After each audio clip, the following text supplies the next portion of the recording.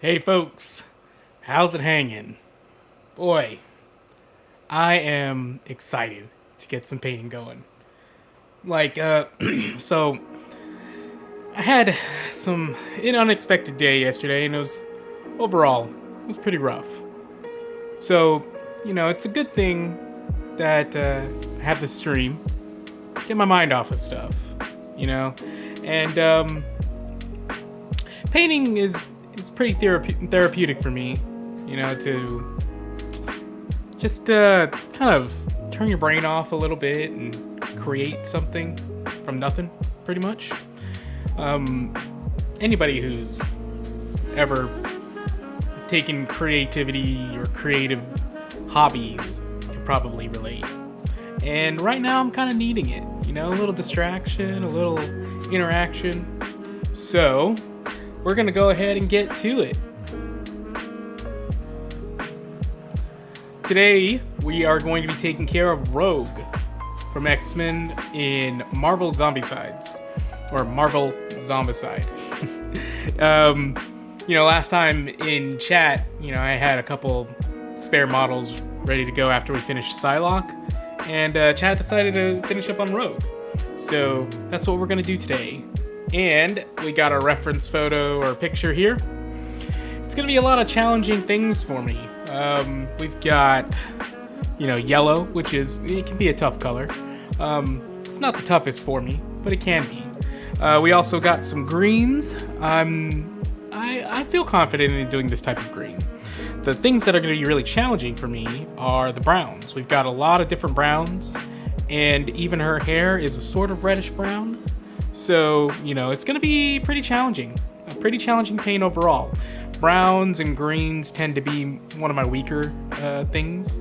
But luckily, her green is more of the regular kind of green. And we're going to be learning a lot.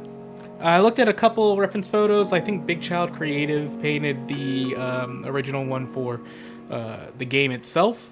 Took a look at that, and it seemed like I've got a good idea of how I'm going to tackle this model. So, let's take a look. We've got a pretty good sculpt. Like, it's not like Psylocke last time. Where is she? It's not like when we painted her in the last stream. Her face was all messed up, and even now I'm looking at it, there's a lot of stuff I can fix. I might fix on my own time, like her lips and stuff or whatever, but I'm gonna call it done for now. I was pretty happy with how the object source lighting turned out. It could be better, but for how quickly we painted it up, it wasn't so bad. For this Rogue, her face sculpt is a million times better. Like, infinitely better. The lines that are in her suit, they're fairly crisp, except for, this area. I can probably suss that out. Overall, the sculpt is great. I don't see any major mold lines right now. Although they can crop up when we're painting, like I see one on her foot here, but that's not too terrible. A little bit on her thigh, but I think that we could get away with it.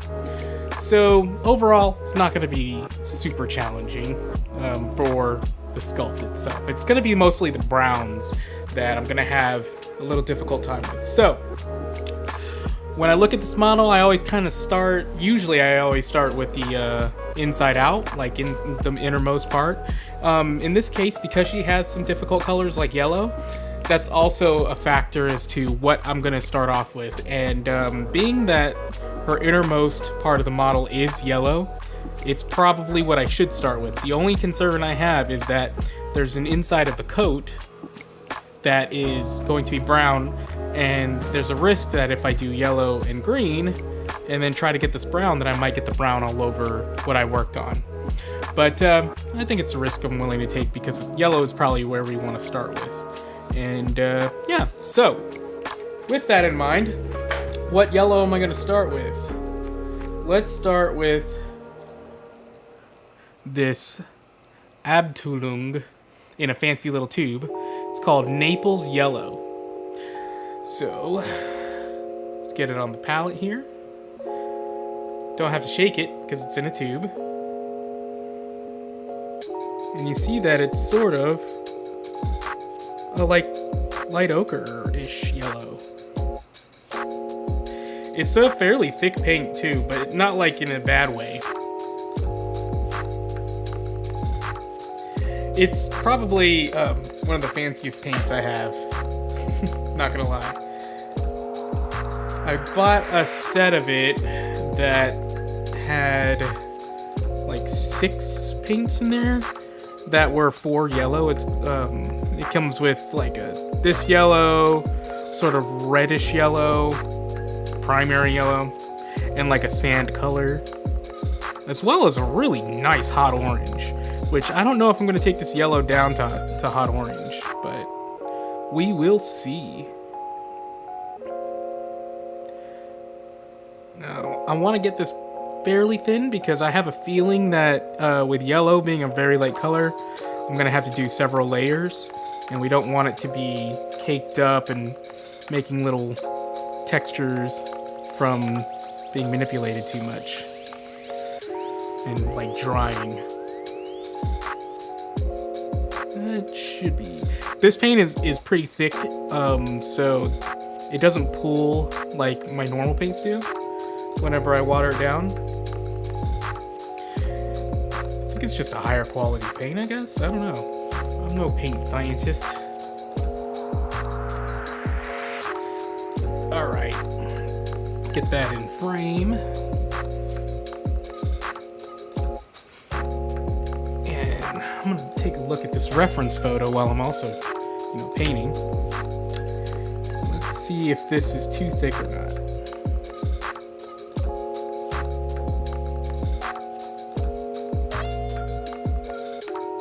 Tad thick. Let me thin it down a little bit more.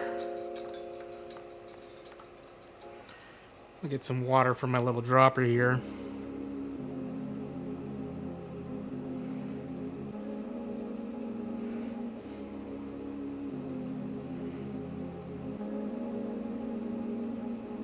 Yeah, now it's starting to pool. This is probably better.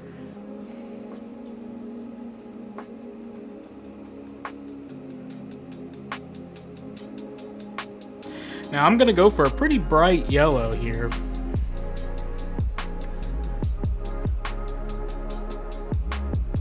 This is already fairly bright. Oh no! I left a little thick part here.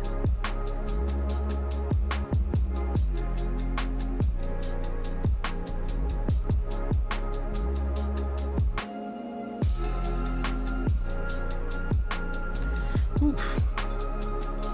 Maybe I should get a thicker brush so I don't make too many trench lines while I paint.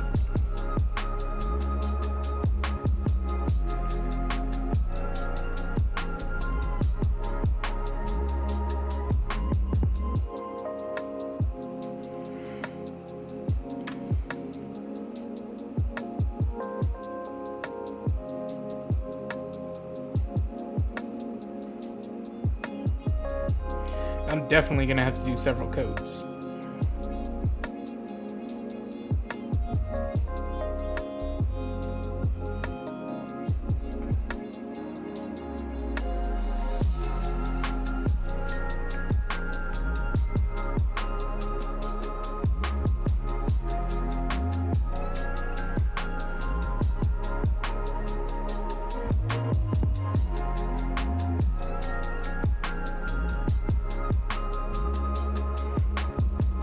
Luckily, it is a fairly light color, so it won't really matter much if I get it in other areas. It's also why we wanted to start with this color, because it's going to get a little messy.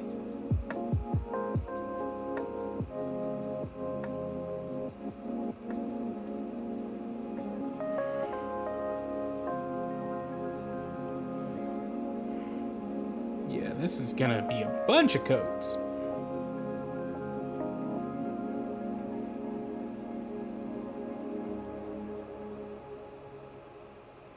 Especially over the parts that are black from the primer.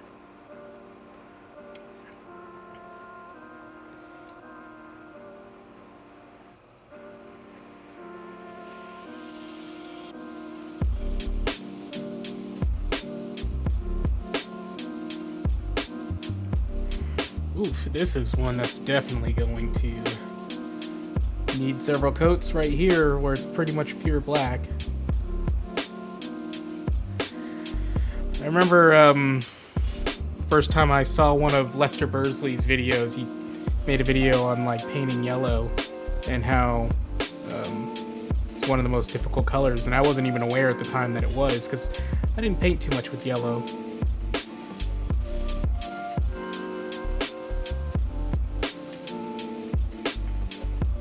Then I know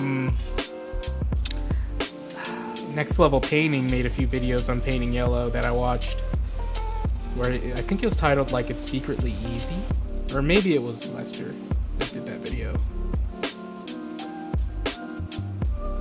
Had to do with like underpainting and airbrushing, but we're doing it the hard way.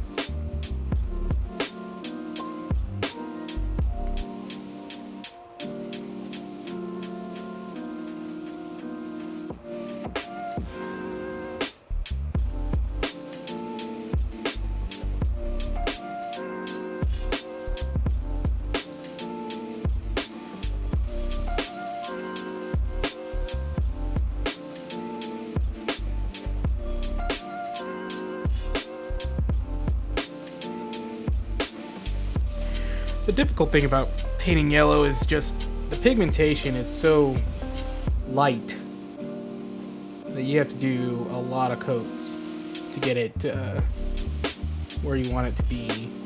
Kind of like how white can be fairly difficult sometimes.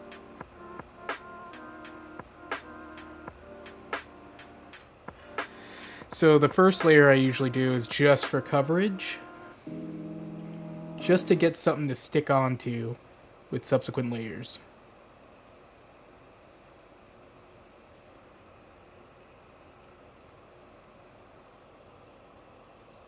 Ooh. My music just disappeared.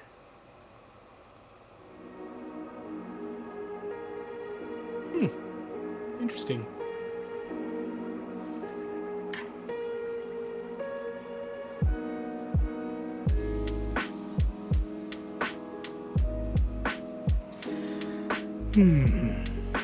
Alright. I was just about to say we're almost through the first coat, but I forgot there's a few other places of yellow, like her gloves. And I can already tell her legs are going to be a little difficult when I get to the green. Heck, they're going to probably be difficult with this yellow.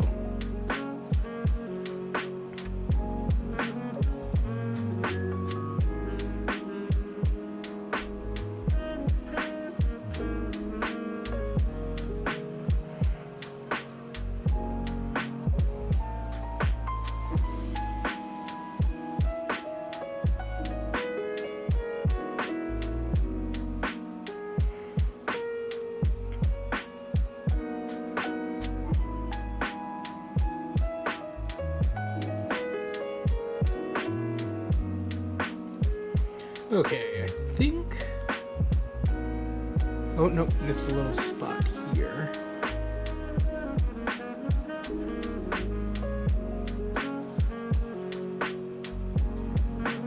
Even though it doesn't look that great, this yellow is amazing. Like, I can tell the consistency from the paint is pretty nice.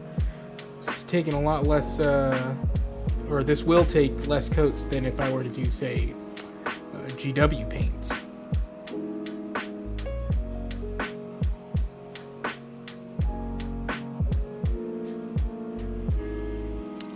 Okay, I think that is her lower half.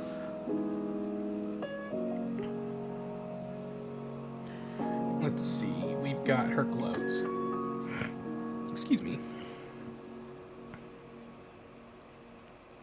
Oh, I can see a giant mold line now. Man, I need to really practice cleanup before spring. I was just so excited to get these going that I just decided to prime them without even really cleaning them.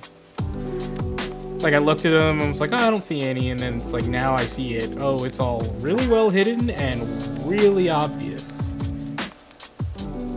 at least from a painting perspective.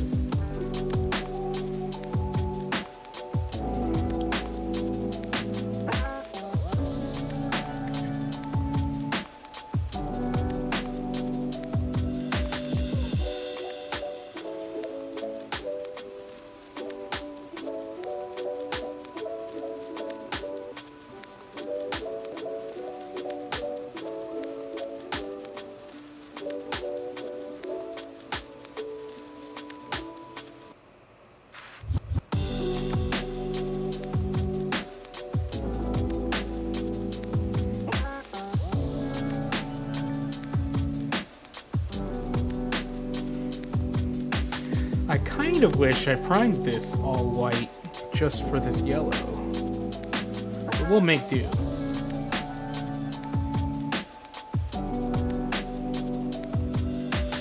Okay. Let's make sure that we aren't missing anything else. I'm also gonna look at my reference photo that I found online. Yeah, we're good. So, that's the first coat, and the initial parts that we started with are dry, so while the recent parts are drying, we're going to go ahead and start on that other coat. Ooh. Got a little fuzzy.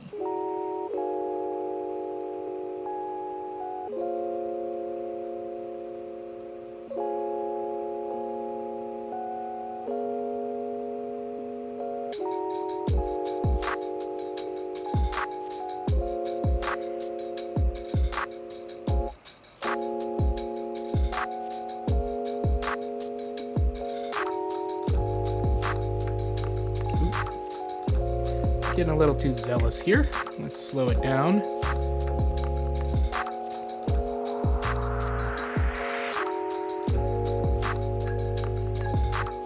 This is already pretty bright to me, so I wonder what it's going to look like with the primary yellow. That is going to be hot. Really bright.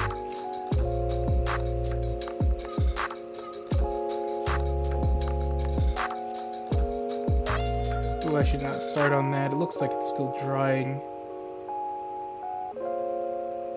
Let's do it there.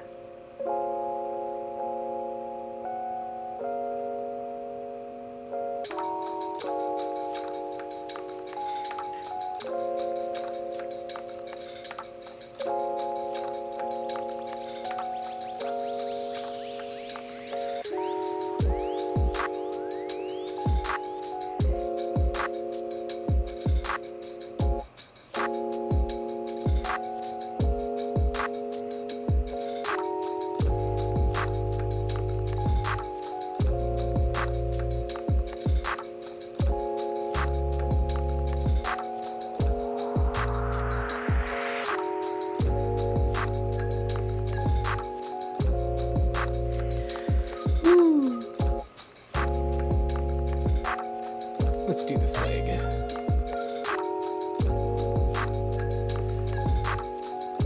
So I'm editing my next video. I'm like almost done. Just gotta do a little extra couple shots. And you know, I noticed that when I paint, I have a very strange hand position, at least compared to what I see with other painters. And it's mostly because I mimic my hand position from when I write, but still looks strange. Then again, when you see yourself on camera do anything, you think it's all strange.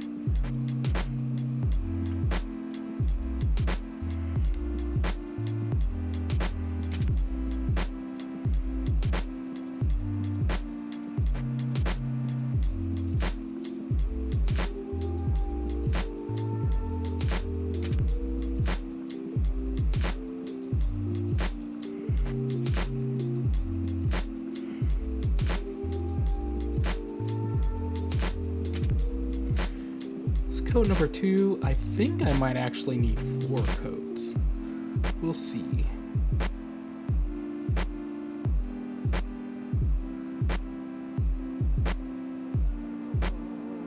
At least in certain parts.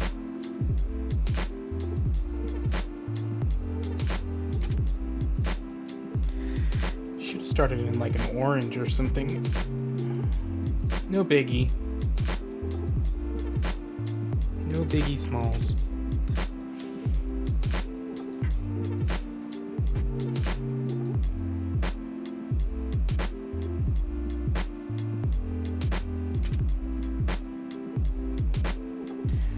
You know, like most of the time when I do yellows, I do this, I use the wash from GW, Cassandora yellow. That's actually really nice. Let's see.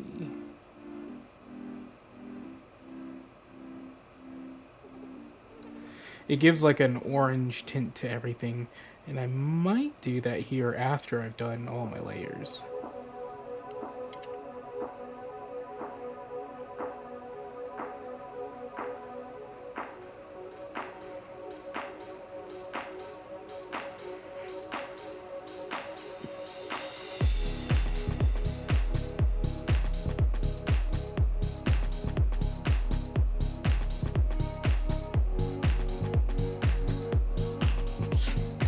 Thought I got rid of all the disco in my playlist.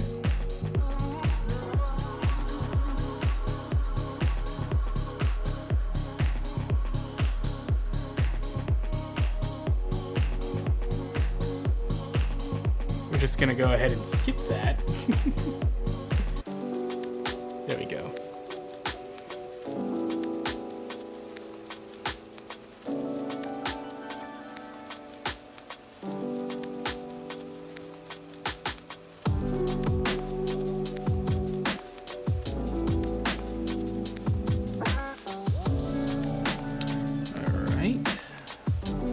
Almost done with the second coat here.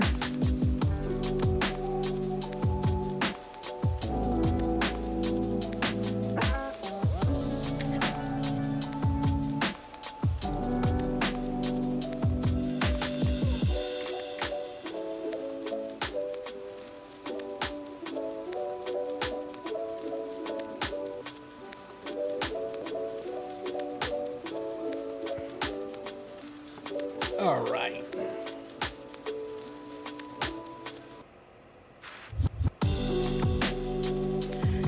That looks decent. Start on that third coat. I think it's dry enough too.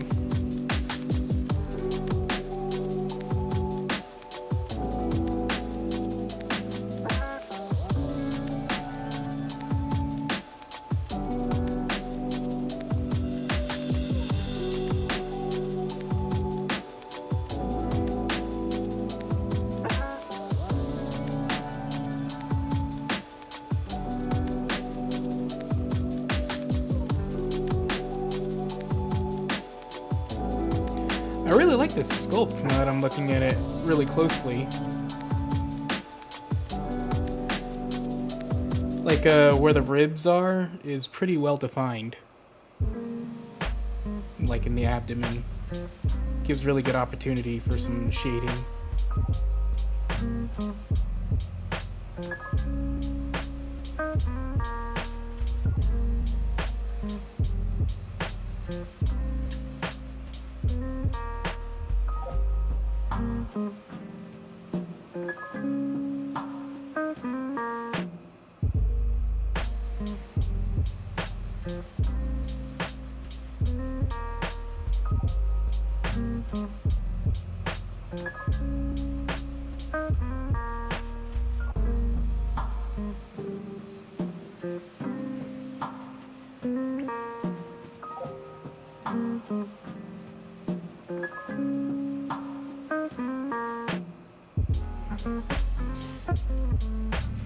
Maybe I use the primary yellow as a highlight yellow,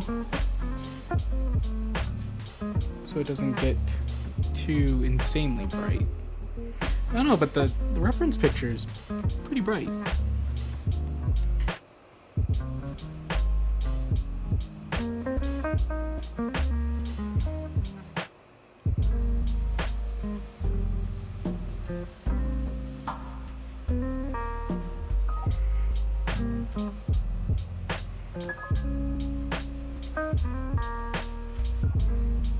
What I really like about this paint is like it's super matte,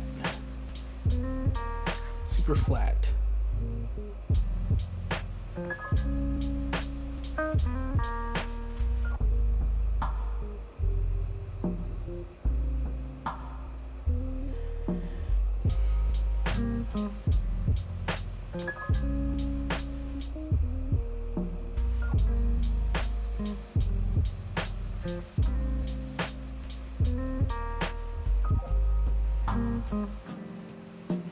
You can see it getting pretty solid in these areas. Just taking a little bit longer, which is expected, right? You know, after a while when you painted, you realize like certain colors are just gonna be a pain. Yellow being one of them. But like, what colors that are a pain to some people are not at all to me. Like, white is one of them. White and red. Like, those were actually the first two colors I learned, like, how to paint very well. And it wasn't until much later that I found out that people find them difficult. So I just started on hard mode.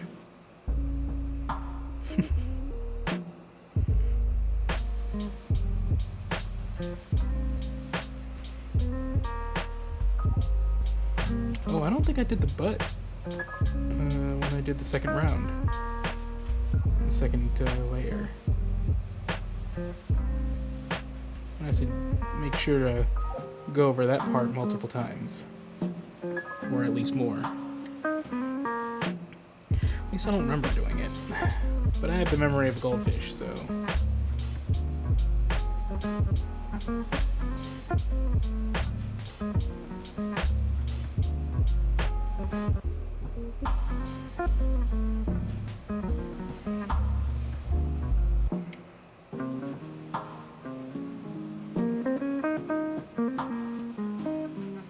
Yeah, I don't think I did.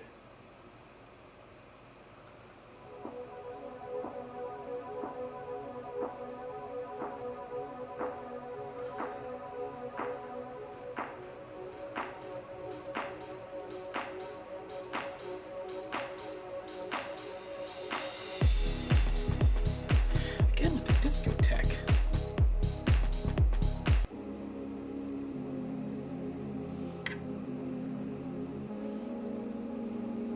Like I spent a good amount of time yesterday going through the playlist and getting rid of a bunch, but I guess I'm just gonna make a new playlist. Just delete this one and restart.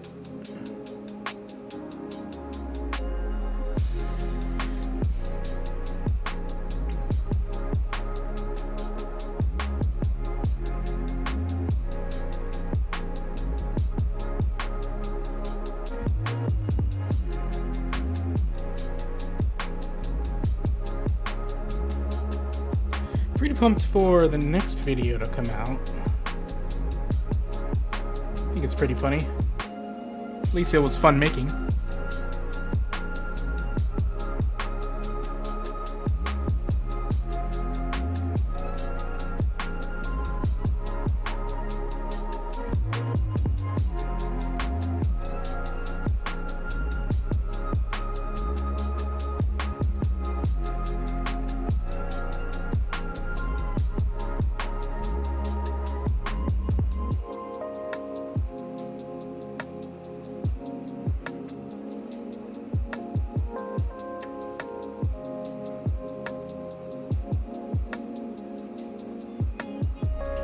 Hands are starting to get solid.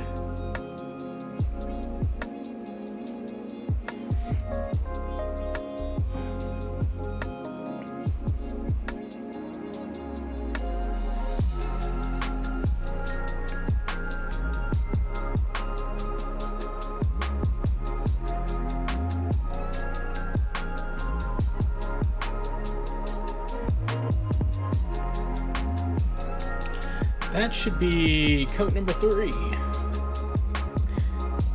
Last-ish, maybe? We'll see.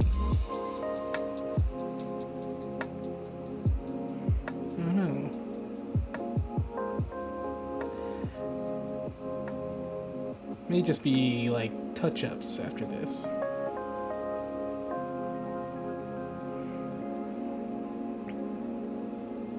Some parts are certainly covering now.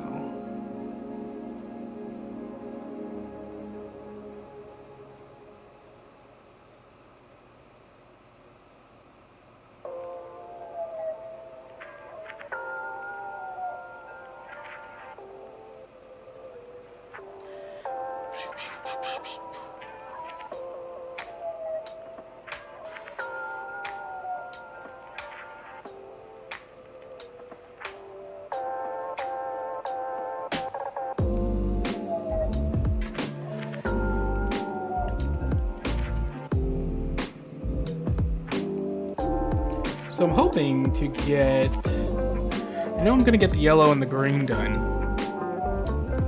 I want to actually try to get the yellow, green, and the coat done this session, which means I'll probably get the hair done.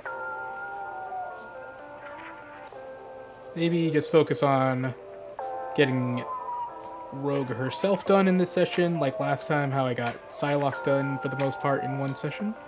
But that was a pretty long session. I think it was 6 or... yeah, maybe 6-ish hours, 5-6 hours. Will I have the stamina?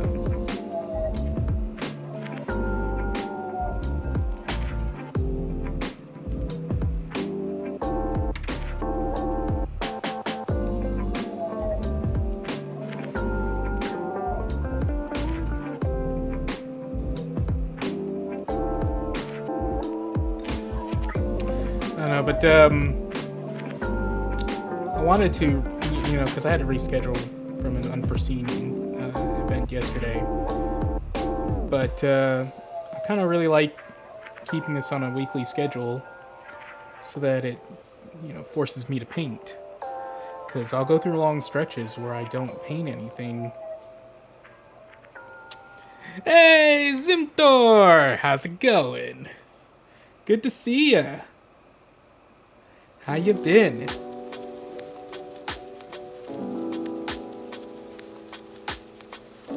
Always good to see folks chatting me up.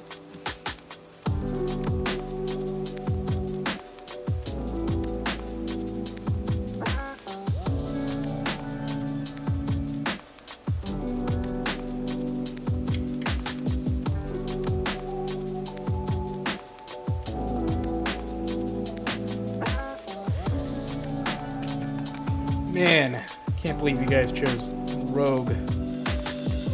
Shoot, I should have just sprayed her yellow.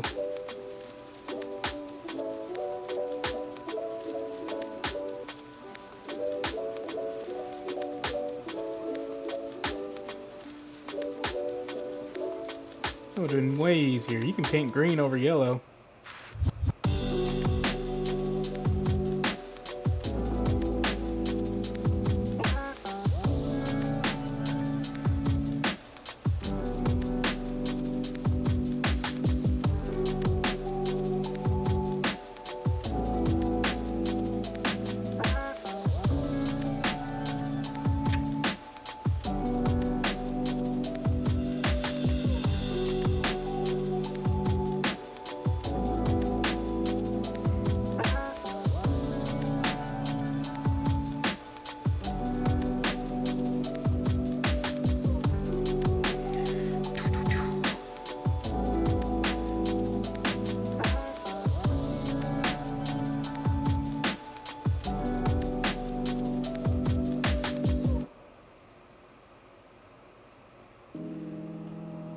Get that buttocks.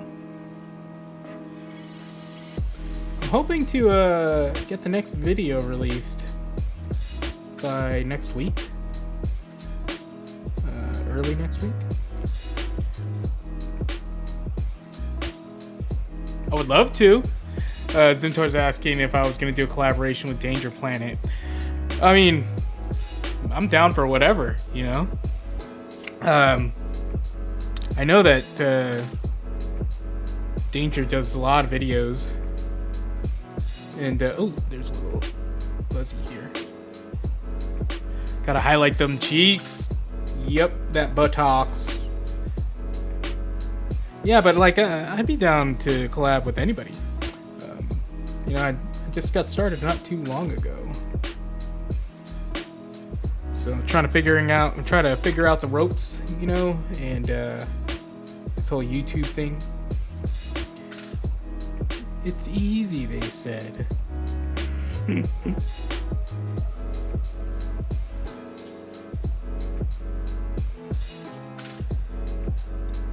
They have a podcast, right? Like, that's their main thing. And Defective Dice has a channel as well.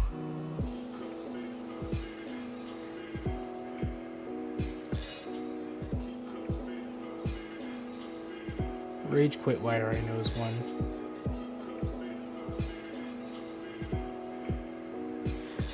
Oh, yeah, I should propose some. I'd be like, hey, let's collab. I have no idea with what, but I'm an eager beaver. Because the main thing I think of is like the hobby side of things, and I don't know. I think a lot of channels for Malifaux are game centric, which is great. And I'm actually trying to think of some more game centric things, like how to play games, how to play Malifaux kind of videos. Yeah, some tips on how to paint for sure. That's like the one thing I'm confident sort of in my knowledge. I get like nervous thinking about of the how to play or like the strategy side of things, because that's when it's like there are like a lot of good players in Malifaux and in our meta, and I'm certainly not top table, you know, like I'm subpar. Actually, I guess I'd be above par, because every tournament I go to, I try to, like, my goal is to be at or above the 50 percentile. And usually I hit that goal. I think I got second in the last tournament I was in, but that was a while ago. I think maybe January? No, I can't remember when.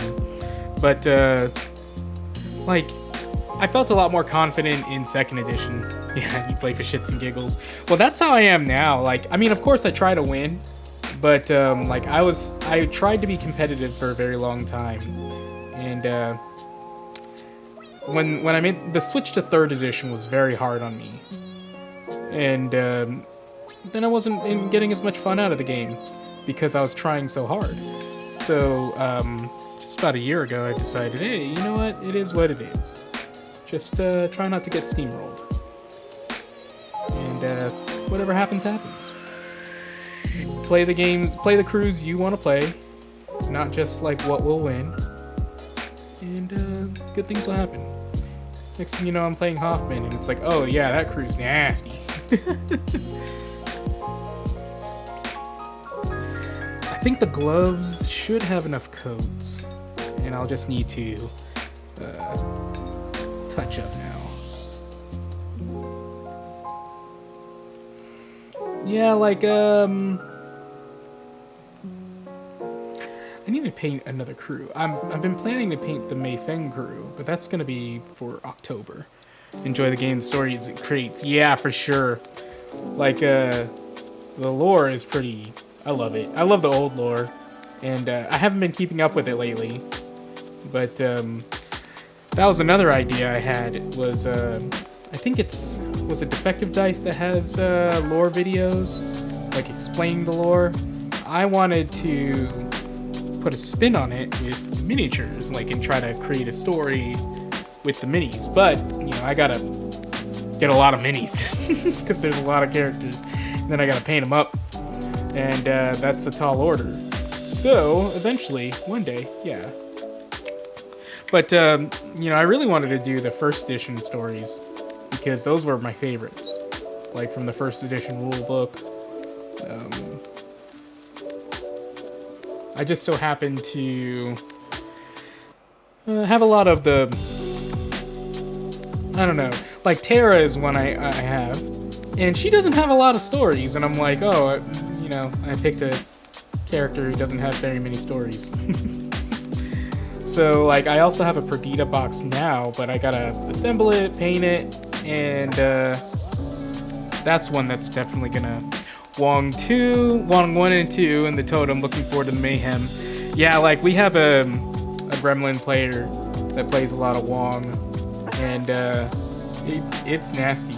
Although, if you're going against outcasts, and you're playing, I think it's Wong 1, and that person says Terra, don't do it. Because I remember one game when you're playing a practice game, and he had the were-pig thingies. What are they called? The cursed pigs, swine cursed, and Wong I think deals with a lot of fast or something. He had like 3 characters that got fast against Terra turn 1, and I'm like, ugh. And then so I just buried my Nothing Beast and unburied it right in the back line of the crew. I'm like, yep, swine cursed, yeah. So if you deal with a lot of fast, like I wouldn't take Wong into Outcast just for that risk. But then again, like I like to learn hard matchups anyways. So that way, like if you know how to win when you're going uphill, then certainly good matchups will be easy. Like there's no point in strategizing against your perfect opponent, like, oh, they took something that's gonna be so easy. Like you don't really learn so much out of that because the mechanics are just on your side. But if you learn how to play against a bad matchup, then you learn how to get a little more creative, how to get out of a corner, play a little safer, and you'll learn a lot more lessons that way than if you played just perfect matches all the time. So like, it also depends on the type of master you're bringing to. Some masters, it's like there are hard counters where it's like you may as well just roll up, and because it's very rare, but a lot of the times it's like I think like Pandora could be one of them. Whenever I was playing against Pandora as Tiri, I just basically was like, alright, I have an aura from a 50 mil base that's a 4-inch aura that's always on and I really can't turn off, that makes me immune to stun. And so that was a lot of like things taken away. There can be bad matchups like that, so I don't know. But certainly with Wong, he gets pretty nasty, like he's pretty insane. Like I don't know what to expect from different Wong crews. They can play very differently from one another.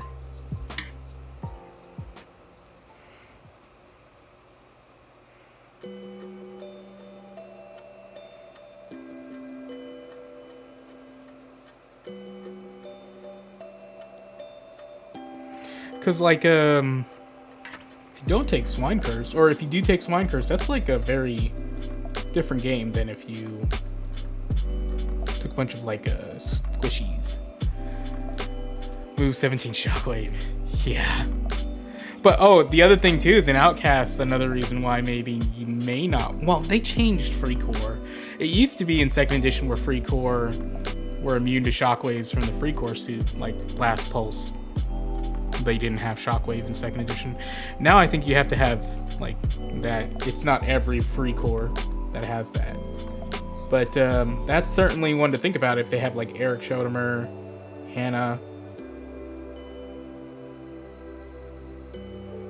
What's another one? I played one that was, I think it was my Von Chill 2, where I was like pretty much Not worrying about shockwaves. I remember my first tournament for 3rd edition when I was introduced to shockwaves with Von Stuck. I was like, this new rule is bogus. Because there was like no stopping it. And then with models, I could see that really pissing people off with models like what's his name, Lazarus, where he doesn't even need like line of sight, right? I forget. Yeah, Shockwave is one of those weird things. I like that they introduced it, but it is also like I'm not too familiar with it because I don't take a lot of Shockwave models. Even when I do, in my Hoffman 2 list, I have Melissa Core, who has a Shockwave. I never use it because I'm too busy using the main bow and arrow thing, and it uses up a lot of power tokens to use the Shockwave. But yeah, when I see it happen against, like, say, summoner crews or like really swarmy crews, it gets ridiculous, like how much you can pull off. But at the same time, it's like same thing with pulses. Pulses can get really nasty. Like my Tiri crew, I loved playing that one for a little bit because I would turn this model that was not seen as like a melee beast into a melee beast, the Unsealing Engine. Like because he can hold on to conditions by taking 2 irreducible damage, he can hold on to it over the next turn. So like if you were shielded at the end of the turn, take 2 irreducible damage and you keep that same shielded on, so you don't lose it every turn. Well, that means you can keep like Parsons' ability to give you positives on damage flip, superheated, I think it's what it's called. That usually is like it comes off at the end of round, but he can keep it for 2. So he has a 2, 4, 6 damage profile, which medium, or no, yeah, is it 2, 4, 6? And so a 6 severe, doesn't matter where it's coming from, it's nasty. And he would get positives on damage. So all I would need to do is make sure I hit, and I think I might have given him positives to hit from some source, but it's been a long time since I played that Tiri crew. But he would then have a pulse of like, all right, here's a pulse. Everybody who basically like takes a damage from it, including your own models, I heal 1 for every single one. So if there were like 5 models around him, friendlies and with shielded, and enemies, let's say the enemies take 1 damage on 3 models, and then I take 2 damage on 2 models from shielded, I just healed up 5. You know, like it was pretty nasty. I love that thing, and because you think it's a support model, that you wouldn't be too like worried about it hitting you back. Like I would put him out in the middle of the map to kind of like take hits, and so they'd try to hit him, and it's like armor 2, and he would have like 5 shielding on him, and he would heal afterward and then hit you for 6 on 1 hit. That was like focused. Yeah, that's how I got the positive. I gave him focus and fast as well from Tiri. So he, like, everybody would think that the Iron Maiden was the melee to watch for, which is, I mean, it's true, she's nasty, but really it was an Unsealing Engine delivery that I was worrying and that I was trying, and Parson was the support character. That was a fun list. It was hard to keep up with everybody else's craziness, but Tiri herself is a really good master because she has that ability where it's like, oh, it's so good for card mechanics, because it's like you target something, you basically, I forget the name of it, but you cast it against a model, and you discard 2 cards, and the cards you discarded determine the push together. So if it was oh, there's sleep. Hey, go to bed. Have a good one. Thanks for joining. I'll still talk about it. But if you discarded, say, 2 weak cards, you would push 2 inches each. It was like 2, 4, 6. So if you discarded, or 2, 3, 4, that's what it was. So if you discarded 2 severes, you get an 8-inch push, and then the trigger, you can, if you had a crow trigger, you can make it go fast. So like that on top of her bonus ability, giving you, you either can get focused, shielded, or you can give shielding to like multiple people.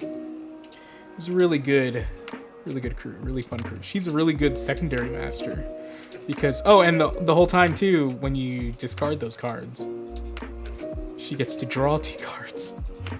So you might discard 2 weak cards for only like a 4-inch push, or 2-inch and 2-inch. No, it wasn't even a push; it was a walk, which is even crazier. You can get rid of 2 weaks for that, and you might top deck into 2 severes afterward, and then you just do it again. You do it 3 times for all you want. She's a really good support master. But on top of that, she had Earthquake. So if you were to, say, use her as a secondary master for a Jackdaw who loves Stagger, her Earthquake just gives Stagger if you're in the blast. It's a pretty good combo. I tried that out for a little bit. It was like a Jackdaw, Montresor, Catalan Brawler, 2 hanged, I think? Or maybe there weren't any hanged, I can't remember.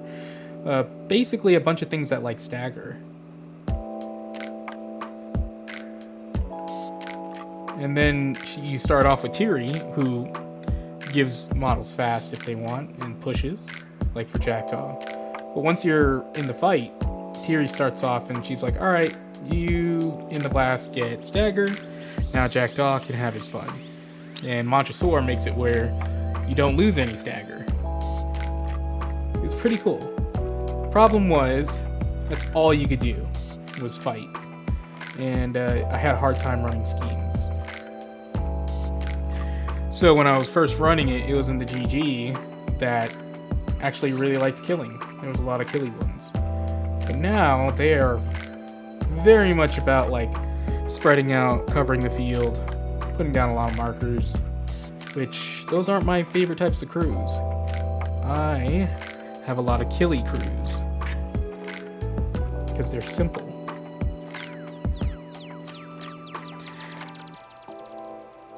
But now that I've been playing, what's his face? Hoffman 2. It's both killy and it can do some schemes. With the 2 Watchers and little guy. I forget the totem's name. Mechanical Intendant?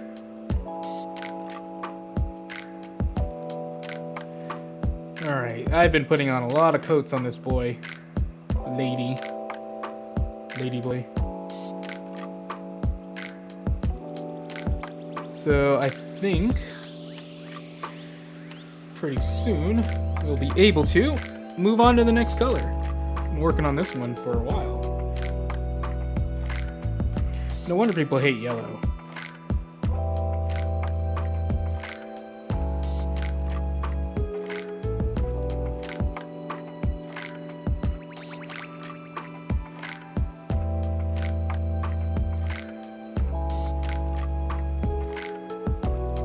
It's not even very solid, but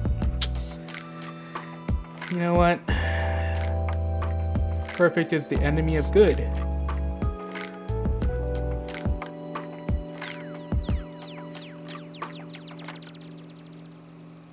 This definitely would have benefited from just being painted white. Didn't think about it.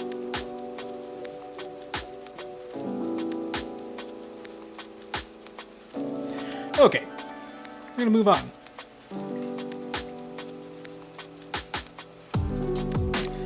The next yellow we're gonna go up to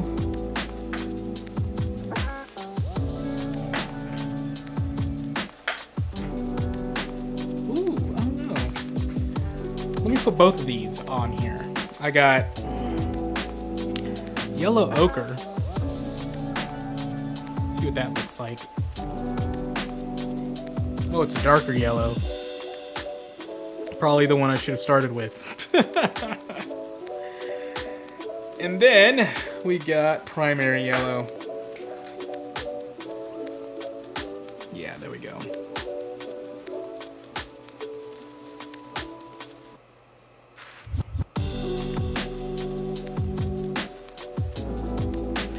Put a lot on there. Oof. And I'm gonna try to keep it not thick, but not as thin, so that the coverage won't take forever like the last one did. Put in a drop of water.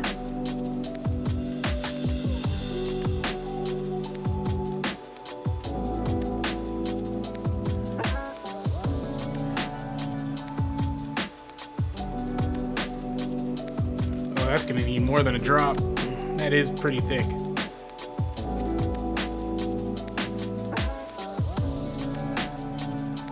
Put in one more drop. It's a little bit better. God, this is gonna be a pain. I can tell already.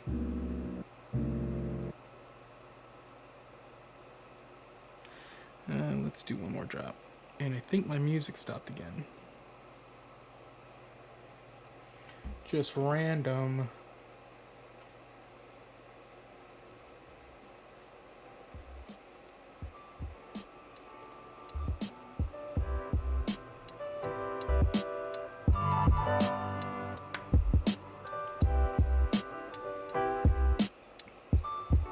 Let's mix in that other one.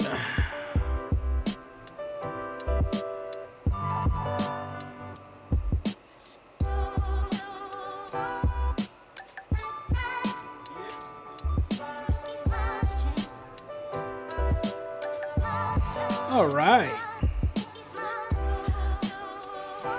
Now that I'm looking at it, it's like more orange than anything. Take that coat again. You can see that this isn't quite covered.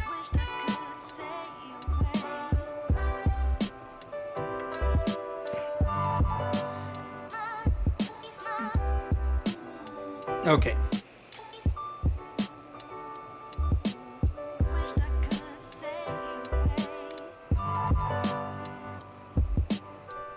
Man, this is crazy. It's a really, really bright yellow. It's like neon.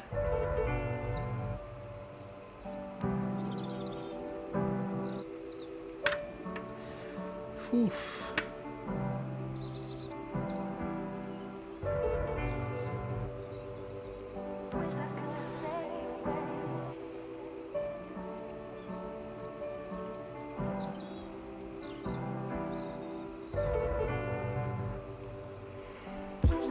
It could work. Looks like really bright, but when you put it over the orange, it kind of works.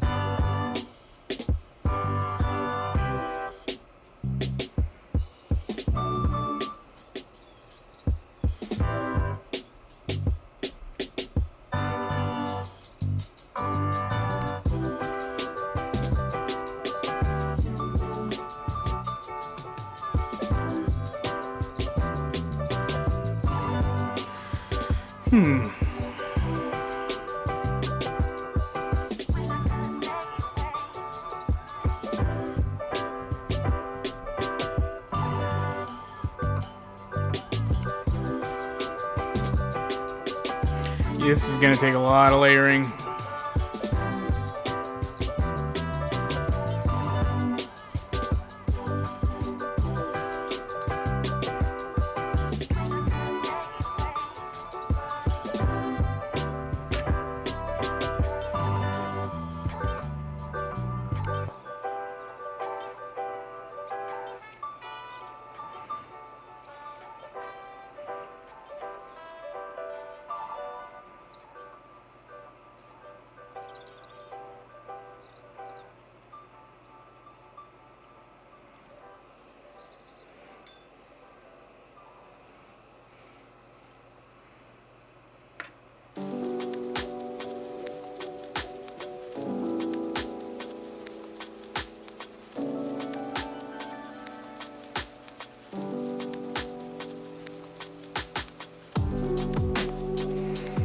Boy, this is gonna be a lot of work.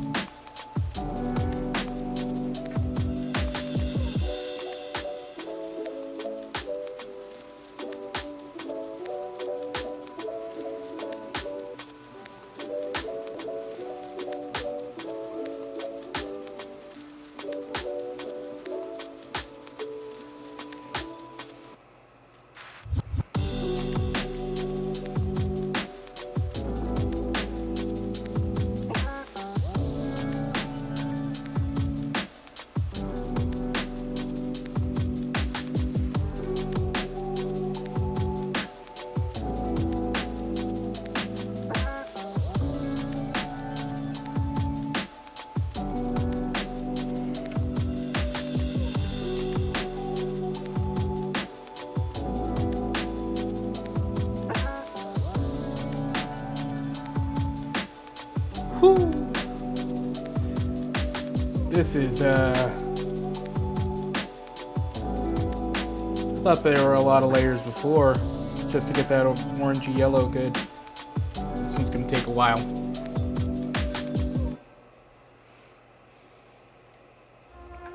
Kind of, overexposes a little bit in the camera. But you can see it coming through.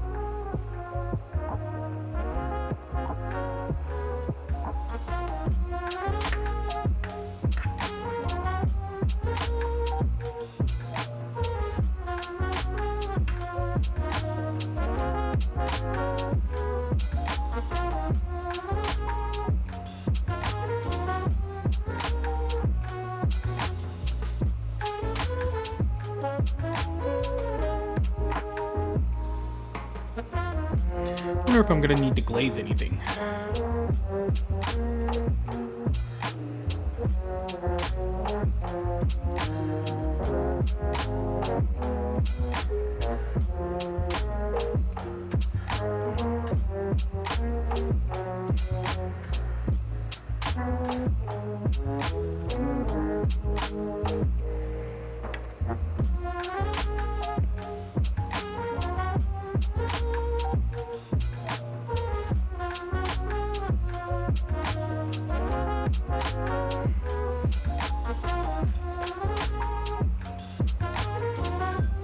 Man, that is neon.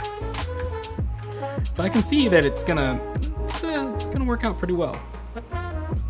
It's just like if I'm already having to go this many layers over just the torso area, when I get to the legs, it's gonna be a challenge.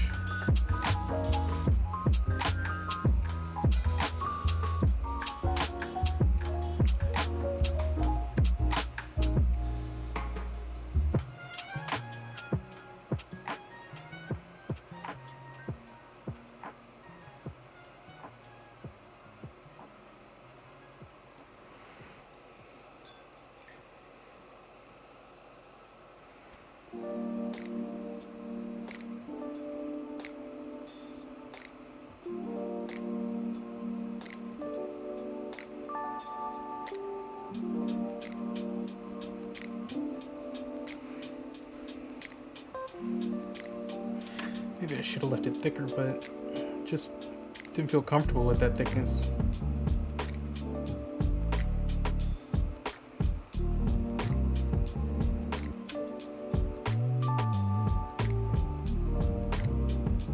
I have to change up my strategy when I paint Wolverine, because I ain't doing this again.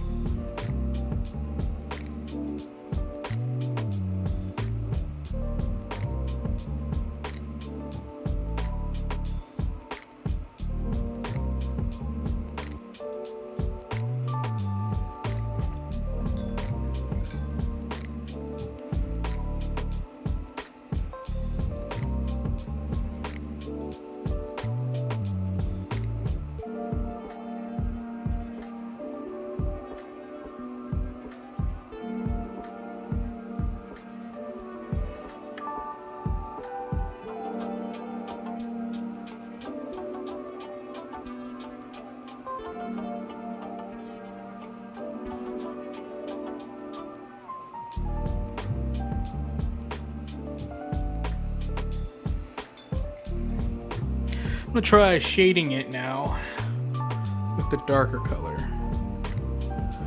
I think it's called Naples Red. No. Yellow Ochre.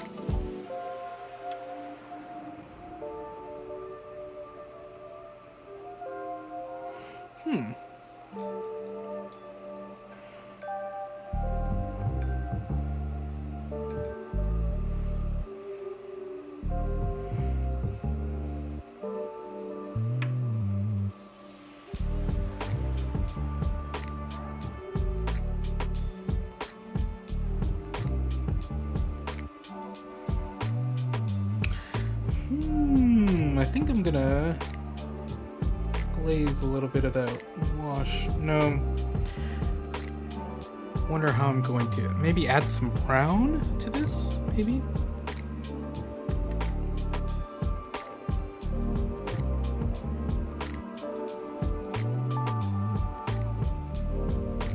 Maybe some orange. That might be it.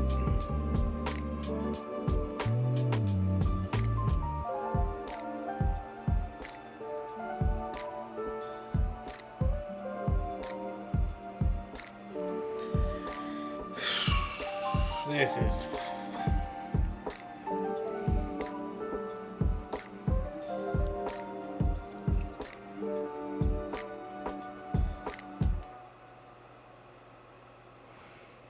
yeah.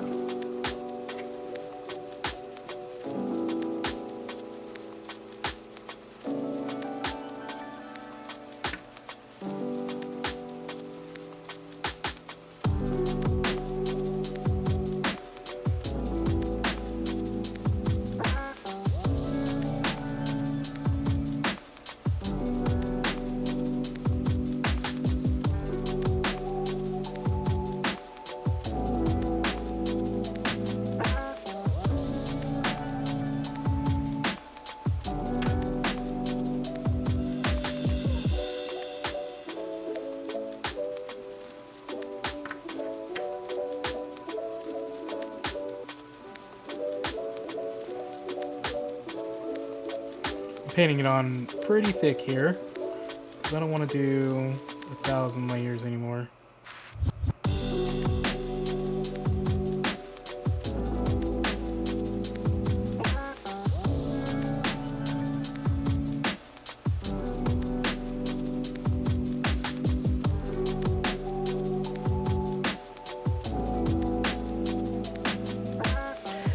Seems you're doing better.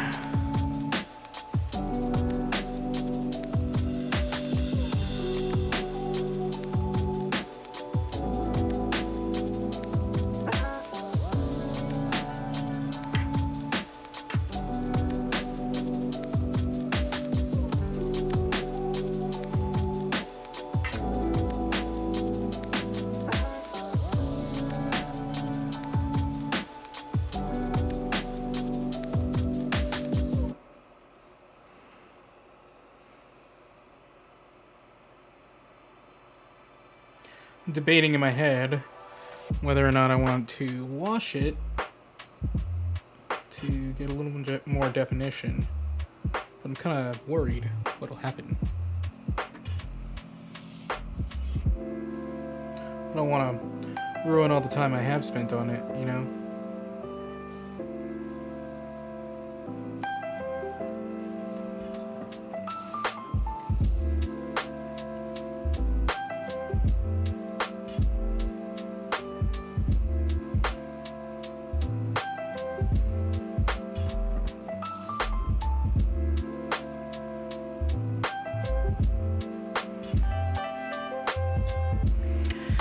I think I'm getting the hang of it.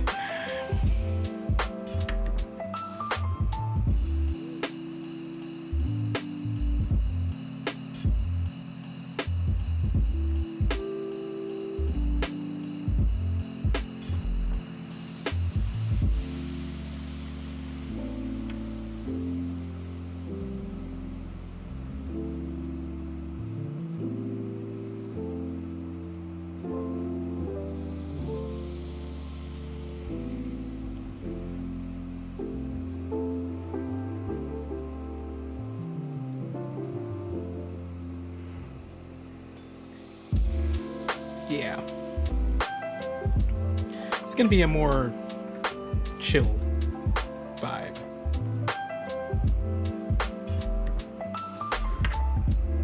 No one in chat, you know, just gonna be me painting yellow for a few hours.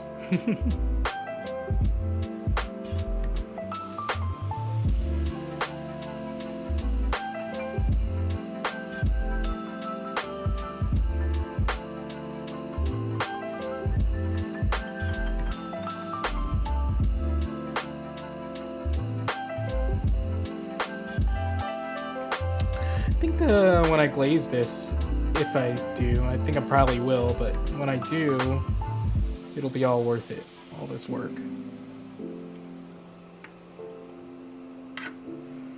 For sure. I haven't painted a bright yellow like this in a very long time. I think since I painted my orcs, like back in 2010, painted some Evil Sons orcs. Is it Evil Sons?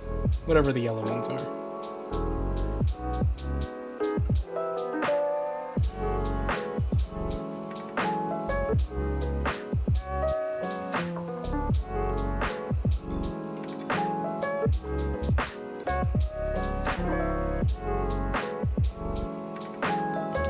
All right.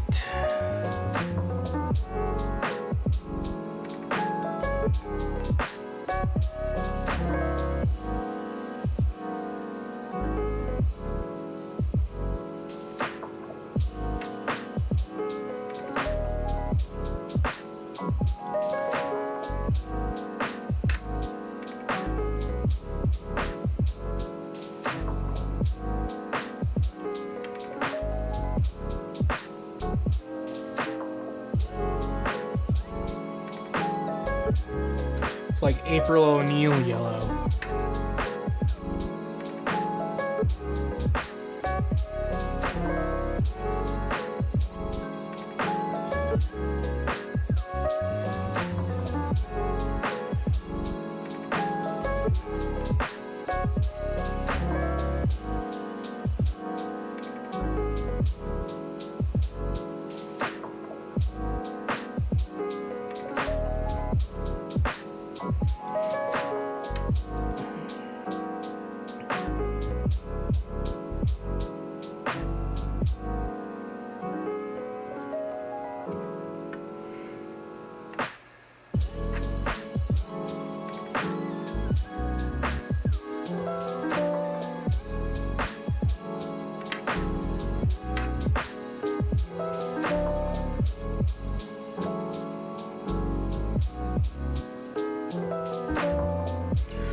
For my own sanity, I'm gonna be I'm not gonna do so much of the hot yellow, the primary yellow down here, just because, boy, this coverage takes forever.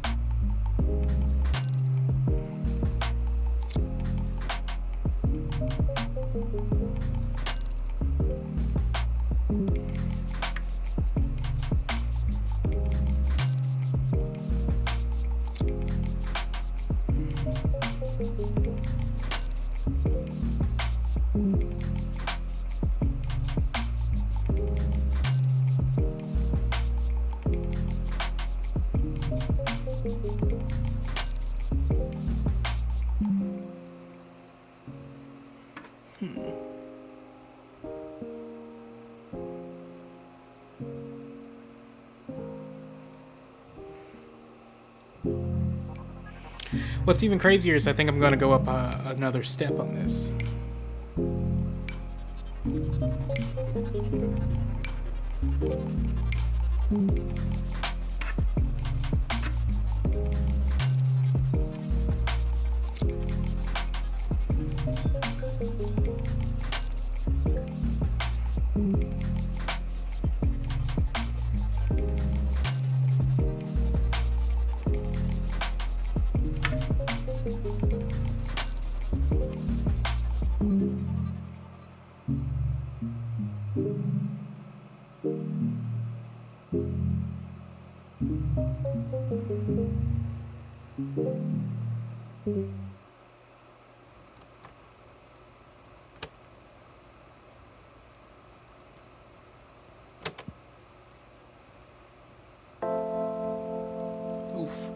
Should not have done that.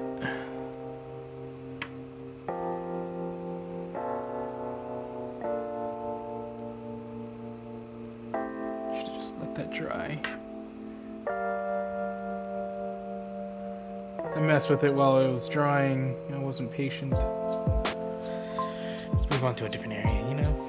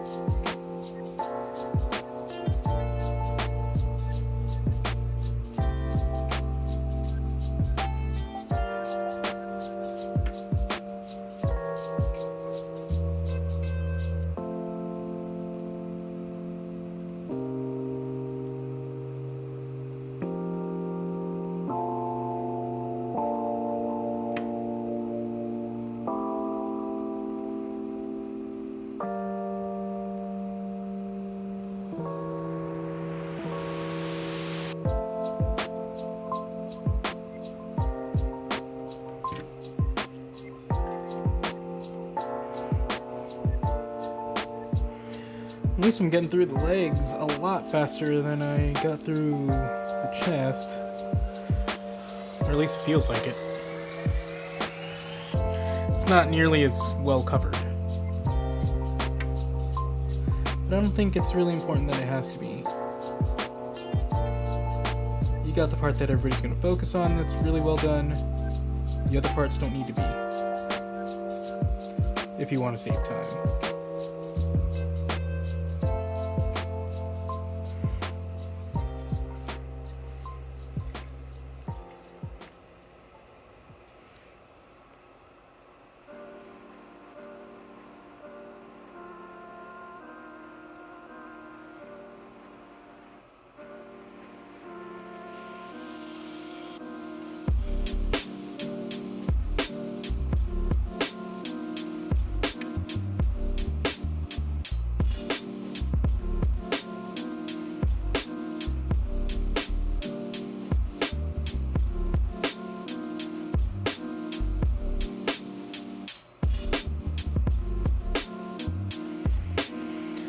Okay, buttocks, hands, moving on.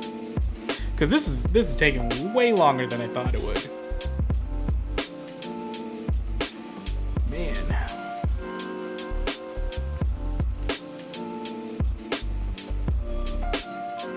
Yeah.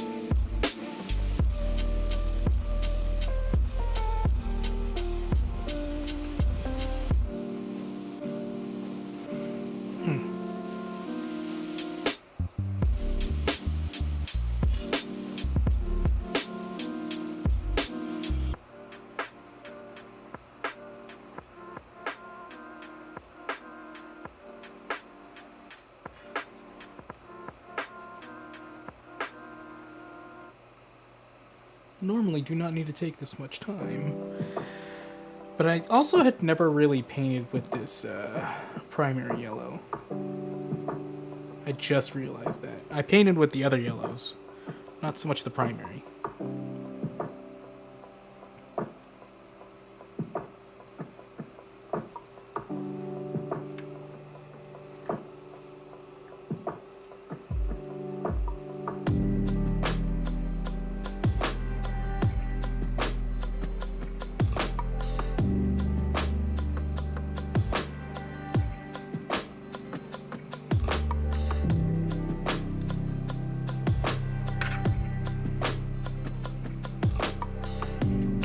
Get through some better coverage on some areas here.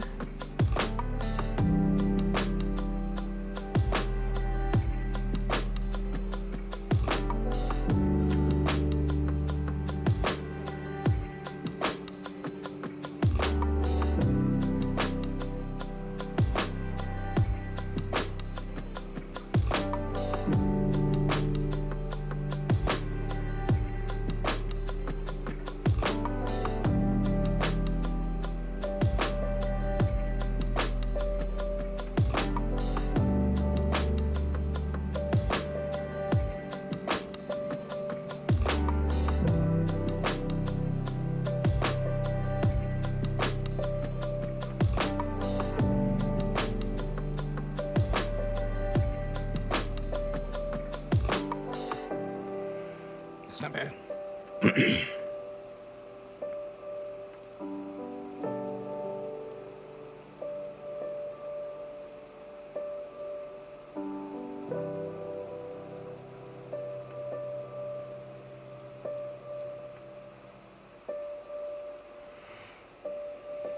Oh, you know what? I didn't do her, but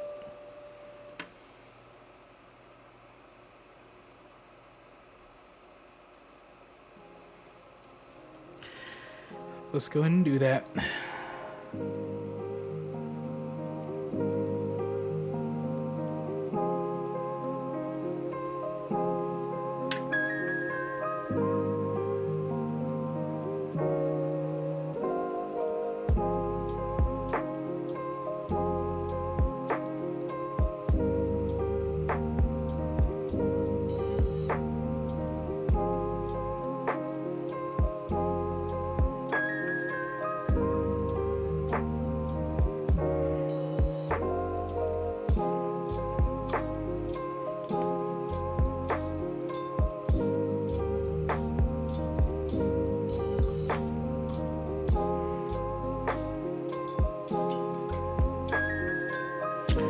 Getting there.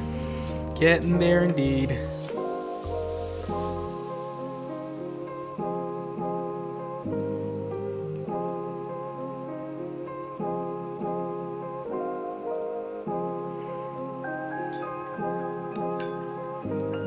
Ooh, that needs to be touched up.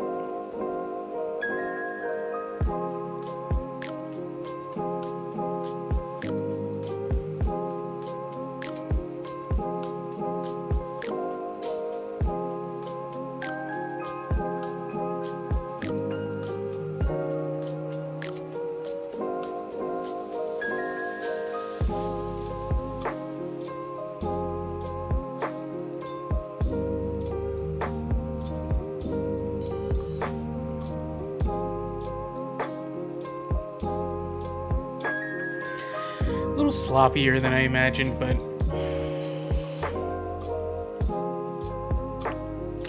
I think she'll be all right. So let's see what that other color will look like.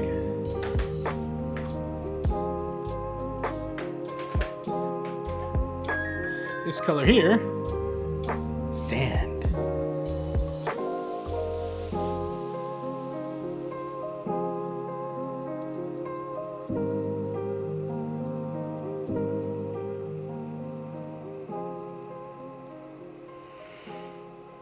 A little skeptical. But you never know.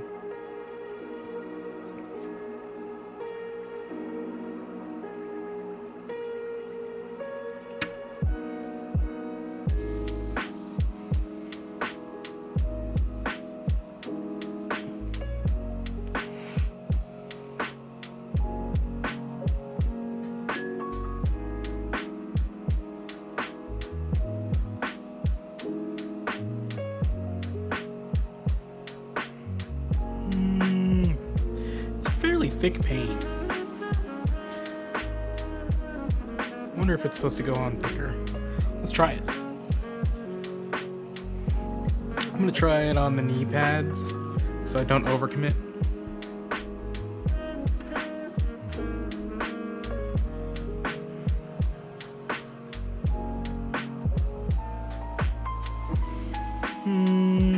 A little hard to notice.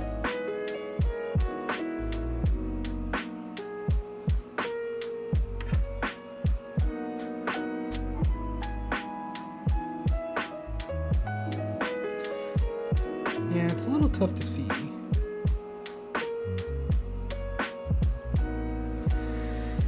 It does bring it up a bit, though.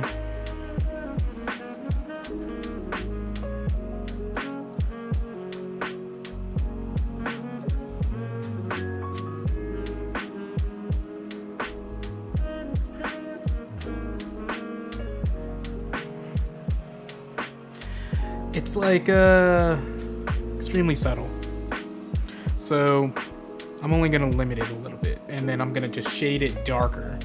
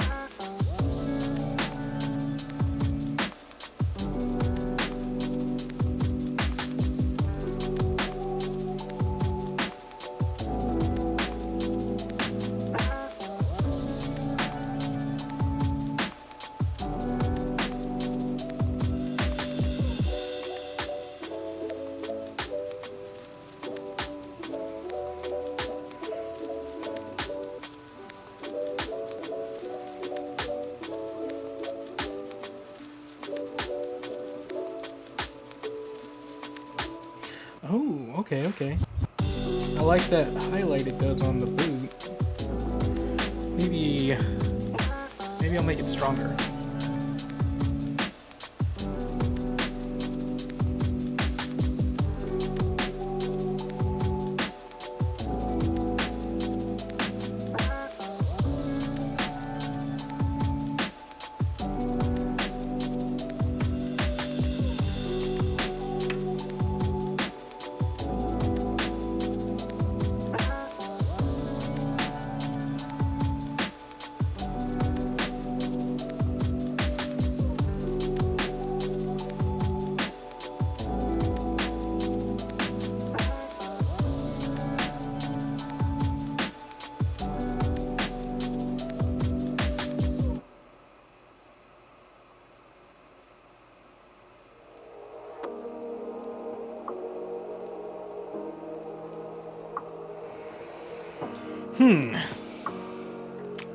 Seems to do it. Oh, hey!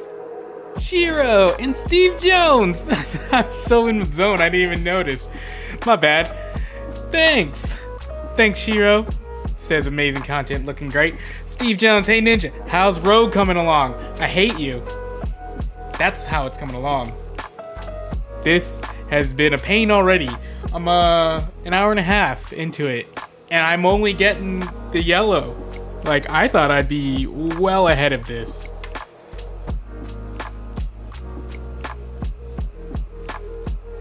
Like, holy crap, man. It's been a while since I did really bright yellow, so I assumed, like, I hadn't had trouble with yellow before. And I'm not having, like, trouble. It's just takes forever, man. And hoping you guys can see it all right, because from my monitor it looks kind of a little blown out, but I don't want to be changing any settings. Loving the Rogue. Yellow's pretty difficult. Yeah. No, yellow, it is. And normally I don't go this crazy bright in the yellow. But it's Rogue, you know, she's got like a fireman suit yellow. So yeah, like, and I'm using this line of yellow that comes from a tube. And it's good yellow, but it's just like, I wish I would have just sprayed the whole thing white as a primer. But, you know, I'm coming in, this is sort of the tail end of the yellow parts. So, we'll be moving on to a much more interesting color. Not interesting, but like, something that actually has something going on in more than an hour and a half. Or in less than an hour and a half of just straight putting on yellow layers.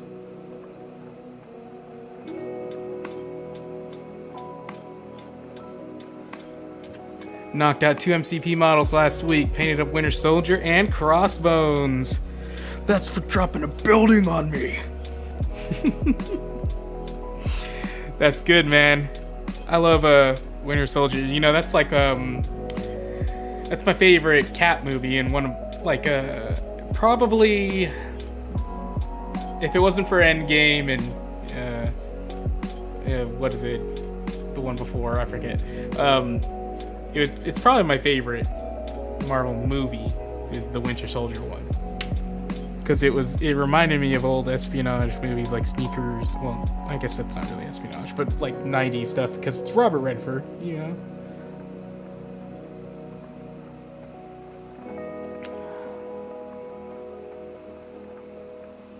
You know what? Let's just move on, because this thing is gonna take forever if I go for like perfect, like good coverage and all that. Thanks, dude. Hey, dude, great stuff. If you ever put them on Instagram, hit me up. That way I can see it. Yeah, it's all about a lot of light. And then the other thing, I was listening to the live stream, you know, I listened to it so that I can see if there's anything I need to improve. I forgot to mention the reason why you want the color temperature on your lights is so that on your camera, you can white balance it to that color temperature, which basically white balance is just telling your camera, this is what true white under this light looks like. Yeah, it does, doesn't it? And plus the stealth suit, that stealth suit, it's like, whew, Steve. Plus that knife fight they have where he throws up the knife and catches it. I think that was based on my real life. I did that once in a knife fight. Okay, so let's get that green going.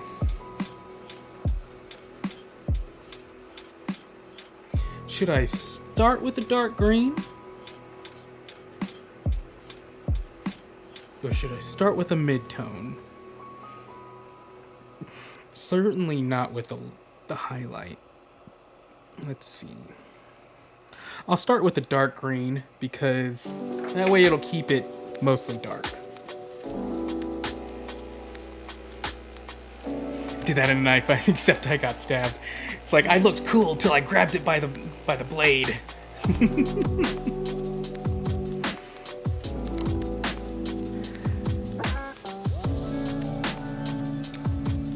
You know, speaking of MCU knife fights, do you remember the old, not old, because the old one was Dolph Lundgren, the Tom Jane Punisher with John Travolta. So, did you know that in that movie with the Russian, the red and white stripe mercenary that goes after him, he has a long, prolonged fight, he ends up stabbing him in the chest, and it was supposed to be a prop knife, but it was actually a real knife. Like, they got it mixed up between the prop knife and whatever. They had it in the wrong place or something like that, and he picked up a real knife and stabbed him square in the chest. And that's the take you see. Yeah, absolutely, Kevin Nash, that's right. So, like, he straight up takes a knife fucking stab, and he's like, that, oh, I would feel so bad as Tom Jane. Then again, Tom Jane can do whatever he wants.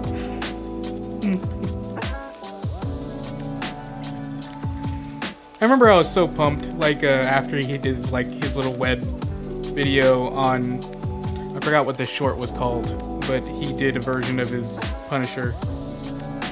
Dude ate a knife and didn't scream. No, he looks straight up crazy.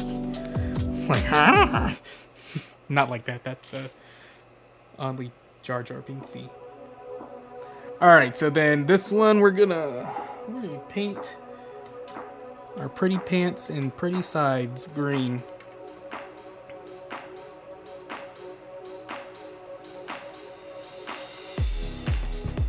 Again with the discotheque. I thought I got rid of all these.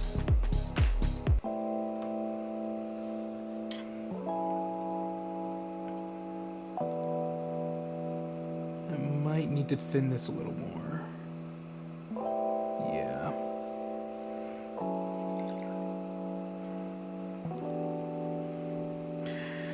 Use this Caliban copyrighted green by GW.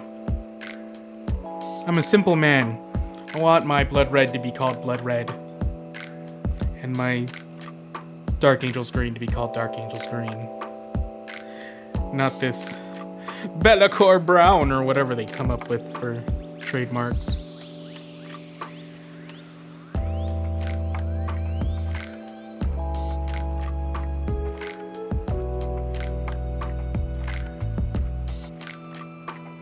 So I'm going to be painting right up to the line. This is just for coverage. And then I'm going to get my fancy brush for the lining. Ended up watching through your YouTube content and the digestible way you approach your tutorials. Thanks! I try to make my content easy to digest. Easy on the stomach, no spices, that kind of thing. I appreciate you watching it, man. Like, honestly. I have a lot of fun working on it, and it's a lot of work. It takes me a while. That's why I did these live streams, so I'd have something ready to go and something easy to produce in between videos, because they take so long. Like, I take so long to do them. I'm still working on ways to be more efficient in completing them. But then the more efficient I become, the more elaborate I want to get. And so I guess for every minute of time that I'm saving, I add like 20 minutes of being extra complicated. Oh, I can tell this is already gonna look pretty cool. Yeah, and if you ever have any ideas or things that you want to learn, you hit me up in the comments or whatever, because I made that video on the space base. That was based off of somebody's comment. I didn't even plan on making that. Then one day, so they made that comment of like, "Hey, how do you make your Terra bases?" I'm like, "Oh, that sounds like it'd be a fun video to make," and I just made it, and it turned out to be my most successful one. Shipped the links to a few videos of a few bids to my local painters. Figured they get a lot out of it, and most of my locals are afraid to try NMM, non-metallic metal, glazes, etc. So I was afraid to try glazes, or at least hesitant. Non-metallic metal, I kind of wanted to dive in like as soon as I felt comfortable, because I felt like I plateaued on true metal. And one day I'm going to go back to true metal to figure out a way to make it look more interesting. But when I decided I want to do non-metallic metal, I didn't really hesitate. Like, it didn't really scare me. But glazes are something that I never thought I would try. And even then, I'm still figuring out the best ways to do them. Because I'll see other painters do it, and it'll be a little different than what I try. So the thing about new tech, though, is like if we sit and just paint our comfort, then eventually your skills shrink, because you start with, I only paint what I'm comfortable with, which means you can't grow. But not only do you not grow, your circle of comfort naturally gets smaller because you start to lean more toward one or the other, like a color, technique, or whatever that you are already comfortable in. You start only doing that. Eventually your skills just dilute.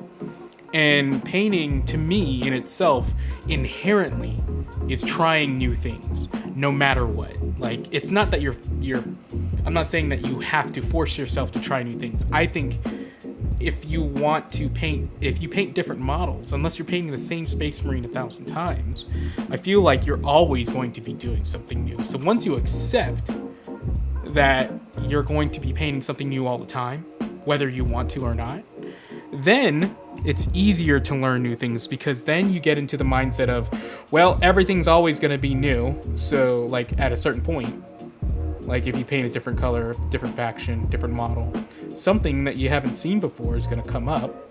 So now that I've gotten that fear out of the way of trying something new, because inherently I'm going to do it, then you get to the point where you're okay with failing. Because you're always, like, you acknowledge that it's always going to be new. Like, that's just the weird way I take it in my head, because, like, I've never been too scared of trying something new. Glazes were just one where I thought it was too advanced for me to understand. But once I actually took the time to try it, then that Dunning-Kruger, you know, like hill, valley, it actually wasn't too hard, because then I was like, oh, like some parts of it did work the way I thought it would. So now I don't have to be so scared of it. And but if you're always scared of it, you're never gonna try, and then you're just holding yourself back from learning it. You're like holding back the time it would take to learn it, because if I say got scared of doing it another year, then I'd be a year behind from where I'm at now. So that's just the way I always think of it whenever it's about like new techniques. There are certain things where I look at it, I'll look at somebody else's paint job and I'll go like, not yet. Like I won't be able to yet, but I could start now. And then like if I start now, the sooner I start, the less lag time I'm giving myself.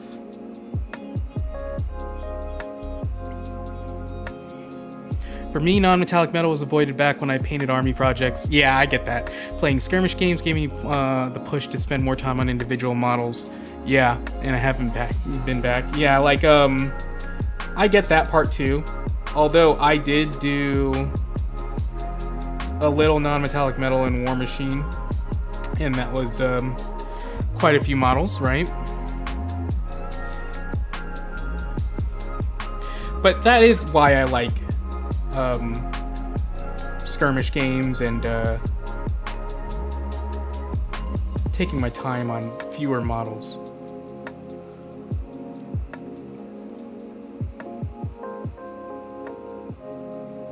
Like, I don't know, I really want it to shine.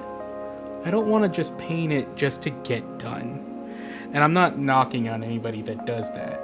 It's just that's like if you enjoy like theme parks and going on the rides, like you just rush through all the rides, no time to enjoy them. That's like what it kind of feels like to me of just trying to paint to get them done.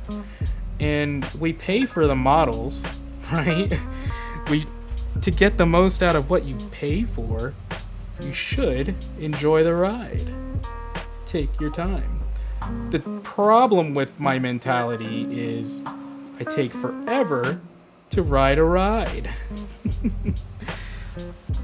But hey, that's what the stream is for. Different goals for different people, right?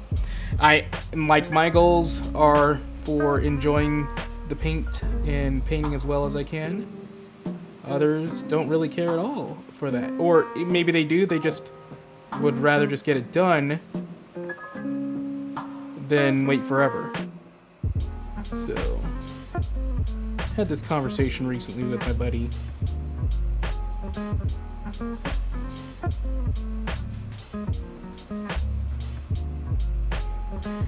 Whew! That was a difficult line there. Yeah, like, to me it is the most time consuming part of the hobby too. I paint because I enjoy the process. Most of my locals paint and get models with color. Yeah, I love the process. I love self-expression. And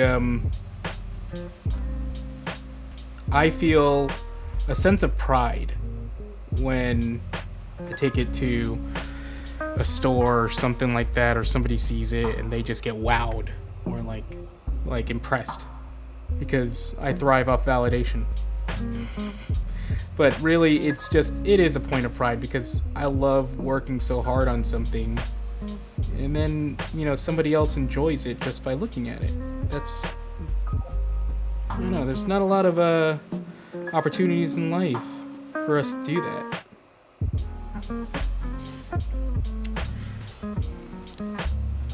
Plus, it gets all the ladies, right? Single file. I paint models.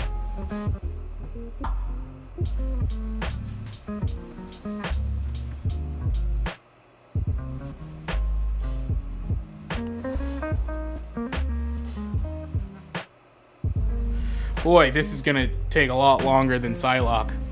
Playing in an MCP, and there is a painting contest in it as well, and I was saddened when some of the locals said they wouldn't enter because higher skill. Dude, yeah, line up ladies.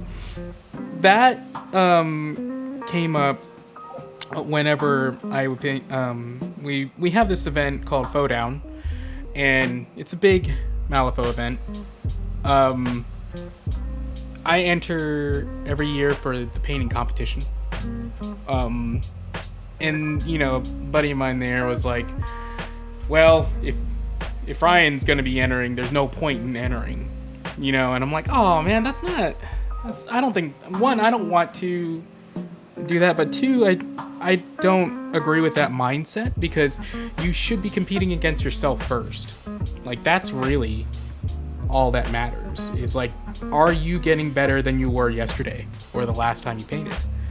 Entering a competition, to me, is just an excuse to exercise that mentality and maybe get rewarded, right? Like, for your efforts. But it really is supposed to be about you and your journey. League and there. That's what they said about me and two others. Yeah, and it also takes a little wind out of your sails. Like, you work hard to get to where you're at, and honestly, a part of me is like, oh, I would love to see other people who make me sweat, because that fuels my fire. Although it would kill my, it would kill me to lose. I know that I learn more from witnessing others who are better than me. That's how I got into painting. Everybody painted better than me because I didn't paint, right? Like, I didn't know how to paint. So everything I saw was badass and better. And if I had that mentality then, I wouldn't be where I'm at now in terms of level.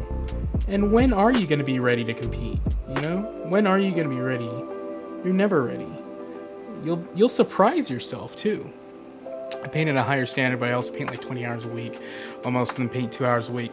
I know my buddy and I got into a long time debate over this, but there's a certain amount of people who will get more out of, say, 1 hour of painting than someone else gets out of 5. But to me, I'm like, any amount of time. If you target your efforts, if you really think about what you want to learn and practice and go for it. Like, if you come up with whatever works for you, a regimen, or if it's a total number of hours, total number of models. For me, it's usually technique and color, like working on those two sorts of things, like new techniques, new colors, new ways of doing the same colors. I always try to do something new in every paint job. Like, here is, I hadn't worked with this primary yellow before. But yeah, I think if you basically come up with a regimen, or at least being aware of what you want to improve, and then just keep working at it, Geraldes once told me that he paints 60 hours a week, so most people shouldn't compare themselves to him. Oh, I compare myself to him all the damn day. Every chance I paint. I have his book. I am in awe of that guy. But he's right. It's two different standards. It's his living. And he's probably been doing it longer than we knew him. Like him doing it. And he's hit the point where his 1 hour of painting, if he's focusing on improving, it's on a different level than you and I are focusing on improving. Like, people are like spending their first couple hours working on base coats, right? He's working on like, how do I blend this? He's not working on the same things we are because it's on a different level. One day we'll get there, but assess your level, work one level above it. I told him I would never be there, but he opened my eyes. Yeah, see, like, this is the debate me and my buddy have because we talk about like the Michael Jordans of painting or whatever, the high standard. But to me, the really, really good standard, I believe if you enjoy painting and you want to be better, it's always attainable to be a really good painter. There are like the Michelangelos of painting. That's, you know, where we debate about like, well, that's certainly a standout outlier person who might have had an inch of advantage from natural ability. But the average person who paints, if they really want to be better and if they really want to be really good, I believe they can. Like, anyone can. Because I too started off with really, really crappy paint jobs. I was no better. If anything, I think I was worse than the average painter. Especially these days, because I didn't have YouTube. If you want to get better. Yeah, effort, time, practice. Like anything, right? And I believe that you can. Painting is... It's interesting because it's both a craft and an art, right? Like, I believe that you can start it off as a craft, and 90% of the time, it will be a craft. And like any craft, you can work at it and get better. Like, there's not a lot of secret to it. Starting off not thinking about, same here, painted straight out of the bottle. Like a goober. Painted ink straight out of the bottle. I still kind of do. But like, especially these days, you can like find tutorials and all sorts of stuff. I had to teach myself, and went to the library a lot to try to read about art to see if I could translate a lot of it over to painting miniatures. But that's also part of the reason why I did my videos, is because I feel I have the ability to teach a fairly decent amount, like fairly well. I was a trainer at work sometimes, and people would say that I was pretty good at it. And I want to share this craft. Like, I want to share stuff that I learned. And it's not like I can go like down the street and be like, yo, anybody want to learn about painting? Most people wouldn't care. And I just want to share it with people. What better way than YouTube videos? And it's not like I'm annoying people at the shop who may or may not want to learn how to paint. Like, I'm putting it out there for people who will find it, and if they want to learn from my style, they can. I love it.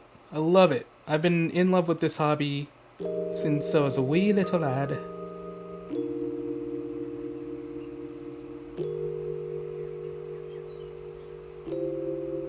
Still remember the first time I saw a Games Workshop. Although now, yeah, like, you didn't thin your paints at the beginning. I can't imagine painting without thinning my paints now. But I remember somebody like scolded me in a Games Workshop once. Thin your paints! I'm like, oh, what? I didn't know. They don't come with instructions, bro. I was so mad that they didn't come with instructions. Oh, and okay, so here's a funny story about the first time I was painting. Little kid, before the internet was really a big thing. Before Games Workshop was the behemoth it is now. They used to have a hotline that you would call, right? And you could ask them rules questions and things about Warhammer. I mean, imagine how busy that shit would be right now. But you could call and ask about anything. Most of the time, those rules, and they'd like look up the rules or answer your question. So I, as a kid, start off. I call, and I'm like, "Hey, what are the rules on painting?" And the guy on the other end of the phone was like, "What?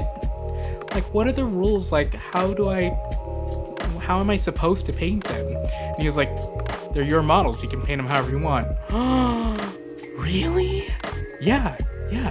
There are no rules on how you paint it. Thanks! Oh man, and I remember getting so excited because I didn't necessarily like all the ways that the chapters looked back then. Like, I wasn't into Blood Angels or Ultramarines.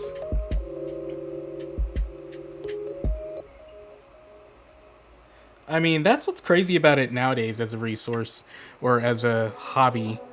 They didn't really have too many resources for that. The starter box, like, they'd have a couple, like, if you bought the starter box like me and you didn't have any contacts like me, you'd have a couple pictures of how to paint in the rulebook or examples. But that's it. Like, that's all you got for the rest of your life if you didn't have what we talked about. Just starting off in Warhammer and all that, and learning how to paint. But like, these days you get a ton of resources, but back then I didn't live near a Games Workshop. I ordered it online. I lived overseas, and like, there weren't, outside of White Dwarf, if you were lucky to get that, there was no way for you to learn how to do all this stuff. So that's what boggles me more now, is like, if for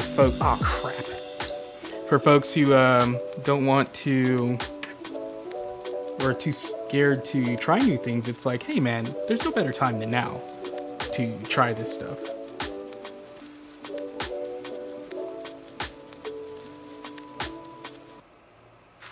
Because you have so much more help than we did in the 90s. Oh man, that was close. Get a drink. A little bit of water.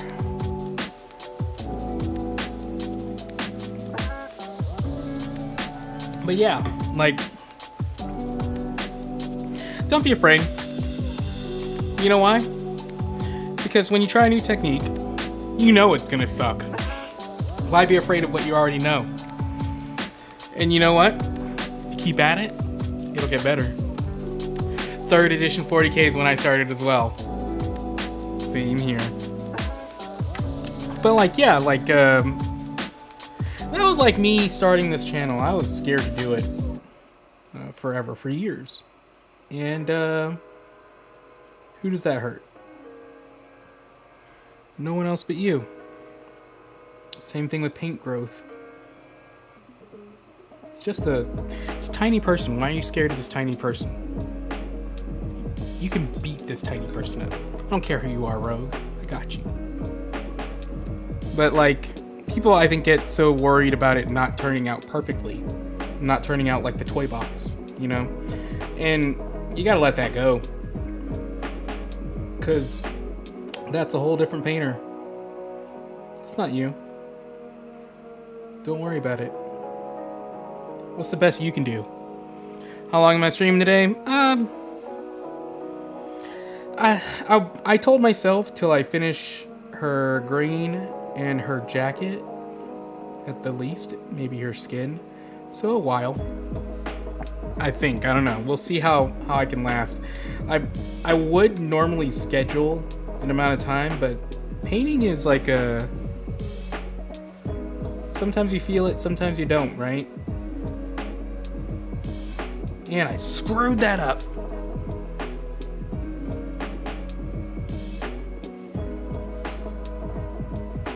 Whew.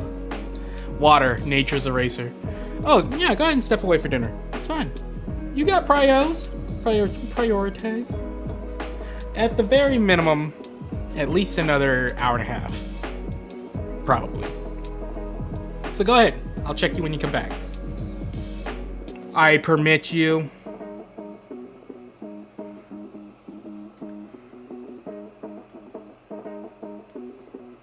Boy, I really messed up a lot here.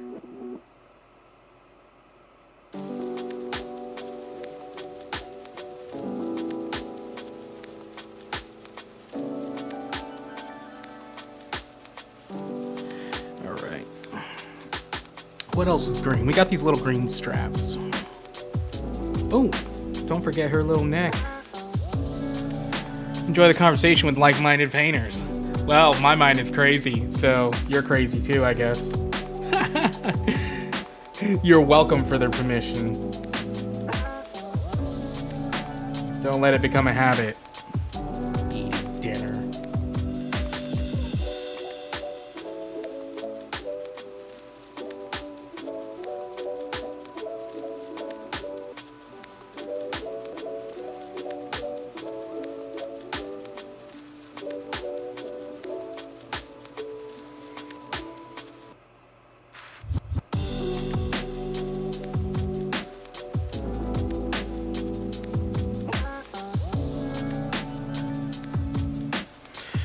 Whew, that one was tough.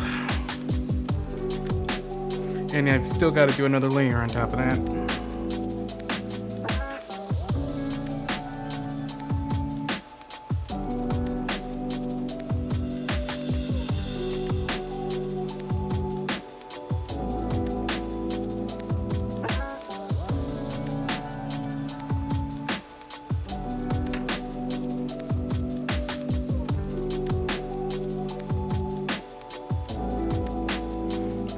Starting to get solid there.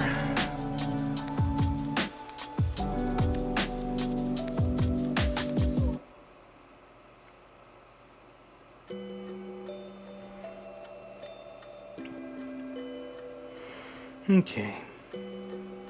Let's get these cleaned up.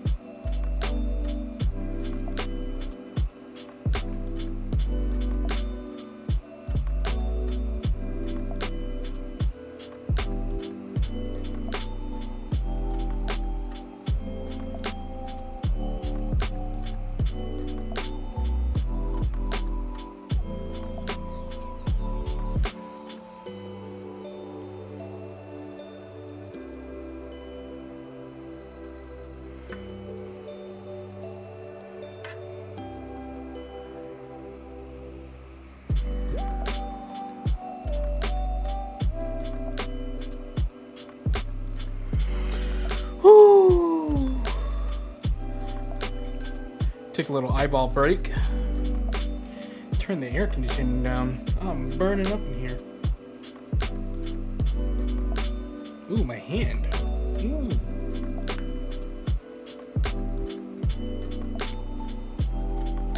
"73 degrees. What am I, gecko?"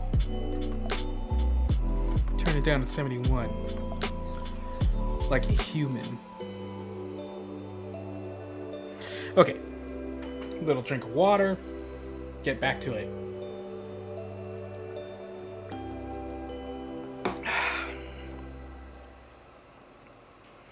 Where are we at? Where are we at? Ooh, our waist.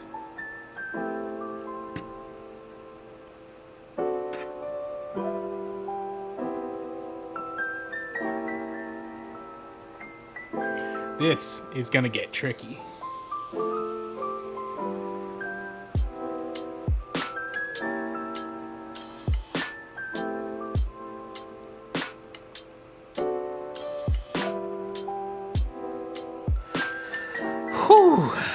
I should have been a surgeon.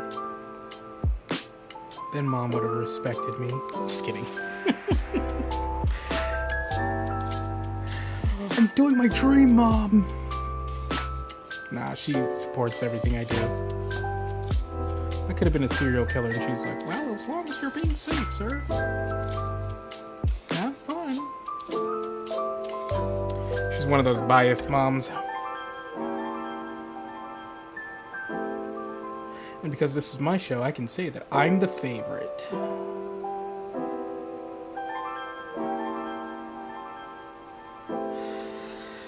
Alright. Now we got the leg straps, and oh, and her headband. I forgot all about that. She's got a little cute headband. But let's get the leg straps first. This is gonna be a careful, do not screw up job.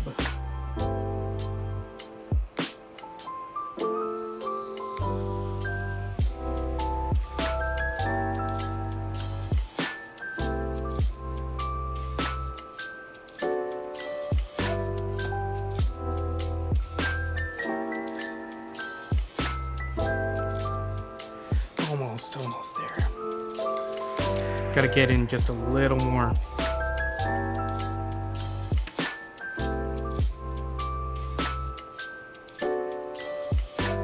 There we go.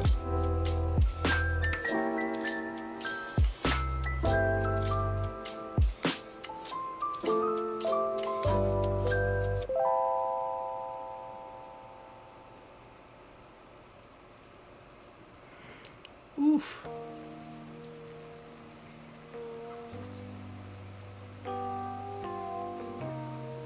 Sculpt is getting a little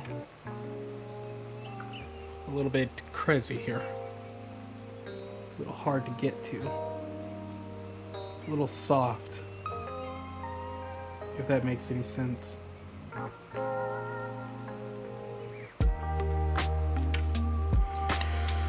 Whew. Alright. Would I have been a good surgeon? That's a dumb question. I would have been the best surgeon. I would have been Mr. Surgeon. Scalpel. See? Easy. Ocular. I don't know why everybody says it's so hard. I just did it, basically.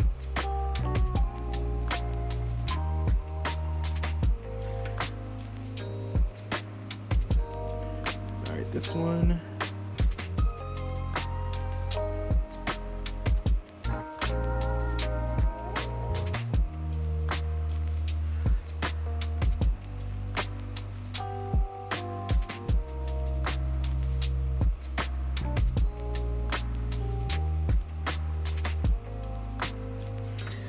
Ooh.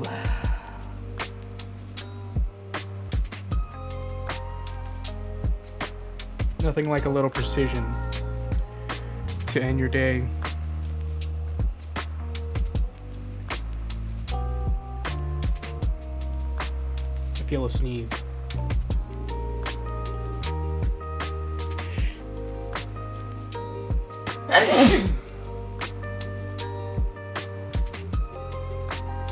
Okay, that was a totally normal sneeze too, by the way. Hope he didn't like look all gross.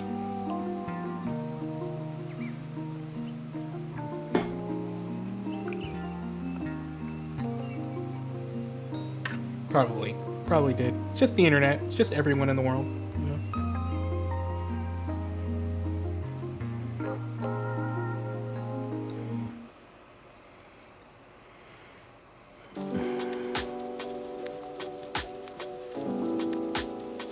Ooh, my hands are shaky. It's not a good position. Oh, I should just try it a different way.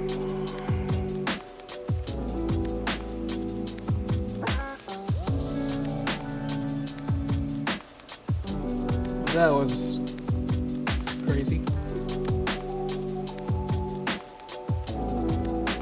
Just go with it, you know, thicken up your lines, it's fine. Who's going to know?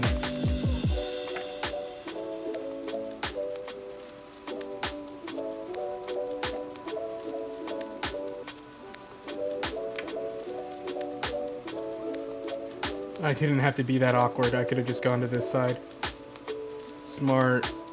Smart guy, this guy.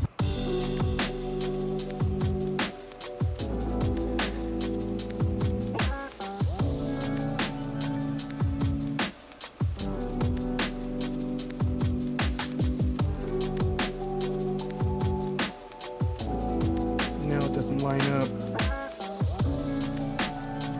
There. That's fine enough.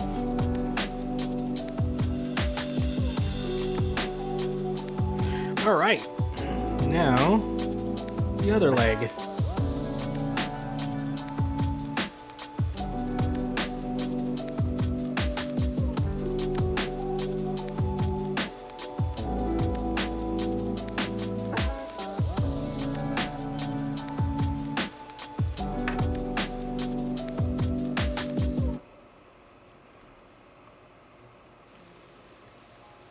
Oh no.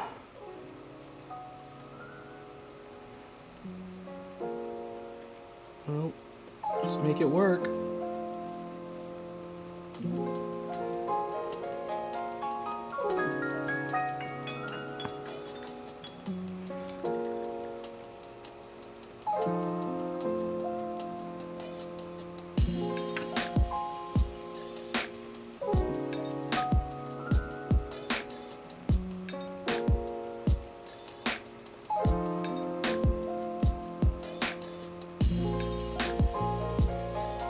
Well,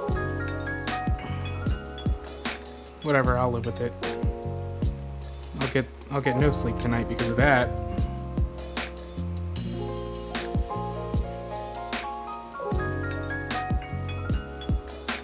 It's not obvious, is it?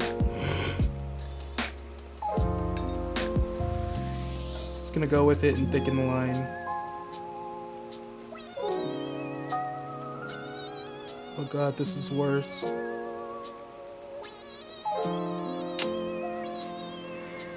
Man!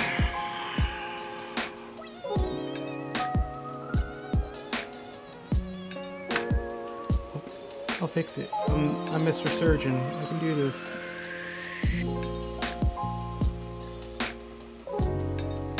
Oh my god. Mom was right. That was it's our little secret. It's not like it's in a very obvious placement.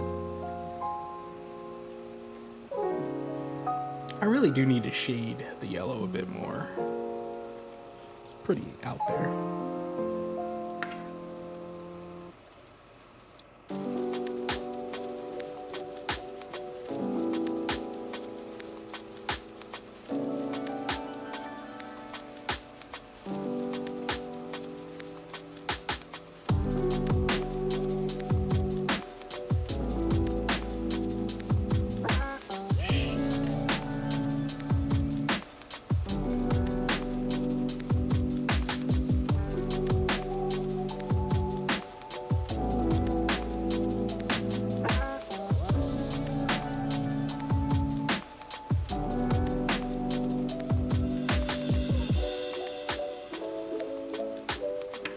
Well, color me rogue. It started off so well over here.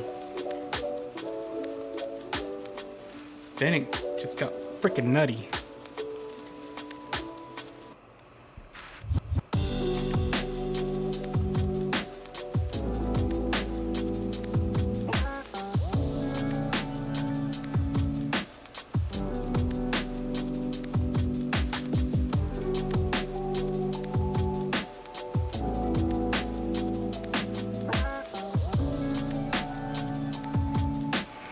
Okay, we are done with the dark green. So, with that, I got this new War Paints green skin because I don't really have a lot of greens. Usually I mix my greens, but let's see what this mid-tone looks like. I've actually never used this line of paint, Army Painter. I mean, I used it a long time ago for from a friend, but I personally haven't used this paint. So let's see what it looks like.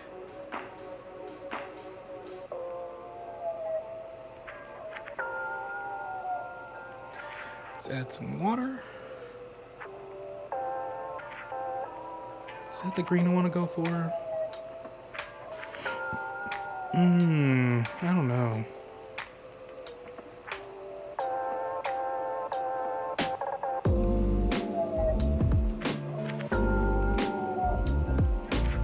It's kind of a minty green.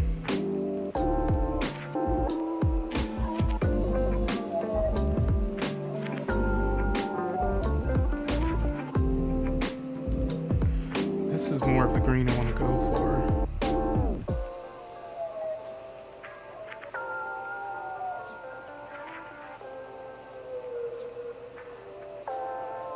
Added some of that yellow to it.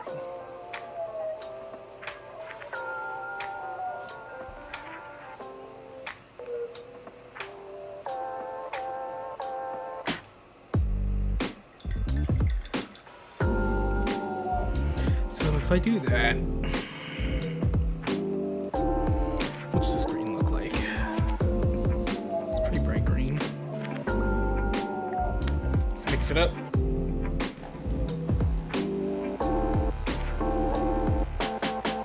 This isn't awkward.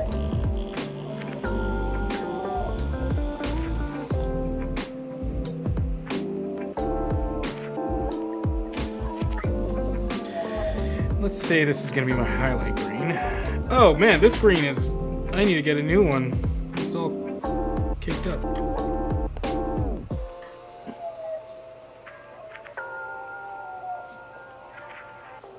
The water. I don't know.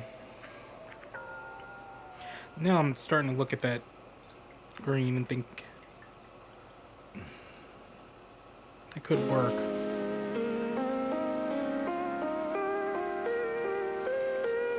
But then again, I also... Let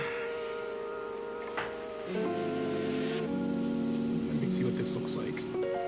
Usually what I do is I take this green into this green, and this is my mid-tone.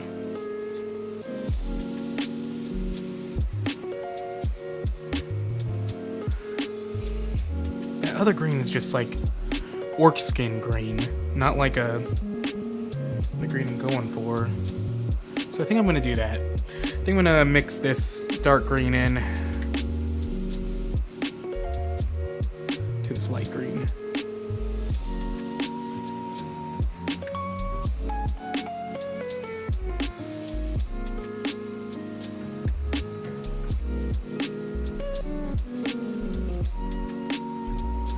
Make two tones of it.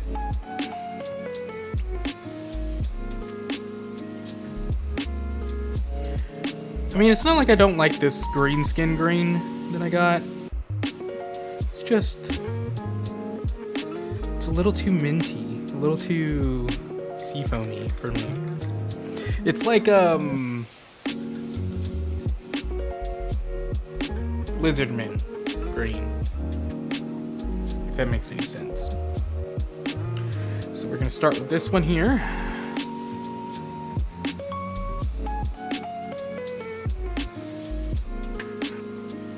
We're gonna pick some hot spots out. Similar to how we did the yellow.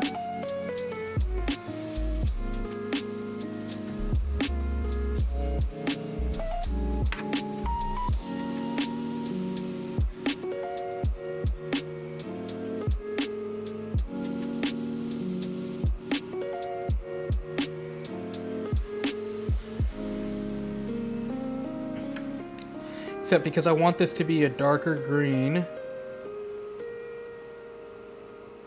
like as a tone, probably not going to highlight as much. I'm going to keep a lot of this Dark Angels green going.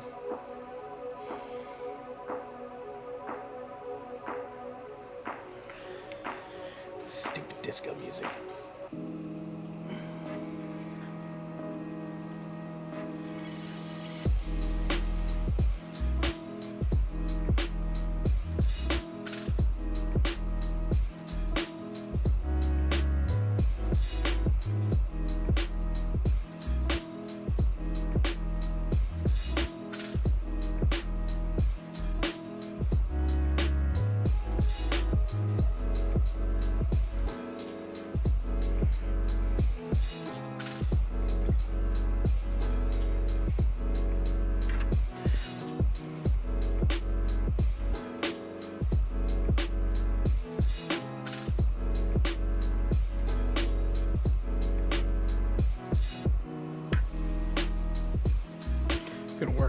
faster. Because I made a mix and I don't want to have to remake this and match the same colors, you know?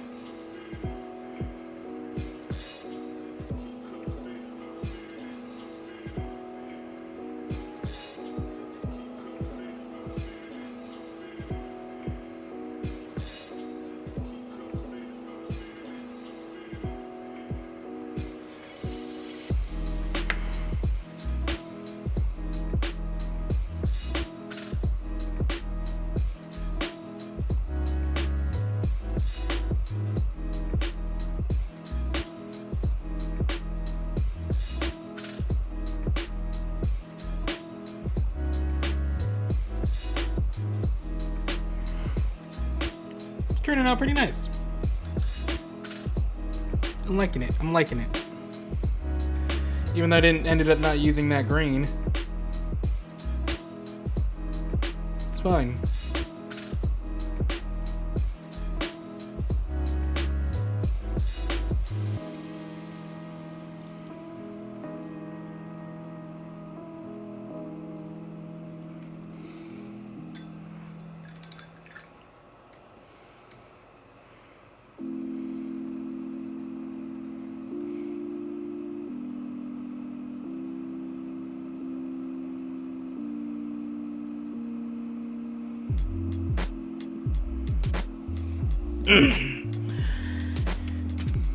Gotta get a little more comfortable.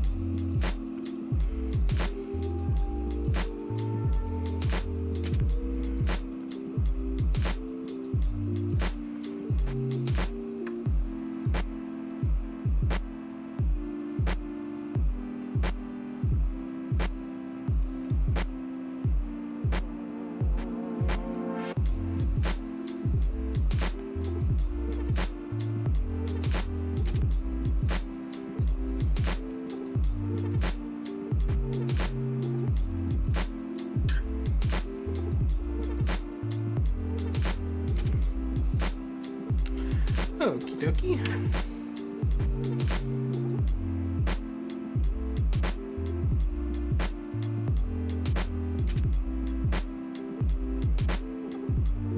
Oh no! Oh.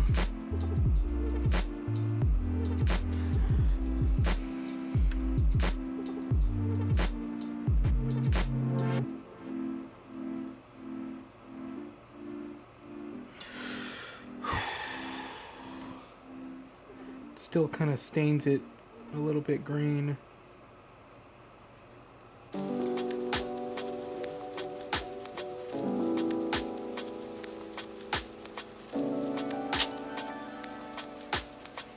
You gotta go back over that with the yellow.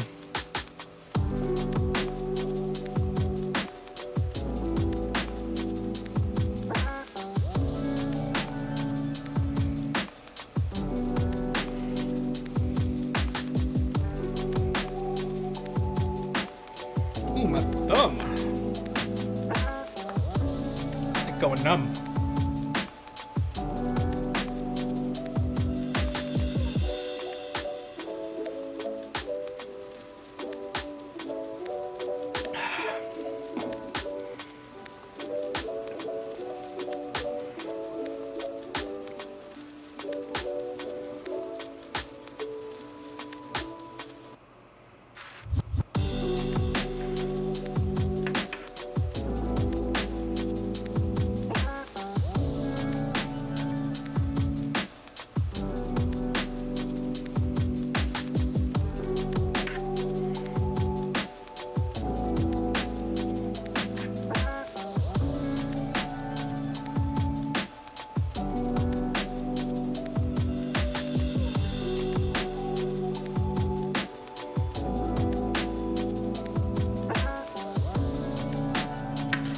Just sketching in my my highlights right now, getting an idea of where I think I want to place them.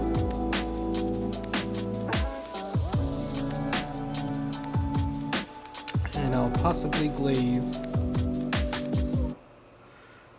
a dark green over this.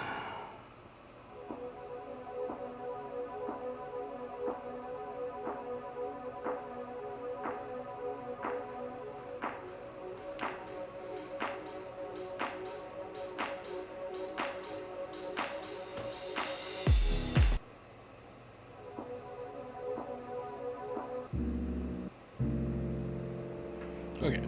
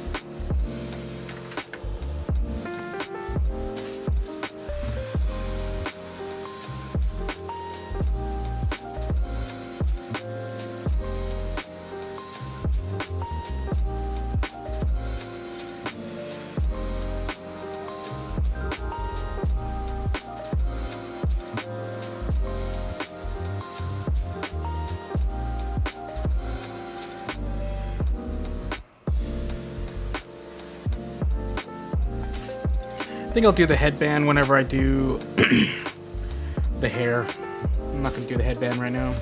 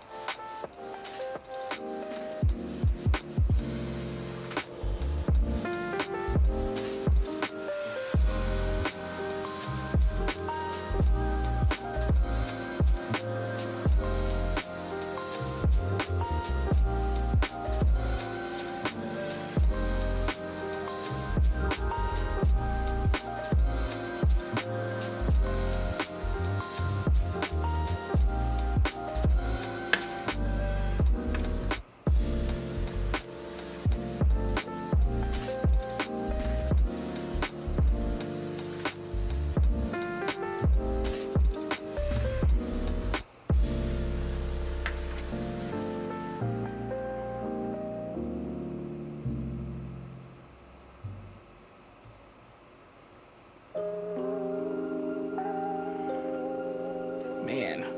Okay. I think that's about good enough.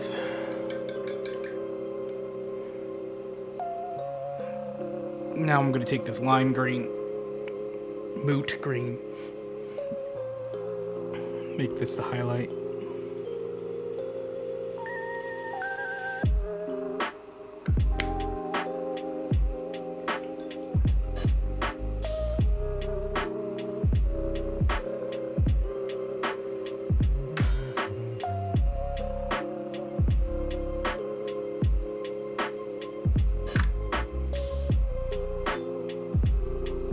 Okay.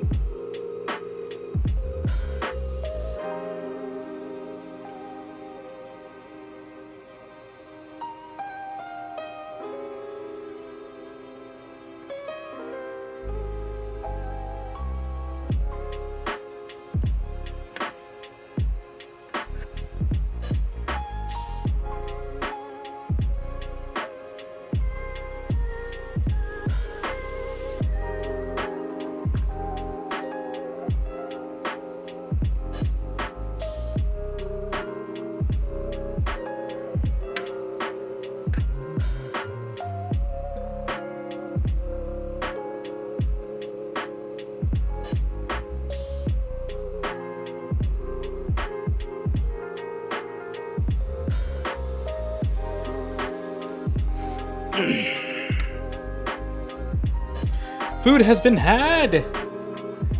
Drinks have been merry. I had given permission to do so.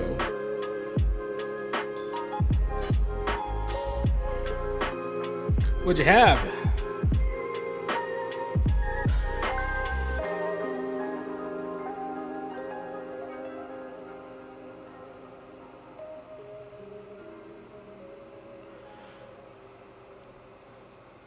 Oh, Zenithal to Immortal Hulk. That's the big old Hulk. I mean, they're all big, I guess. He's got his arms open, like. I think I like that pose more, but I'll say that I'm partial to the first Hulk.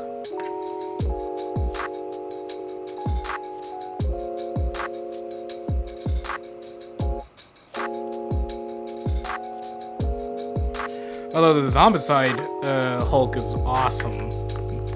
Pizza, local mom and pop place, nice. I had pizza yesterday for lunch.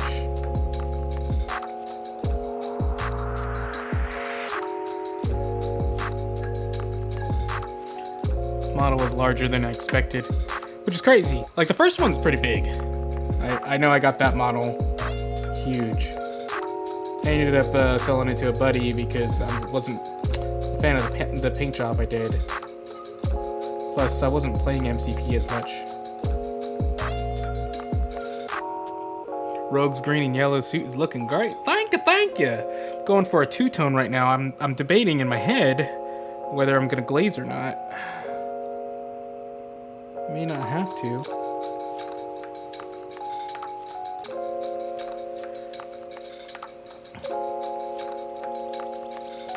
It's taking a lot longer than I thought, though.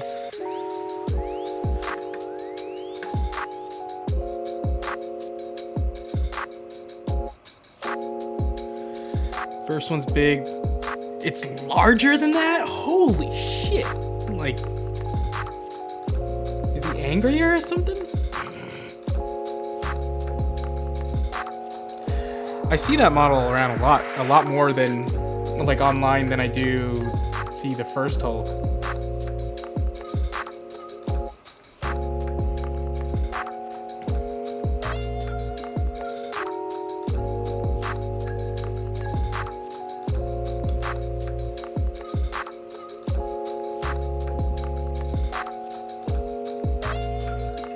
Favorite version of Zombicide is Black Plague. So, I love Green Horde. Like, that one, I love opening the door and suddenly it's like...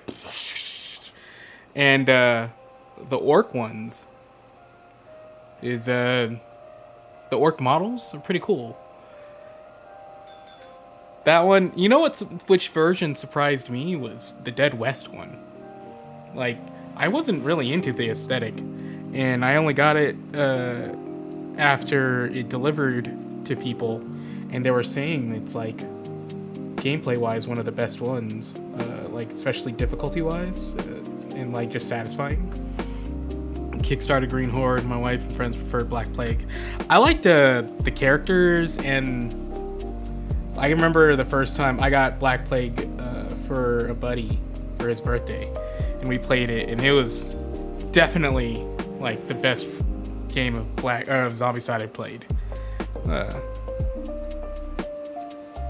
It was and I solo a lot of it, right? Like Zombicide. So I enjoy playing it solo. And Green Horde was one I remember the first time the Horde mechanic happened. It just made me smile. Like, I'm so screwed. And it's like you can see it building the whole time. And oh, it's so fun. Some of the mechanics of Black Plague, or some of the missions too, were like, okay. There was one that me and my father-in-law played together, and we beat it like super easy. It did not take very long. I think it was like a couple turns, and I was like, am I reading this right? And we tried it again, and it's like super easy. Favorite X-Men, tough call. Too many good ones, of course. Nightcrawler and Colossus probably. I love Nightcrawler. I love Colossus. Colossus was the one in the arcade that I would always play as, even though his like power-up thing didn't really make a lot of sense. But like in the old beat 'em up. And Nightcrawler I loved, because I mean, it's freaking Nightcrawler. His power's cool. His character, like the priestly, like just I love the optimistic characters in Remy. Yeah, he's of course. But like I love the optimistic characters. I remember talking with my buddy who we were joking on each other about like one of my favorites is Cyclops, and he's like, he's so boring. Nightcrawler main on the Konami game, yeah. Welcome to die, X-Chicken. But I love the Boy Scout characters and the optimistic ones because everyone loves the bad boy Wolverine, right? But like, I don't know, I like the people who are just good people. And Nightcrawler's one that's like, he's just determinately optimistic. He likes to believe in the good in people. And he's like a living embodiment of, similar to Beast, of the Xavier dream. Oh yeah, he kind of is. He kind of is. But he wouldn't have been if he wasn't like one of the best ex-boys. Like, he was like dogmatically loyal. And he'd been betrayed by Xavier several times before he became like the villain. But I just love that Boy Scout mentality, like him, Cap. Characters that are always doing what is right. Exactly. Like, a strong moral compass. And, who ultimately want to do the right thing. And, like, I remember when I was a kid, I used to get annoyed about Wolverine. Now, granted, I like Wolverine. He's a cool guy. But I was just annoyed that people liked him just because he was like a bad boy or whatever. When being a leader is arguably tougher. Making the right calls. Captain America, Daredevil, Nightcrawler, Colossus. Oh yeah. Daredevil I loved because, you know, like I was raised Catholic and like I could relate to some of the stuff he was going through. I watched the show, The Born Again, the first 3 episodes. And it just made me want to watch the the old show again. So I started to, and Punisher. Started watching the old Punisher. But like I didn't read too much Daredevil. I do remember I have some comics of like Daredevil and Black Widow when they were together for a brief stint. Like I got dollar store kind of comics, so they were all really random issues. For me, Cap is my favorite. Yep, he's one of my absolute favorites. Dude that commands the respect of literal gods is always amazing. I do love his sense of justice, and for me, he was just a fun character before. And then I read Civil War, and that really solidified it to me because, and especially in Civil War, the way they depicted him, it was like almost a human version of him. Like, especially when he was in that chair and he was all busted up by Iron Man or whatever. And, like, people were doubting whether he was doing the right thing or if he was just being a crazy... Like, it was just his most vulnerable after a loss or something like that. It was, truly... It solidified me liking Cap as one of my favorites because it was a great take on what it takes to defend those values and like how close you can become the bad guy, like doing the right thing, thinking you're doing the right thing. Because, you know, when do they think they're doing the wrong thing? Like, oh, this is totally wrong and evil, I want to do it. No, like, everybody's the good guy in their story. He's the good guy in most stories. Although, like, whenever I would read back when they had, like, Avengers West Coast or whatever, he annoyed me because they would take the UN side of things. And I think in the current story that I was reading at the time, it was not the side I agreed with. So I kind of became biased against him for a little bit. So all 4 episodes of, I only watched 3 of Born Again. I'm enjoying it. It's not hitting the same notes as I did, but like, to expect it to is folly, right? Everything's new. You have to take everything with a grain of salt. Not salt, but like, you can't constantly compare everything to its former self. Chip Zdarsky, Daredevil run. Great story and art. 2019-ish run? Okay. I wanted to actually read Born Again the comic, because I think it's when like Kingpin really screws Daredevil over, and it's like he finds out his identity or something like that. And I like the aesthetic of Daredevil's art, so yeah, I'll take a look at it. I have a Daredevil book, but I'll confess it's not. He's not one of my favorites, so I'm not super like into or like up to date with his story. Like his Rogues Gallery, like a lot of what I learned about Daredevil came from the show, even though I read some, like I didn't read the originals. I'd always be in the middle of a story or something. Okay, good, because that start had me worried. Steve saying Born Again gets better after the third episode, and this is after they did rewrites. I could tell it was kind of all over the place in the first episode, tonally.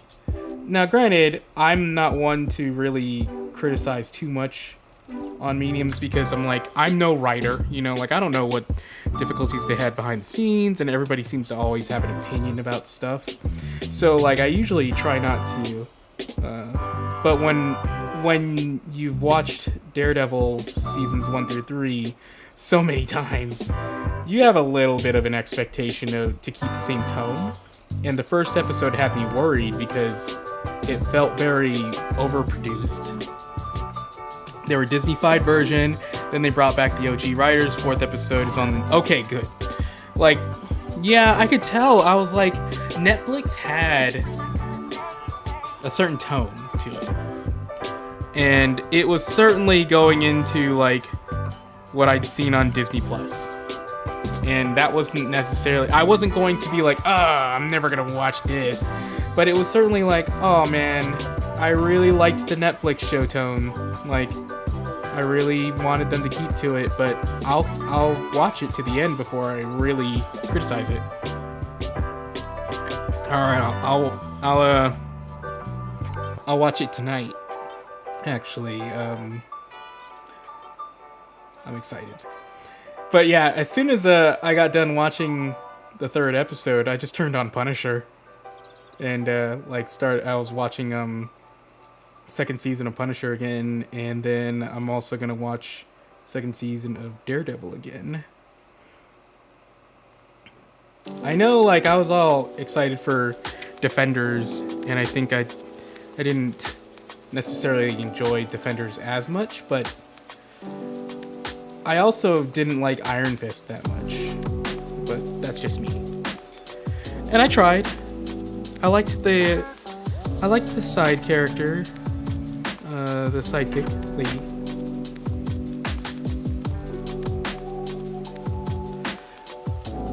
Favorite color? P3 Meridius Blue is the gospel. My overall purples are my jam.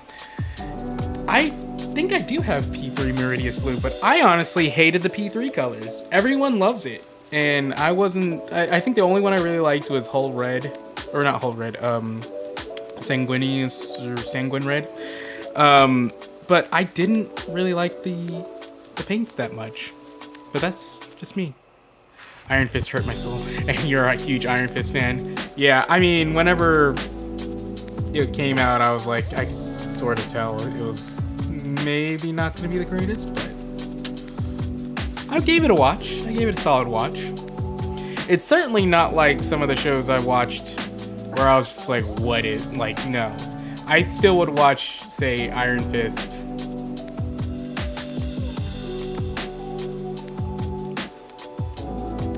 Trying to think. I don't know.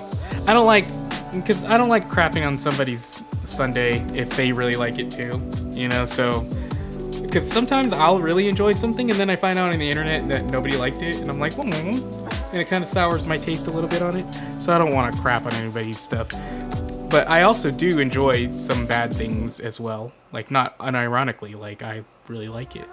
So, I know, I'm trying to think of one that is acceptably bad. Fanny Rhino using Crix Bane. Yeah, that is actually, I remember seeing that a lot. I did love the War Machine guides, their paint guides, a lot. yeah, not everything's for everyone, and I personally like a lot of cheesy stuff. So, like, I'm not gonna crap on somebody on like Marvel shows too much, but there were some things on Marvel where I'm like, this is hard to watch. This isn't necessarily like Disney Marvel, but I remember I got 5 minutes into Madam Web, and I was like, this isn't for me. I was raised on cheesy 80s action flicks, and yeah, my wife is the same way, where it's like, it's hard for me to convince her to watch modern action. Although she does. No, like, I was raised on Arnold Schwarzenegger's Commando. That was my first action flick. I remember watching that and Rambo. I think Rambo 2 or 3.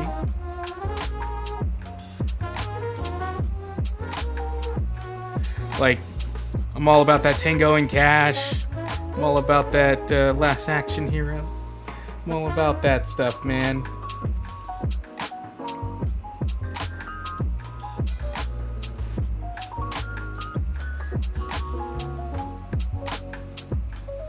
Oh no! Act fast.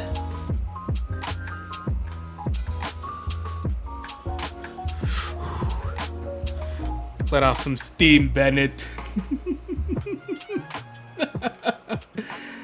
Oh man.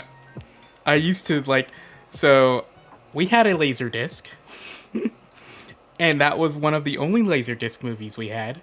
And I just basically would keep playing it on repeat. I love me some Arnold.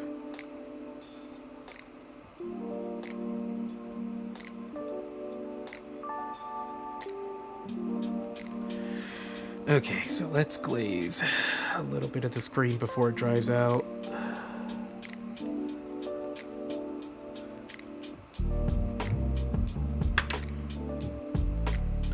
Let off some steam, Bennett.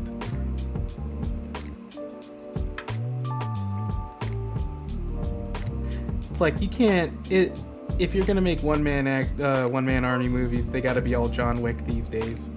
But back then, it was just Arnold getting shot at and no one even getting anywhere near him. Like, they're just shooting wildly, and he's just standing in the middle of a courtyard with a machine gun looking tough, shooting missile launchers at people. Like, they never got injured. That's why Die Hard was so good, because it's like he gets injured right off the bat. And he wasn't. I remember part of people were like, Bruce Willis isn't an action star. He's not built like Sly Stallone. He's not built like Arnold. I know, right? And then they do these insane flips whenever they get exploded. Like, oh, so corny. But me and my dad, that's what we would watch all the time. We love that stuff. He still watches cheesy ones like that, and every time they're over, it's like, I always joke with that he's basically like, he wants to turn on the Sci-Fi Channel. Is Die Hard a Christmas? Yeah, it is. The themes are all Christmas movie. We watch it every year, or we try to watch it every year around Christmas. Totally a Christmas movie. Anyone who says otherwise is a Nakatomi terrorist. It certainly is. It is. They even have Christmas songs in it. They learn the meaning of Christmas. To blow up bonds. And dive off buildings.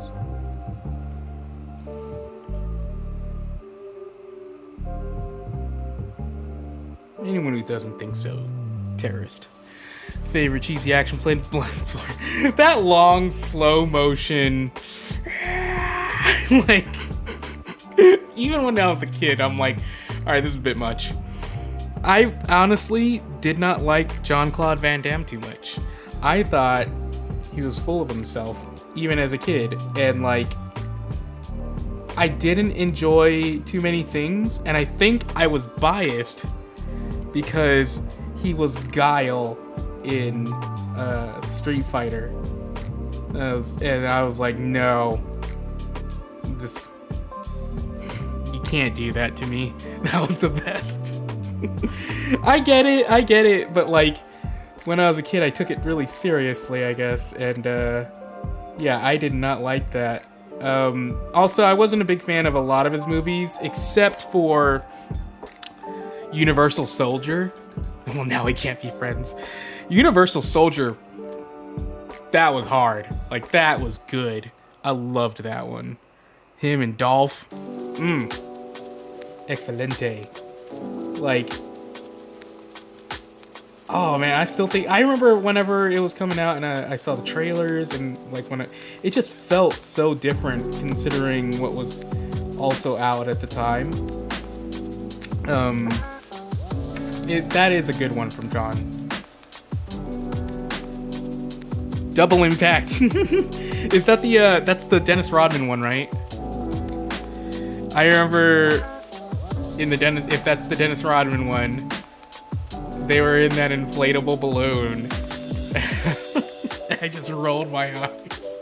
But I remember I was at a friend's house. We had a lot of fun watching it. But yeah.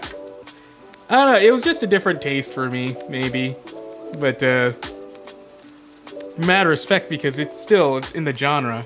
Oh, Double Team. Okay, then which one is Double Impact? Is that the hockey one? No, that's Sudden Death, and that's... Van Damme plays 2 roles. Then I don't think I've watched it. I guess I'll have to brush up. Twin brothers. Sounds Van Damme-y. But hey, you know, like I did watch a lot of it though. I'm trying to think of the ones I did really like. See, I don't know. I was into like Arnold a lot. Sly Stallone, like Demolition Man, one of the best. One of the best.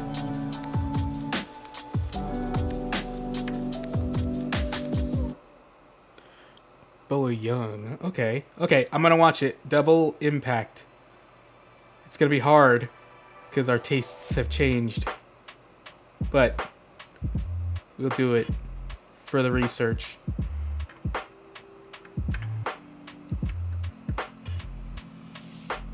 Man, now I'm like, Universal Soldier was one of my favorites, but I can't think of what's the one with where, oh no, it's Kurt Russell's in that one where he gets replaced by a younger version and he's like a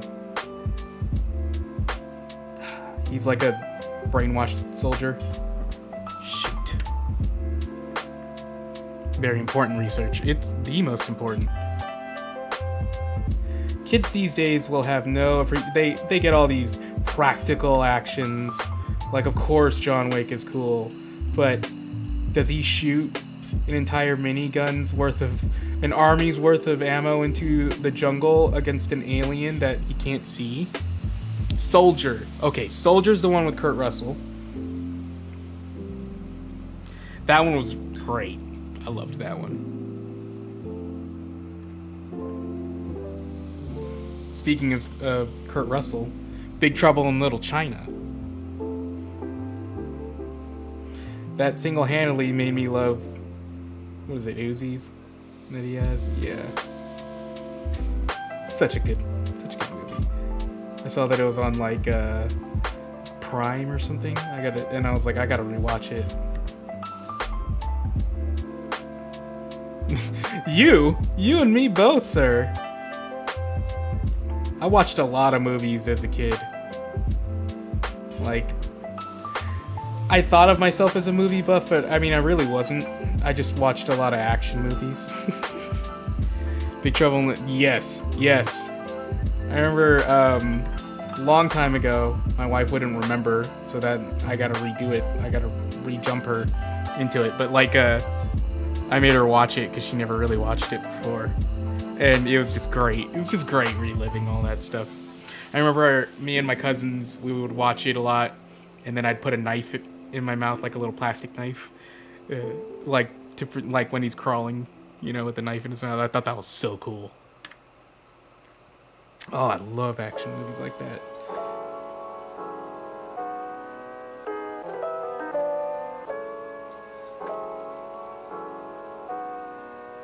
I also got her to watch Demolition Man the first time. I was just talking with her like the other day about a possible bathroom decor of crafting up something with the 3 seashells in the bathroom. Check is in the mail. Lady with green eyes. I gotta rewatch it now because it's been a very long time for me. The Pork Chop Express. Man, I really gotta watch it now because I was just thinking, I was like, how long has it been since I've watched it? I actually cannot remember. Is that the dark green? Okay.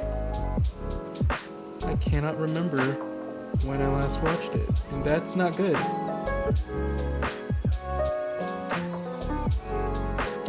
I can't be a true American if I can't recall when I last watched it.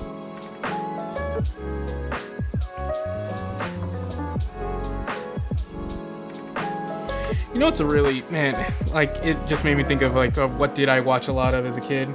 Watched a lot of Indiana Jones, that's for sure.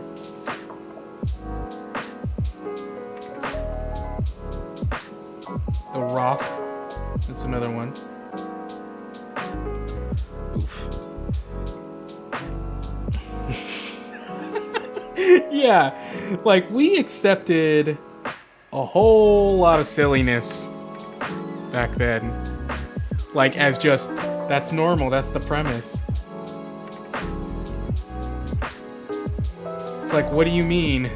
You don't, like, stop asking those types of questions. Crazy? These days we expect a lot of logic in our action. Sometimes things are just fast and furious, and they don't need very much else. Although that's a series I didn't get into, surprisingly enough. I think by then I was done with new dumb franchises.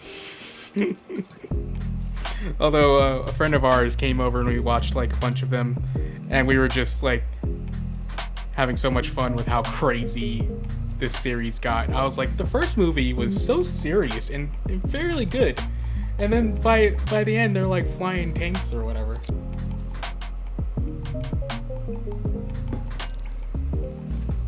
Transporter is another one I liked that was older-ish. 2000s. Yeah, so it's a little older. I think this is good enough for the green. You don't have crazy adventures or suddenly thrust into conflict I know nothing about. Oh, man. Oh, I need some black in this. That's what I need. Let's see. Where are you? Where are you? There we go. Need to glaze some black into this green, and then we can move on to the jacket. Well, I could probably knock out the skin really quick, and then the jacket.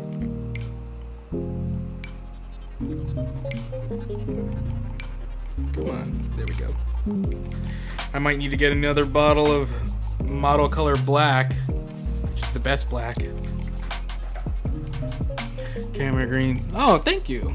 Yeah, like at first when I was painting the yellow, I was like, man, it's really bright. The other thing too is whenever I'm done streaming and I just turn on my regular lights, it's like the morning after. Like, whoa. It looks a lot different is what I'm getting at. It looks entirely different in different light. Here it's like bright blasted light, and like I can see every detail. Now let's make this into a glaze. It's the best black. But yeah, exactly. And it's like, it's one that I trust as a glaze as well.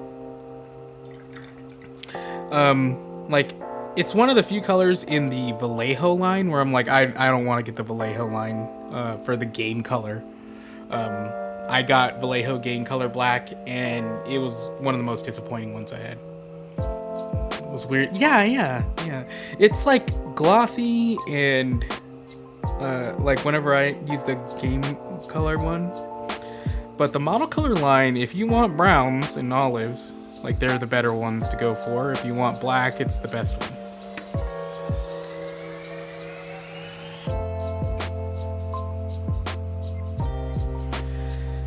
See how that looks when it dries. Put it on the fan.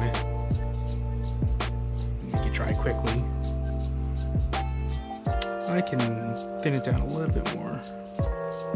Get some of this water. See, like, I got it pretty thin already. Pretty runny. See how this works.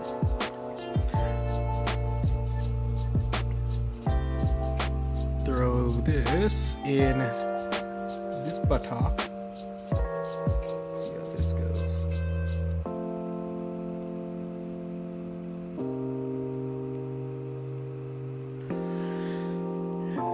Yeah, that's much easier. Yeah, like, I haven't bought too much new Vallejo stuff ever since I got into scale color. It's like, if I'm getting a new bottle, it's probably gonna be that line, because it has been my favorite line, like my favorite new discovery. Would you be okay to provide some feedback? Yeah. I'm thinking if you hit up on Instagram, I could probably pull that. I've been thinking about that, of like, if people want that, what's the best way for me to get it? Because I don't necessarily want to do email or anything, right? So yeah, hit me up on, do you have my Instagram? You can DM me on there.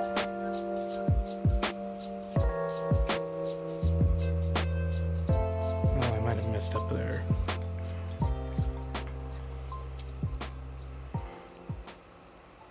Take a look at it.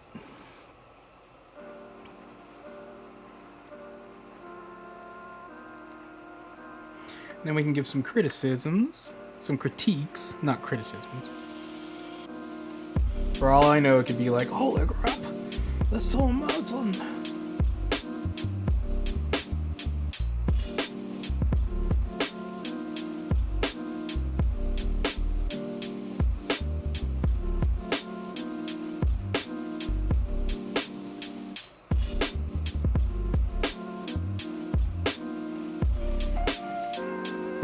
Send. Okay.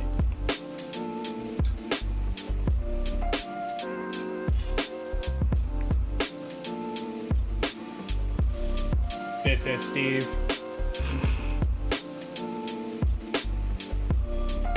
Oh, dude!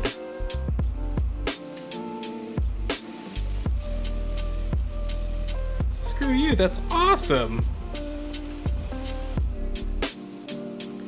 I'm gonna show this on. Let me,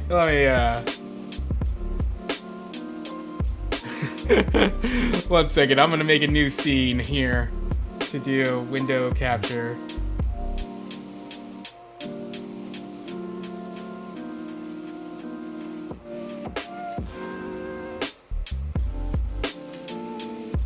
Okay. Oh, let me make this bigger.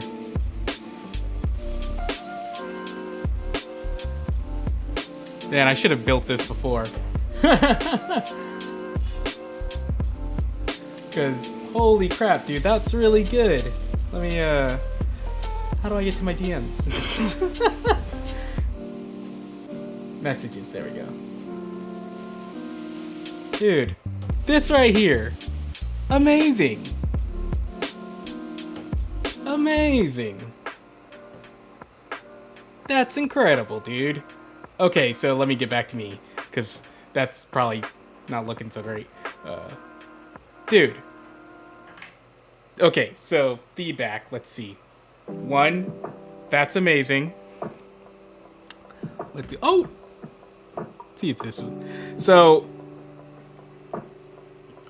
I'm jealous, because this little pattern here that you got going is not easy. I like how you take your green down to red. Now, what I think you could probably do with that is take it one step further in the shading on your red like make it one step darker, maybe a red brown, and put it in very specific spots, like where the pecs meet, where the abs kind of turn into a cross. Like just deepen that shadow a little bit more. You could probably bring the cape up one step on the parts here where it arches, like where it hits the peak. Take that pink and make it one step brighter, and just on the arcs, just in where the bends are, and around the hood. That'll make it pop out. You can probably, like, I'm jealous of that Mysterio armor stuff. That's great. And so if you want the non-metallic metal to pop out more, right where the arcs are, like where the corner bit is, and where this part here arcs, where you want the light reflection, add white to whatever your highest color is. Like if it's a yellowish color that you used, add white to it, and then throw those into where it would catch the light. But you wanna restrain yourself when you do it a little bit, because this is where, like, it'll separate it from the gold where it's at to like really shiny gold.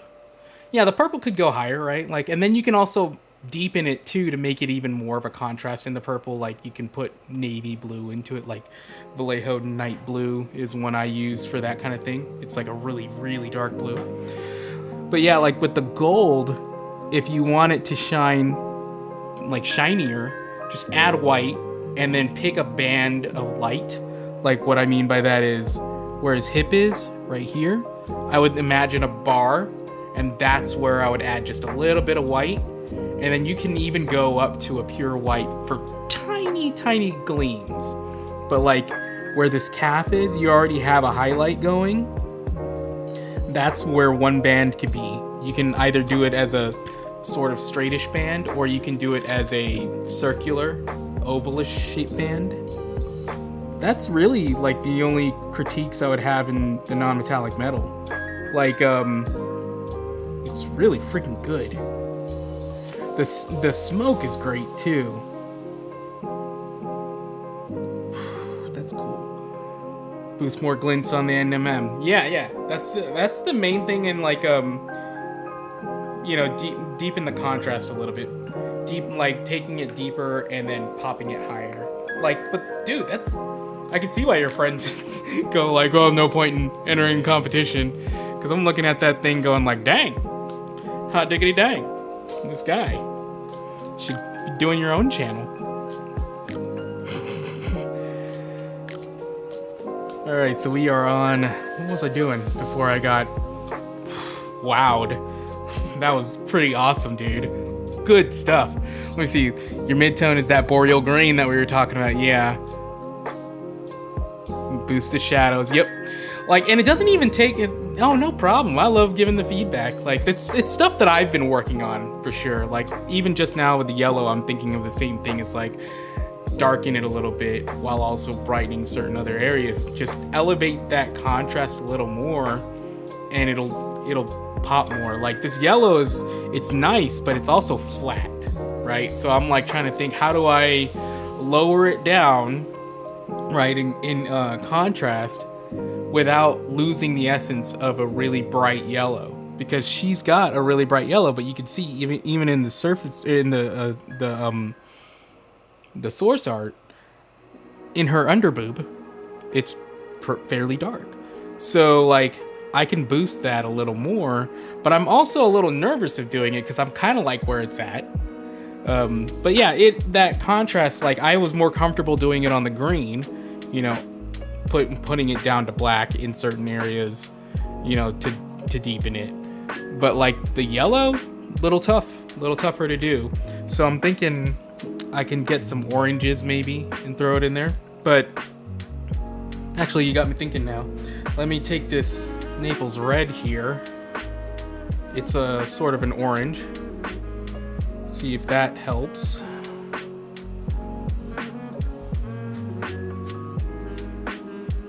Sort of like a red clay. see if I can apply what we were just talking about to my own work. See if that works.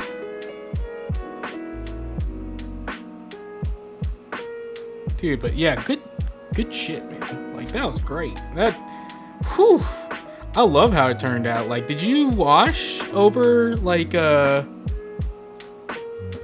metal? How do you boost contrast without losing saturation? Yeah.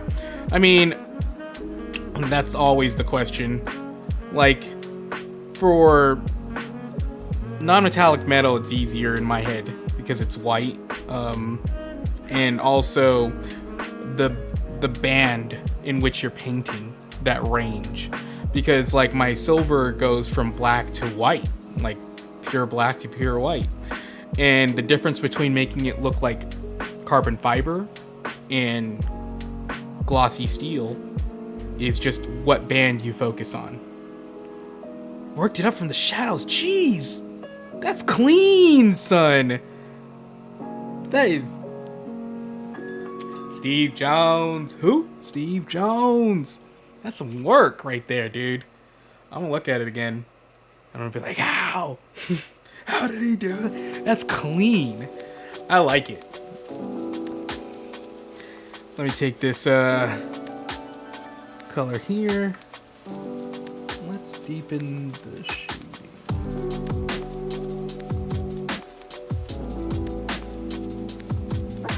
Used overbrush on the parts of... Oh, okay. Dude, that's clean work, sir.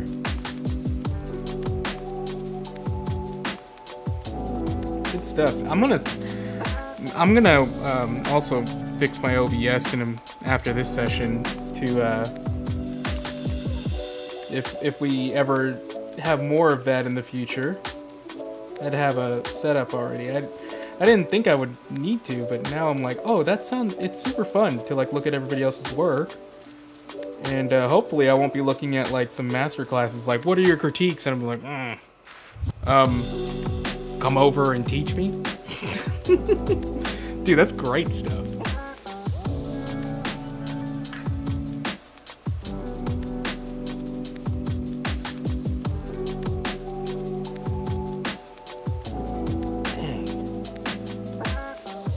Look at the rest of your MCP stuff. It's good stuff.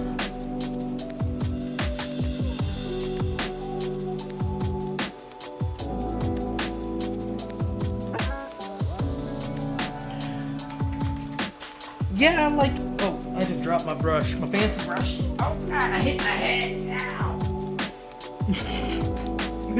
Just Mr. Magoo over here. Yeah, like the old GW way of layering and stuff. It's good to switch up ranges and try new things. Yeah, volumetric highlights. That's a good way to put it. That's actually a really good way to put it. That was a revelation for me in recent times of like how to really make something pop more.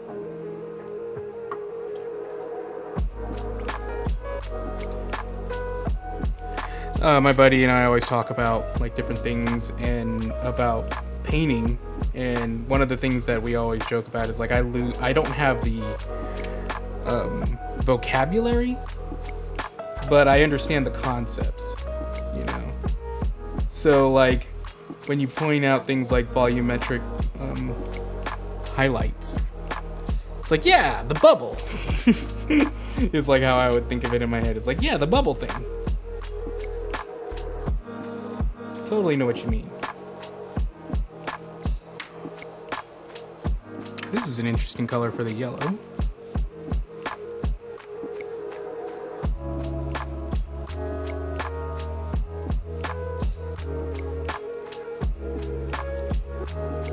Kind of brushes do you prefer to use? Alright, so I mostly use this. This is a Army Painter's Kalinsky Masterclass. Size something? I don't know, it's tiny. I like it. Been using that most of the time. This is my size 1 Kalinsky Vallejo, and the brush tip is not great. And then the only other one I use is this size 3 Vallejo Kolinsky. I don't take very good care of my brushes.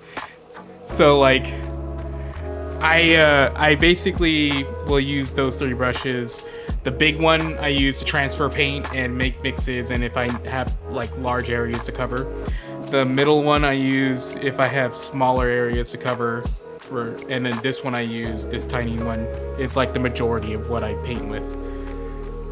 I don't really switch up brushes too often. I used to, and then I have like a dry brush maybe that I use, but for the most part I just like using a tiny brush all the time. Monument Hobbies brushes are great. Hey, I'll try it out. You know, I only, it took me forever to even try out a Sable. Kolinsky Sable. Like, I was using synthetic brushes most of the time until a few years back. And then I was like, holy crap, what have I been doing all my life?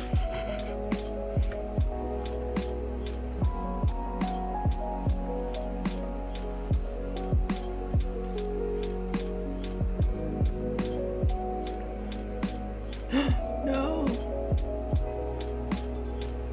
Let's rinse that off.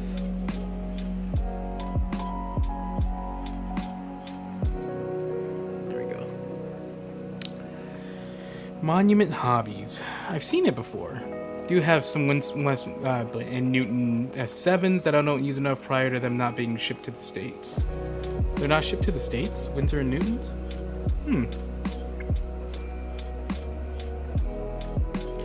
Well, like, I don't know. I also have had really great brushes that eventually turn into crap brushes. Because I don't really know how to take good care of my brushes. I just make sure that I rinse them often. But, like, I have brush shampoo thingy. What is this? Or what? I don't have it near me, but, you know, it's soap for your brushes. I use that occasionally, but I kind of don't know what I'm doing, you know? So, like, I don't want to spend a lot of money and time on, like, fantastic brushes when it's like I don't want to get a nice fancy car, you know? Because I wouldn't know how to take care of it.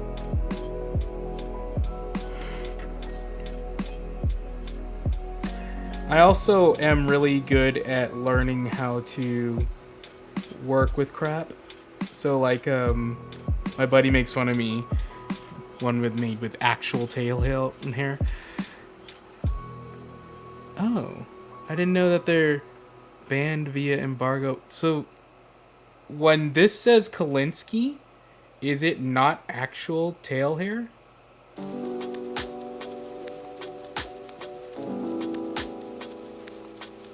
Or is it just using the word Kolinsky and it's like, yeah, it's not sable hair. But,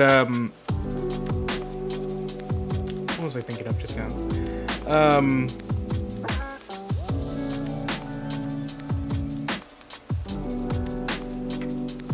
Yeah, exactly. If they work, nothing wrong. Oh, I remember what I was talking about. My buddy makes, we joke with each other about, like, I don't necessarily know how to do things the right-ish way. And we both agree that it's like, there's not always a right way. It's like our, you know, like, if it works, it works. But he uses an airbrush and cleans it all the time and, like, knows how to properly operate it. And me, I just taught myself how to blast giant PSI through it so that it works. It sandblasts through whatever issues there are. Squidmar had a video on shipping. Oh, I need to watch that. I watch, like, I'm subscribed to him, and I'll go through fits where I watch a lot of him, and then I'll go through fits where I watch nothing. But, like, yeah, I sandblast with my airbrush. Like, I have high PSI, like, because I don't know the proper way of doing it, and I figured that'll be, it'll take care of itself if I do that. Like, I'm not, I figure out my own way. I brute force is what I guess what I'm trying to say. I brute force with my stuff all the time.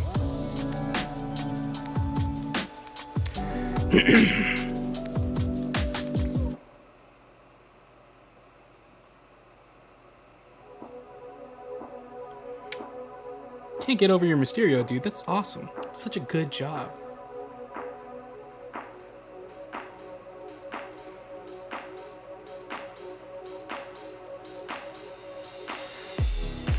Even though we went through all that talking, I'm glad he's not over here in these painting competitions. Be no point. No point in entering this guy's Mysterio. Jesus.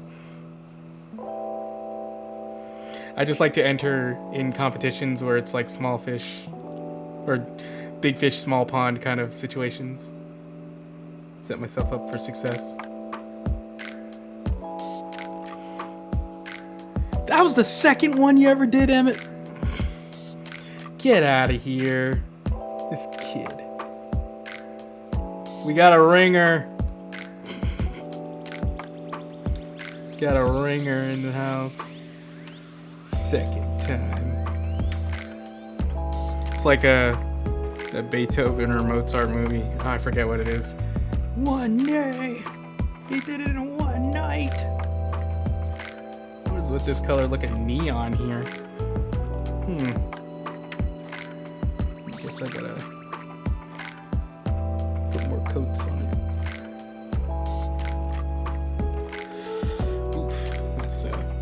Interesting.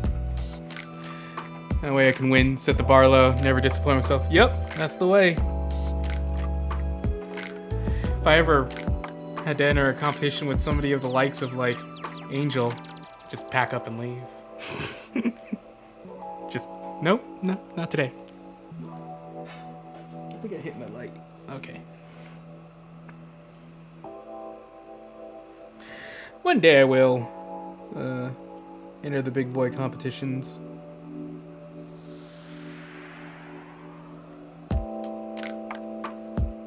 You know, like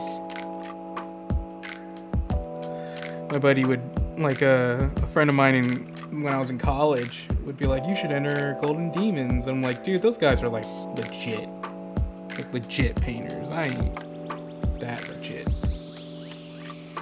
But how do you know, right? How do you know until you've actually tried? And then maybe trying, even though you know you can't succeed, maybe just trying alone motivates you or gives you the right direction to like be a legitimate competitor. I won't know, not yet, but one day.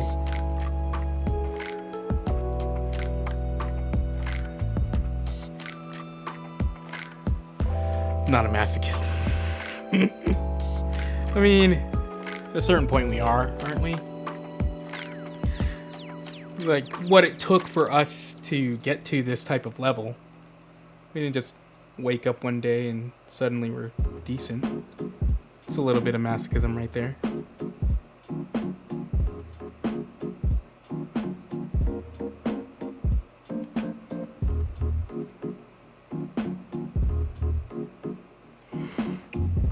I think I'm glad I put in some more orangey reds into this.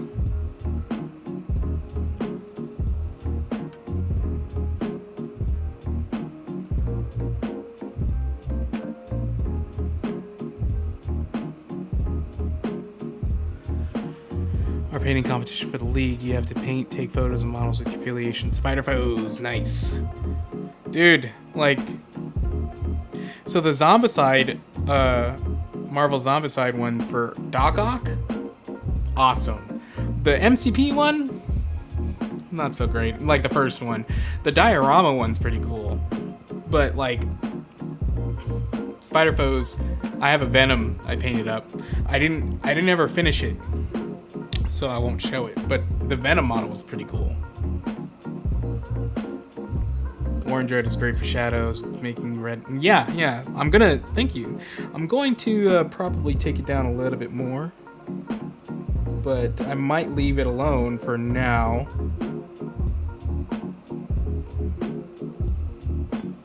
Third Doc Ock is the best one. I can't remember if I've seen that one before or not. I might leave this alone for now so that I can get going on the coat.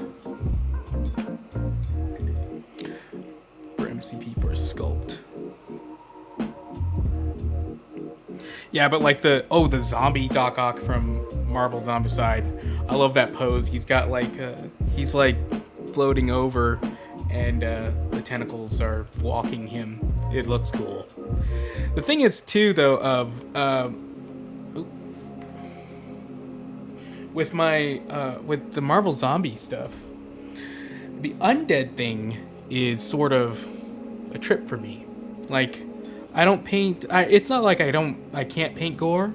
It's like I lean toward really clean stuff. So,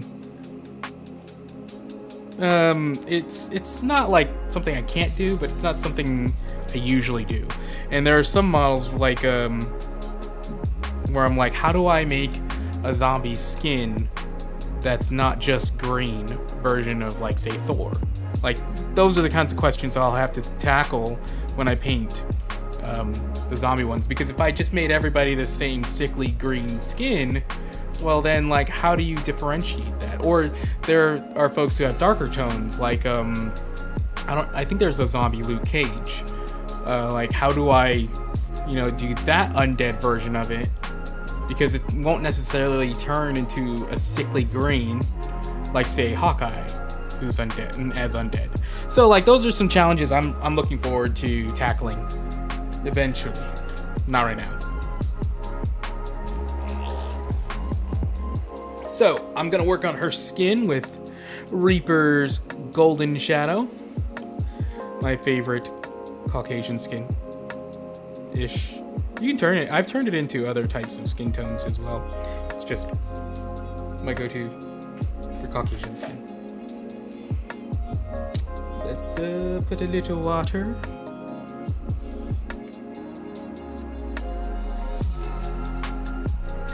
Into my golden shadow.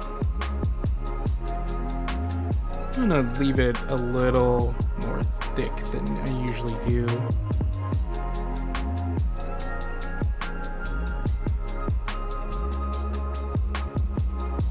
I'll use my medium-ish brush, my size 1.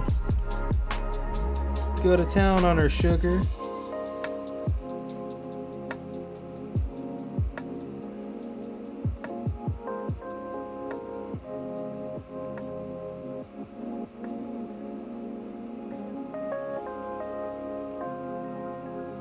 Can't remember if Rogue ever said anything like, "The South will rise again, sugar."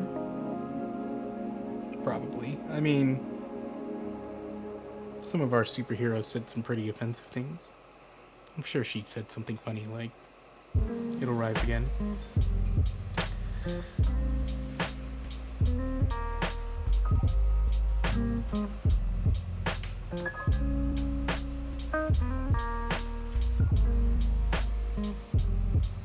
I wonder if any, like, Southerners would want to read X-Men or watch X-Men and get, like, offended by what she's saying.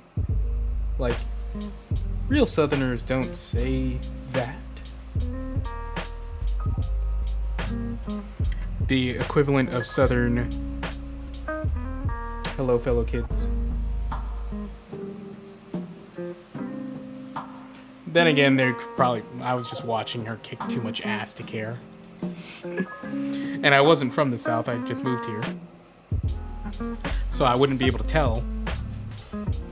It's like only recently I could tell, like, a Texan accent.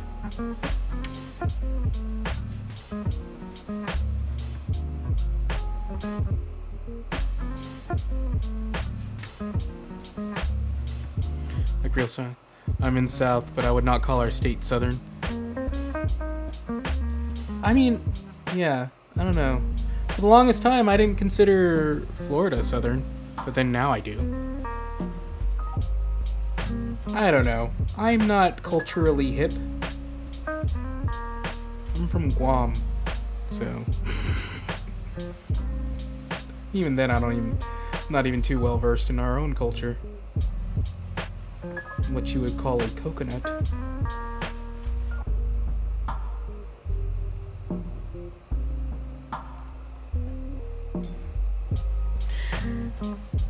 I need to ask my friend about, like, my buddy Mike who's on the podcast.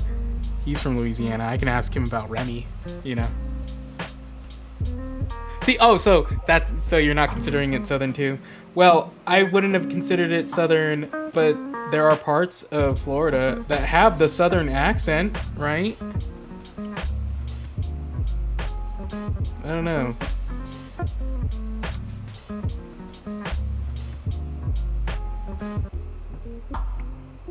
The temperature, maybe, is what is considered Southern.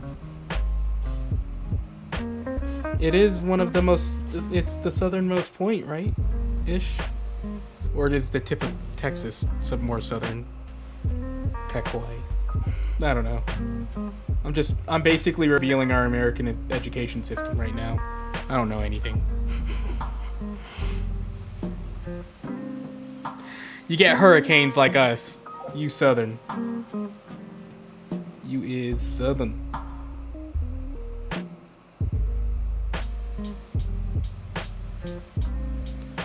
You know how I know you're southern? Because I consider you our southern brother, because when it's hurricane season, I go like, please hit them, not us. Just hit them.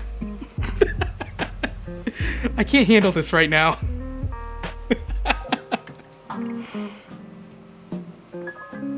A friend of ours lives in Florida, and I'm like, man, I'm more scared of hurricanes over there than over here. Yeah, Texas. I'm not from here, but I moved here a long time ago.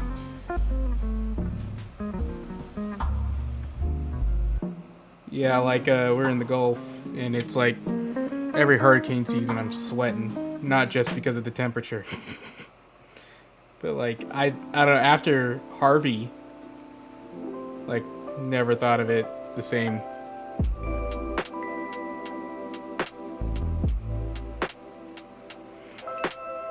I mean, like, we were there during Ike, and like that was fairly bad. But yeah, Harvey is what got me going like, oof. Let me see a hurricane be away from us into another state. I'm slightly happy. Exactly. Like, I'm mostly relieved. Like, oh, I don't have to deal with it. But then I'm like, well, somebody has to deal with it, right? Like, you feel bad. I just don't want it to be me. Yeah, like every hurricane season where we don't have to deal with a major one. But like just last season, we had a small one, like a Cat 1, and it took the power out for like a week in our neighborhood, for some more. And luckily we had a friend's house to go to, but still, like, I was surprised because we've had stronger ones where the power didn't go out for that long.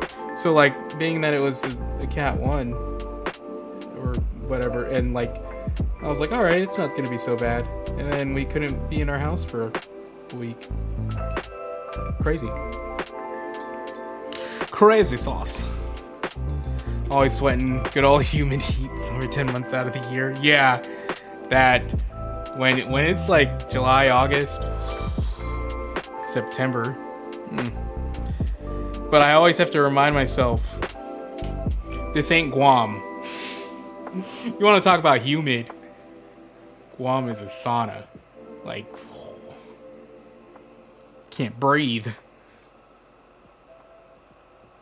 And I'm also like indoors a lot, so I don't feel it nearly as bad. But when you walk outside, you're like, everything's sticky.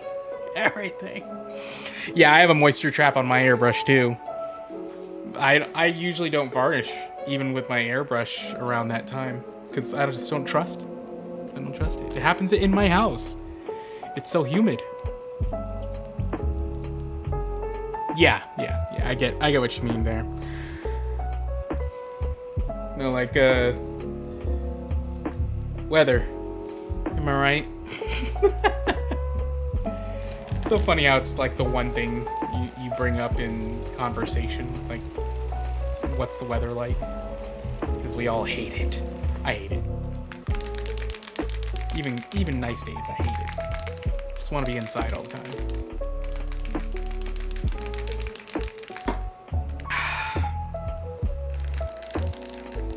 All right, we're gonna wash this bad boy / bad lady.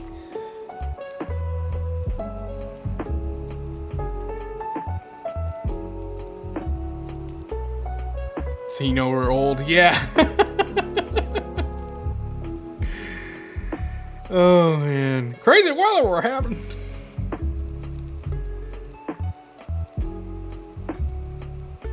Them ice sheets melting.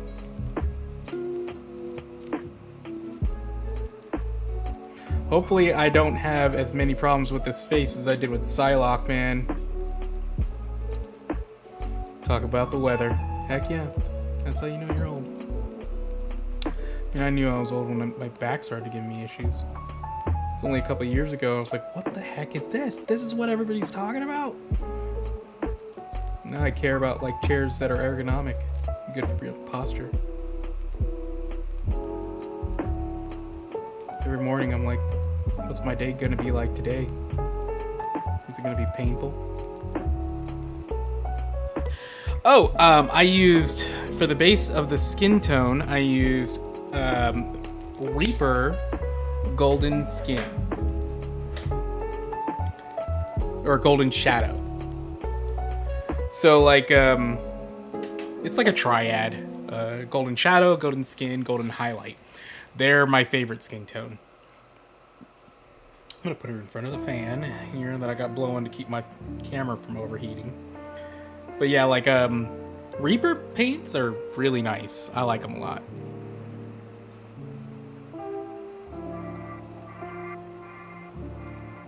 She, too, has a tiny mold line. Marvel Zombicide! Cool mini or not? Why you do this to me? Alright, so my goal for streaming tonight is going to be skin, jacket, hair.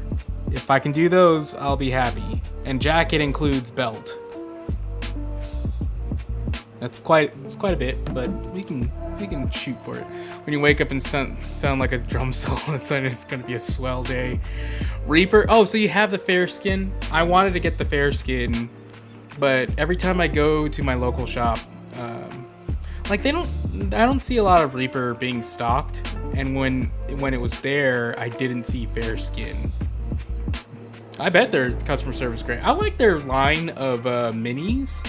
Like when they were coming out with a whole bunch of minis, I think they were hitting that market of like people who appreciate just having, like, they don't have to be the best minis, affordable and decent.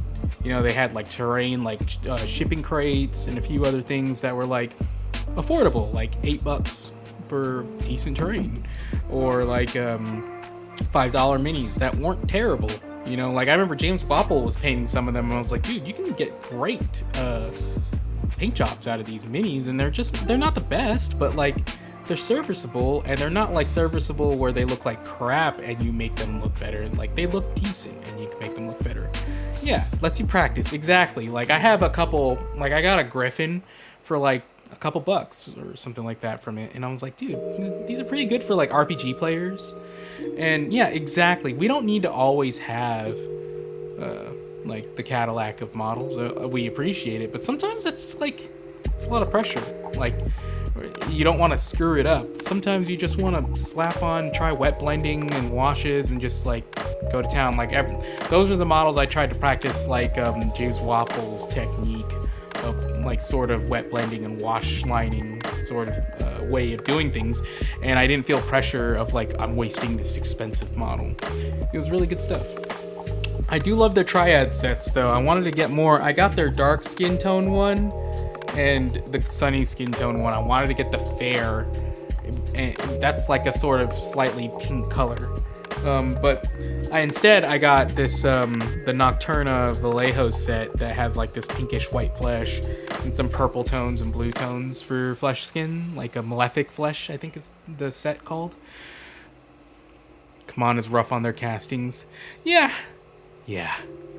Like they come out with some crazy cool models though. Like I remember I kickstarted 2nd edition Zombicide, and when I opened up the boxes when they came in, I was like, these are some of the coolest models I've ever had. Like, and they're board game pieces. Like, they were that impressive. Too bad the game was not as fun. It was a little simple, but the piece is amazing. The model's amazing. And like, I kickstarted a bunch of theirs, but when Marvel Zombies came around, I skipped it because in my head I was like, I already have so many models and I have so much Zombicide already. Like, maybe I should not get it. And then I also thought to myself, if I want to do Marvel, I have Marvel models. I have MCP. Like, I can get my kick through that way. Then they closed the Kickstarter. I instantly regretted it. And like, I kept begging my local store, like, if you get a copy of like the all-in Kickstarter, let me know. And then when it was delivering, he got an extra copy, and I like instantly bought it. And now it's like my favorite sculpts, like my favorite Zombicide in terms of like how it looks and how it feels. It's actually a really fun version. Their castings are like Blood Rage. Yeah, like that's my other one that I have painted up seriously, like as decently as I can do it. And Rising Sun has great ones too, but Blood Rage, dude, painting that is rough. It is hard to get motivated to paint it because it doesn't lend very well. Like, it's not exciting to me. I'm not actually a big fan of the sculpts at all. When it came around Kickstarter, I didn't care for it, so I didn't even look at it. Turns out the game is amazing. Like, it's one of my favorites ever. But yeah, the sculpts were not too fun. Like, yeah, they weren't that great. But Rising Sun has great models. I didn't enjoy the game as much, so I ended up not getting it. But I did play with my friend and our buddies. We played together, so we have the ability to play it, but it's not my favorite. Like, I don't like the alliance system. But dude, the models. Like, I almost bought it just for the models. In fact, my local game store, the owner, like, he catches me all the time from FOMO. Like, he gives really good deals. He's like one of the best local game store owners I've ever met. The best in my eyes. And he's always trying to like convince me to buy the all-in Kickstarters. And like, he almost got me to get Rising Sun. But I was just like, dude, I played it already and I actually don't like the game that much. Nothing like terribly wrong with it, it's just not for me, and I'm never gonna get it on the table. But he was like, but it's the all-in and I'll give you like a good discount on it because he has an extra copy and it's an older game. It's gonna take a lot for somebody to buy it, right? And so like, I almost got it because those models are amazing, and I'm like, I could use these for a fistful of Kung Fu. When have I played a fistful of Kung Fu? I could use these for like Super System. When have I played Super System? I could use it for like Frostgrave, Stargrave. When do I play Stargrave? I mean, granted, me and my buddy are doing it. Yeah. So, it's just like, I have a video on it, how to paint skin.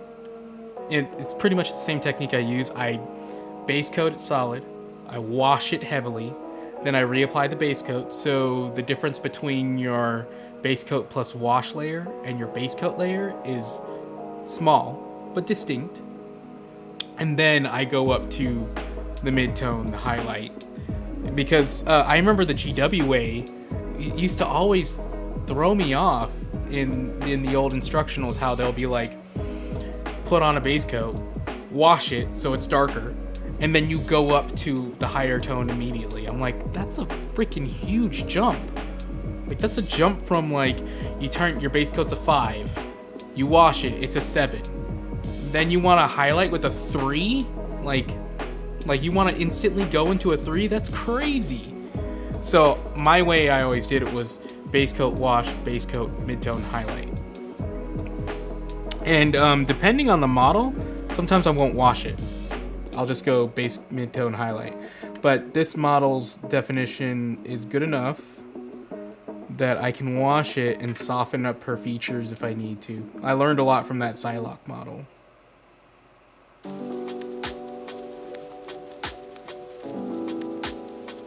Of how to soften it, you know?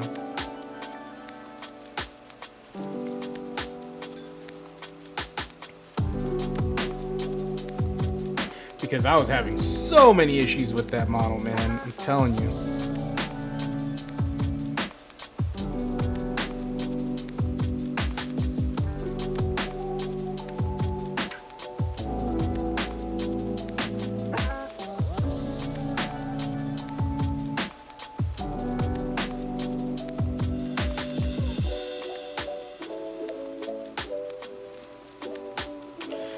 When you say base coat, is the shadow... Yeah, it's the shadow is the base coat of what I do.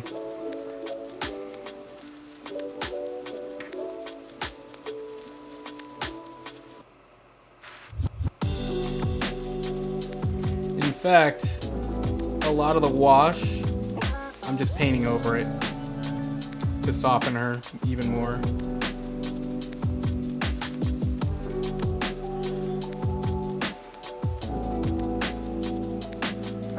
It becomes more evident as the other layers come in, but like with hotties, females, ladies, you want the contrast to be very minimal. Otherwise, they look like sunken in faces, like skulls, you know? So next is golden skin.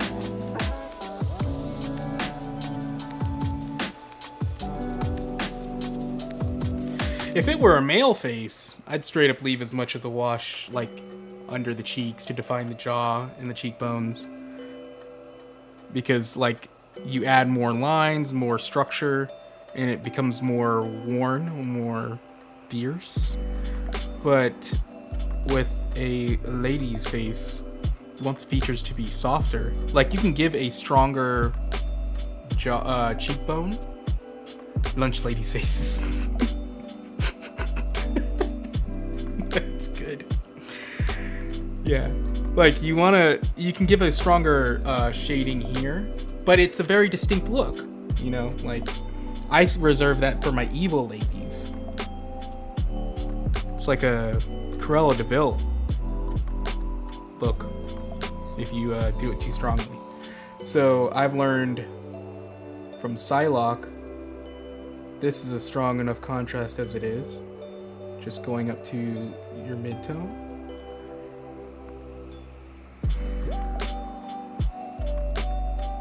And we'll see. I mean, who knows? Like, this can also get messed up.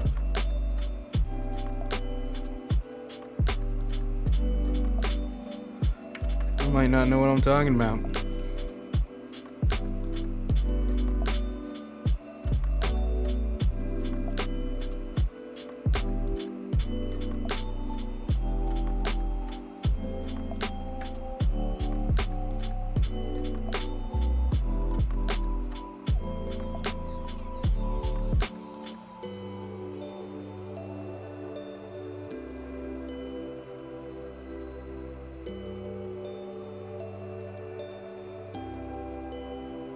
She's got pretty well-defined eyebrows, too. You don't see that all the time. In fact, for a long time, I didn't realize, like, the standard is not painting eyebrows on a mini. And, like Warhammer or whatever. And then I didn't even realize it till, like, a few years back. That, like, oh, yeah, you're right. Like, I don't really paint my eyebrows.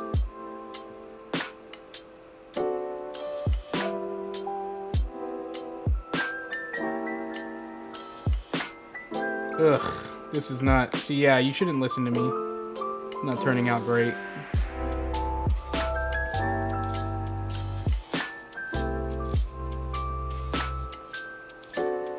Nobody paints the eyebrows. Hell, I don't sometimes. Yeah. Let me glaze this in. But come on. I mean, it depends. If I can get away without doing it, I don't, because it's like I mess up a lot on those, but I'll try.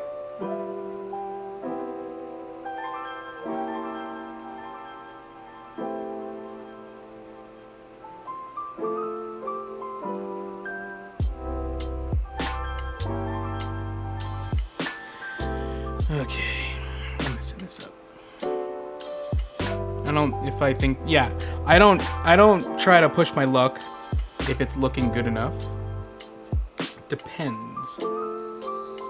Like here, I think I'm messing up.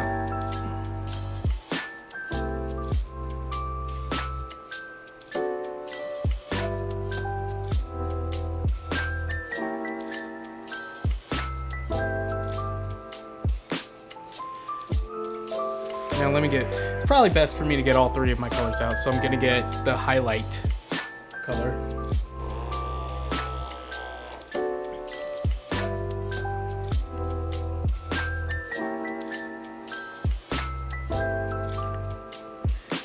I know that Psylocke, man, her face was tough for me. I still have to fix it, but I'm like leaving well enough alone. Because I messed up her lips. She's got a little Joker smile.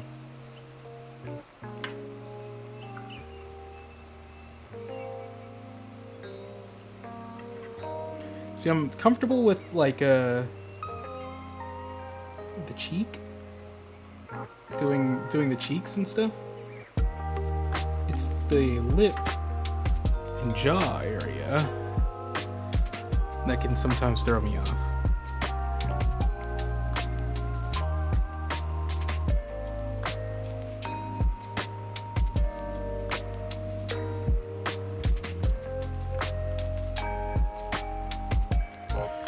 And then the lip, I try to only do the bottom lip.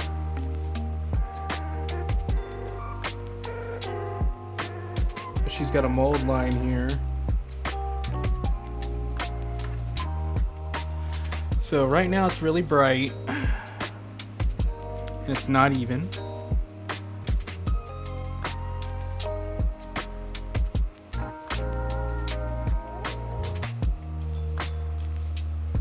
So now I can try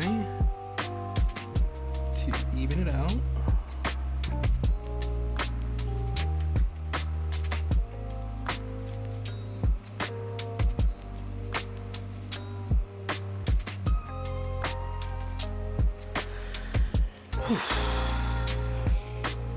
Butterface.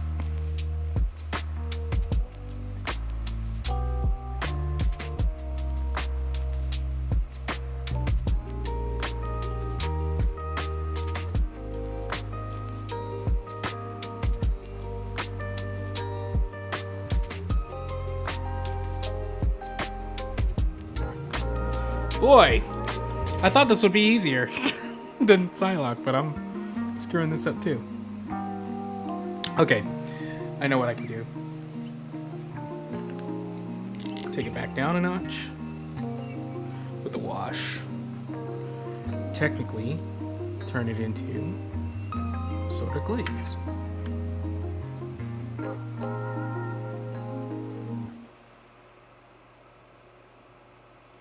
Focus on the bottom lip. And this is how she got these scars.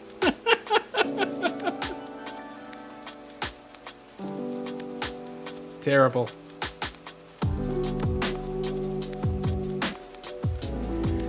Oh no, I got these scars.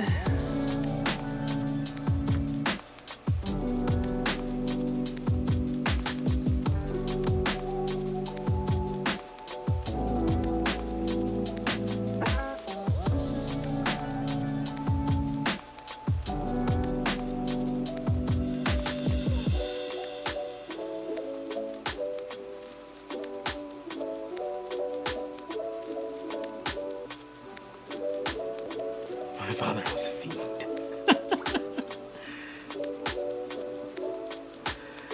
Yeah, I think I'm gonna have to keep all these paints out. Really mess with it. Let me look at my Psylocke face. Can't remember how I fixed her ish. Ugh. looking at her again. Okay. I got this. I can do this. I'm not gonna get stuck on this for 20 hours like last time.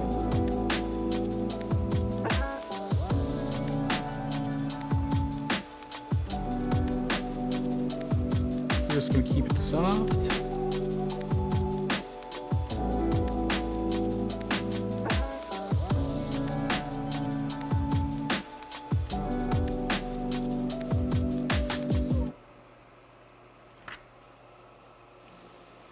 I think I did it. Like, learn to stop. Learn when to stop. I think I did it. Okay. Soft enough, right? The real test will be the eyes / eyebrows.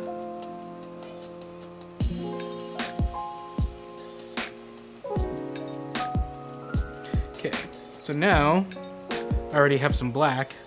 It's fairly thin.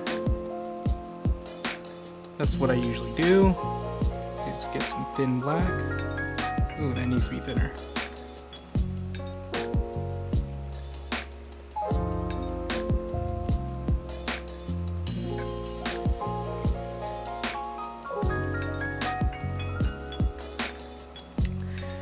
Here comes the hold your breath part.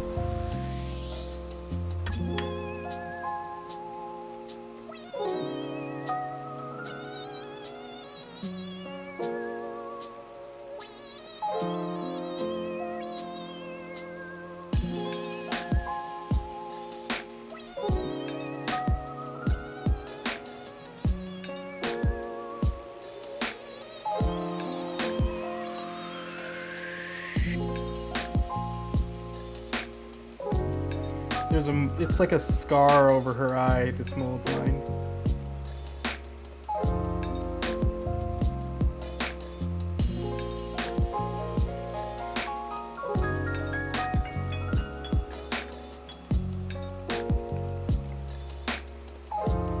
Now for the other eye, I turn it upside down so that I can have the same brush stroke.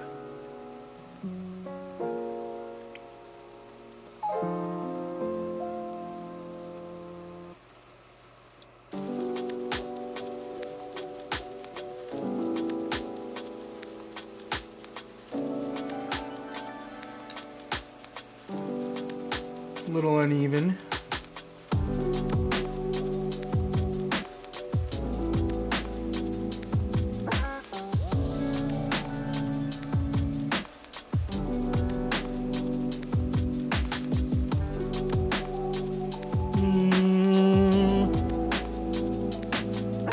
Could be a little lower.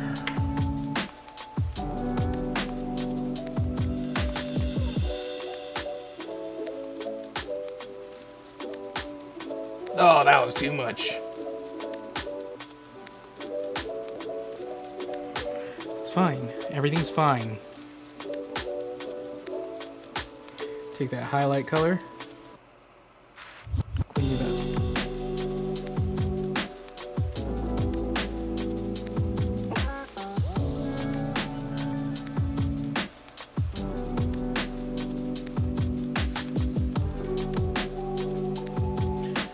Okay, that's good enough. Alright, so now that I've got the black ready... No, I need to clean up a little more. A little more.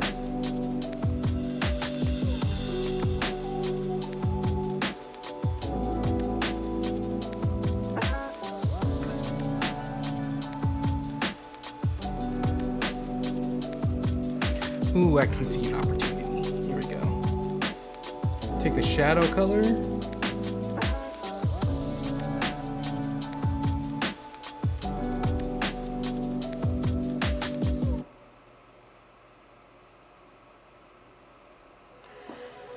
There's a mold line there too.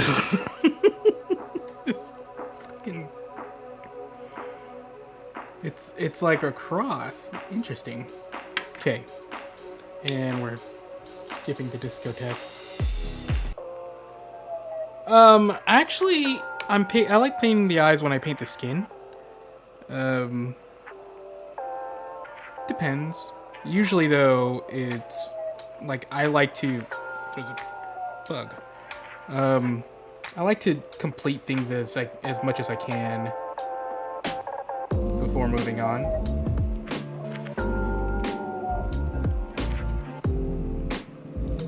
Now I need to turn it upside down again. Get in that corner.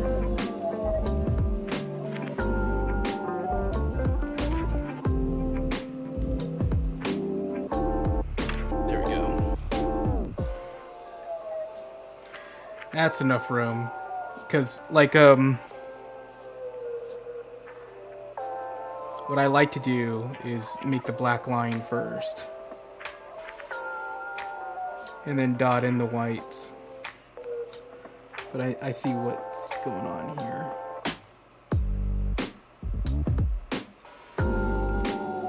That's what needed to happen. Just shape it a little bit with the shadow tone. And then we are ready for the part that makes me throw the model out the window if I do it wrong. The whites of the eyes. So I either do 2 dots of white or I'll do a line depending on how it goes. I start usually with 2 dots of white on the corners. And then if that looks derpy, turn it into a line. And then dot the... This one I don't water down. I need it a little thick to stick on. Pray to Cthulhu.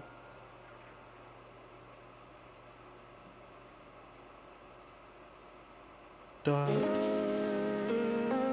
Dot. You turned out derpy.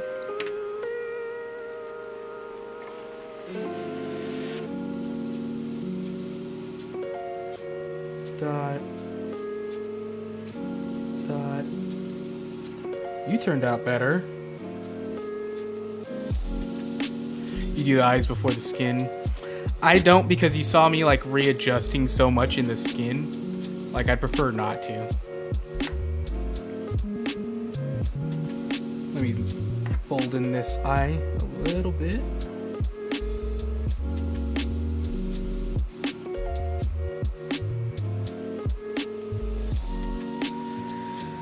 Alright. Let me fix the corner of the eye.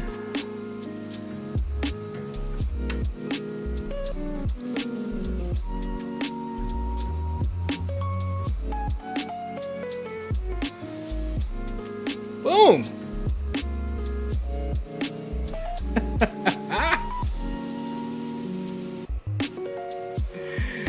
Fuck you, face! Gotcha! I fucked you up, sir. Yeah! That's not terrible.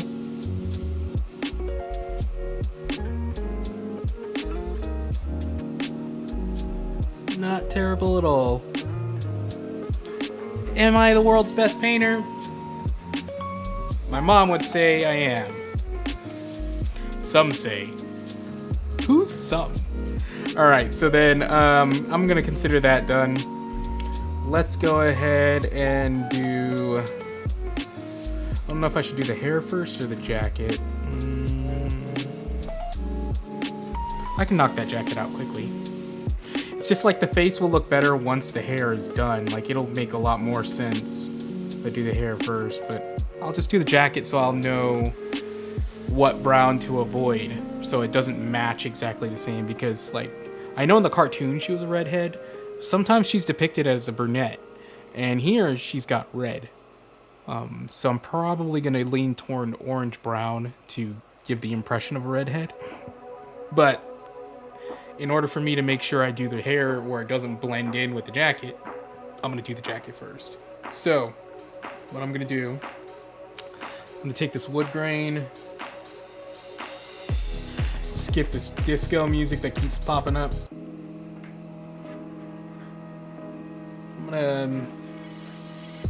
I'll make it 50-50 with this orange-brown.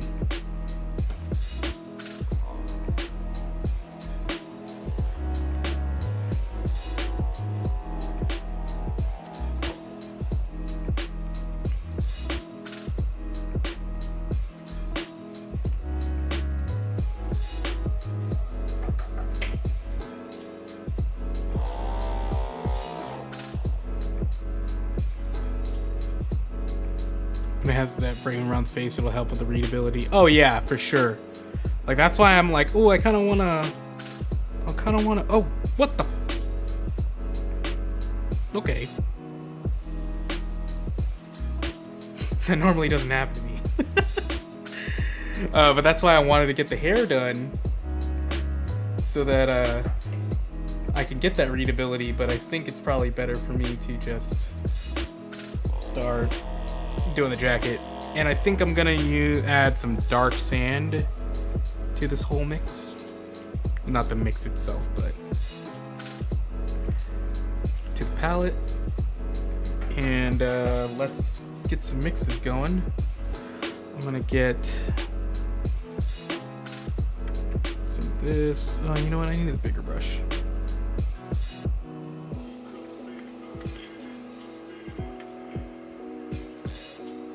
Oh no, it's already mixing.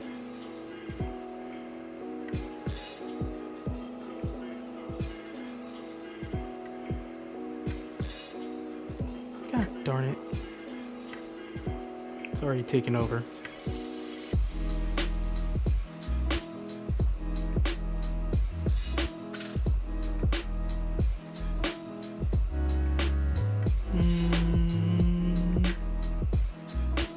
Need a little darker, so I'm gonna get some more wood grain.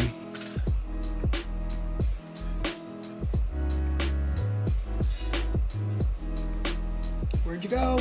There you go. That orange just took over.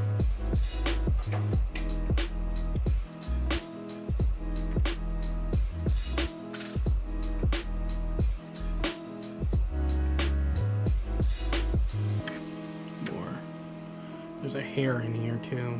It's bugging me.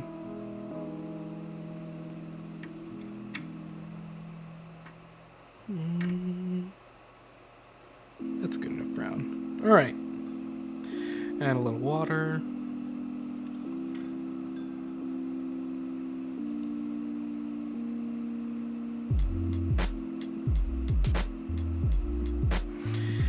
Here we go. True painter question. Are you a brush slicker? Not anymore. I got that habit out of me quick.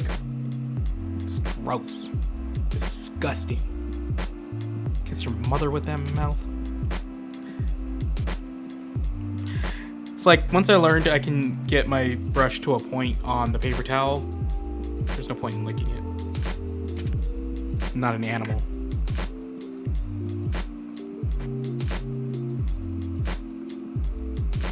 Are you? Makes sense, you're from Florida. Just kidding. That'd be a weird stereotype.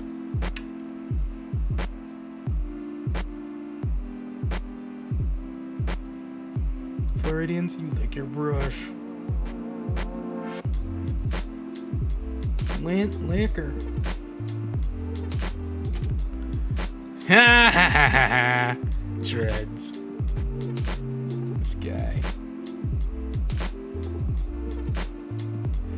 You would lick mine, and if you licked my brush, I'd lick it. Be like our forbidden love. Feral painter licks the brush, for sure. It's like one of those like slow motion things. See somebody lick the brush.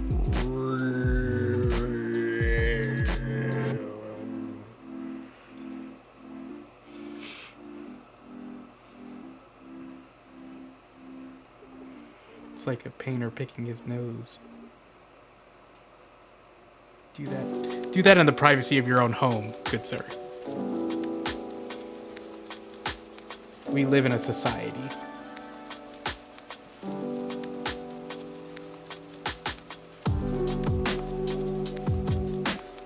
Disgusting. I'm just thinking about it. Like, I did it because I saw other people doing it, and then, like, as a kid, and I was impressionable. I didn't know what I was doing. I was young. I was dumb.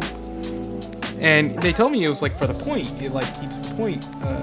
So I would do it, and then I just learned how to do it on the, because it just grossed me out thinking about it. Because that paint water, like, I don't rinse out my paint water all the time. Like, it's just gross too. It's full of paint. It's not like it's toxic, but not everything non-toxic is acceptable to lick. Look at the Mysterio. No way, this guy licks his brush. Now I can't look at it the same way. That's my critique. Don't lick your brush so much. Like, disgusting weirdo. Disgusting fool. We live in a society.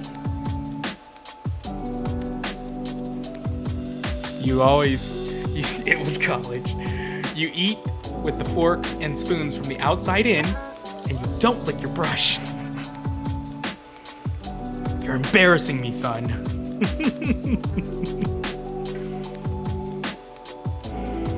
Just disgusting. Got a bunch of animals watching me.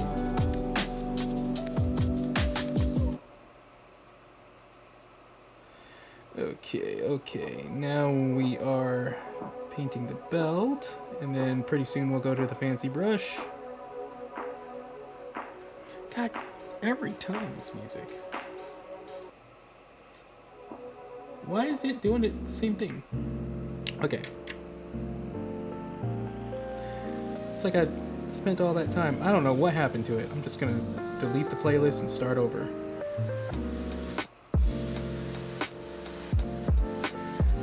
Alright. Her buttock. I'm gonna use my good brush on that.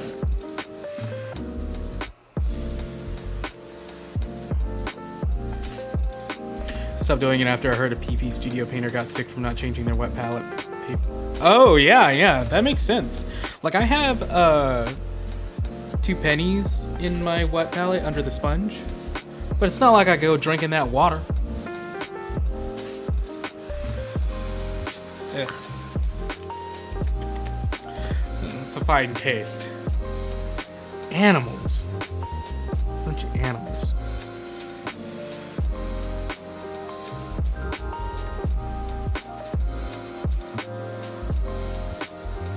I judge you harshly if you do.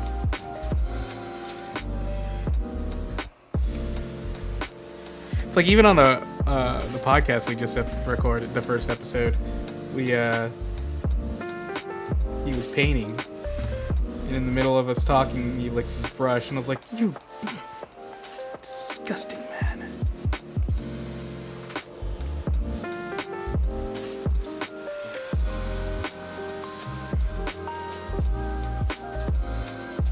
No! Don't you dare. Okay, you're good.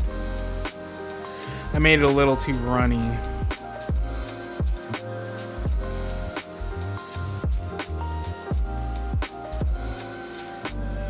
Actually, it ran in there.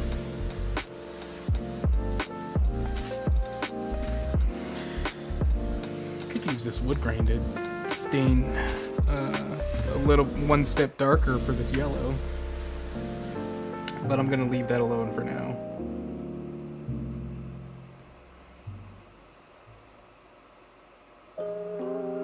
You still doing oil washes?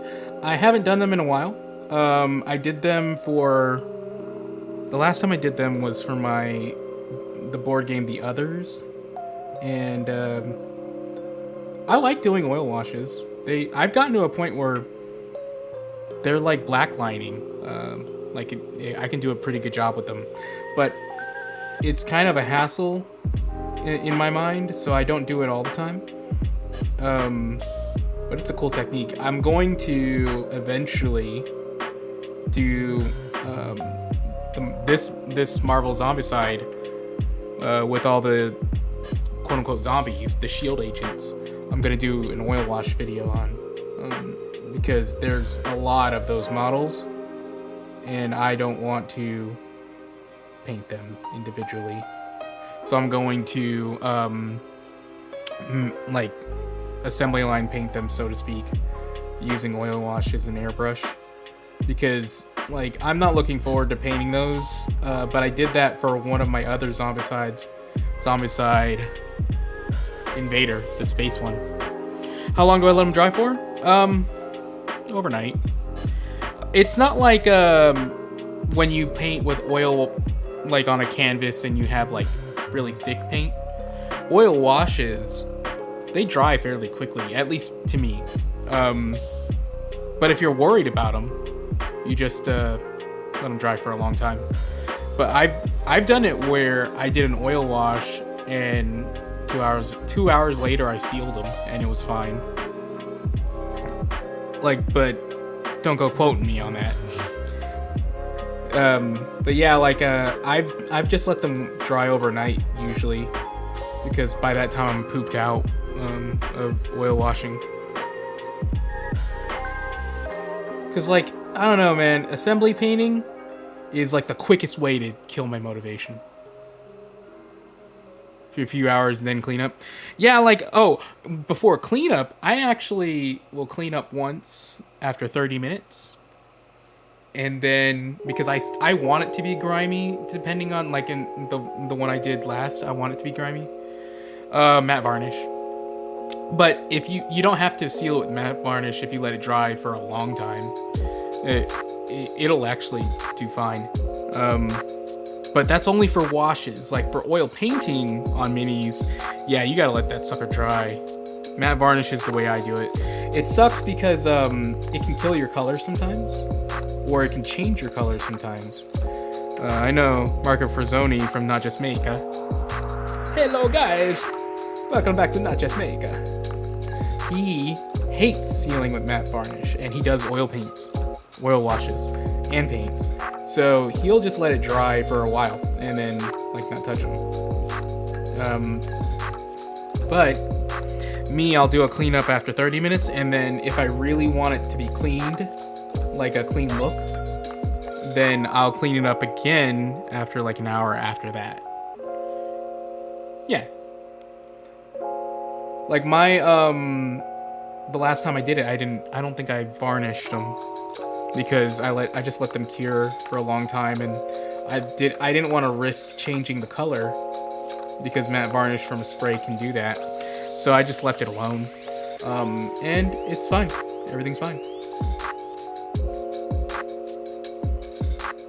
Oh, but they can mix with they can like, depending on your acrylics, because Marco talks about that in Not Just Makeup, where he doesn't seal before putting on the oil wash so that it interacts with the teeth of the acrylic paint, so that it'll mix in and it'll like get grimy. Like that's why I use it, because I knew people would either gloss varnish it or matte varnish before an oil wash, and I ended up like not liking that look, because it would change if I didn't. It would grab a lot of the oil wash. But it also depends on how you dilute your oil wash too. Like I like a little bit of grittiness with my oil washes.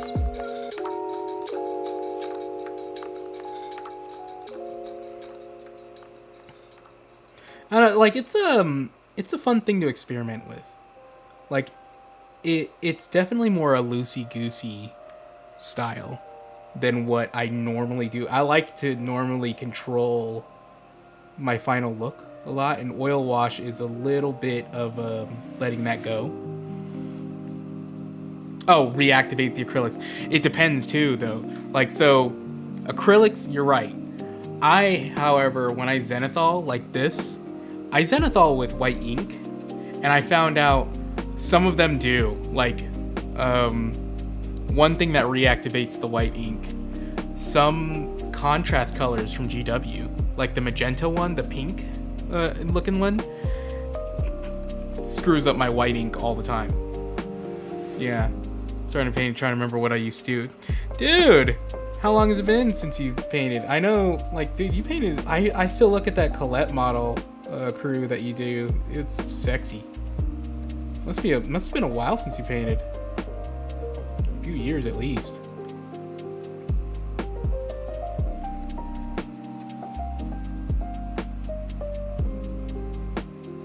I think the longest I went without painting was about 2 years. When I moved places, and there weren't a lot of game stores.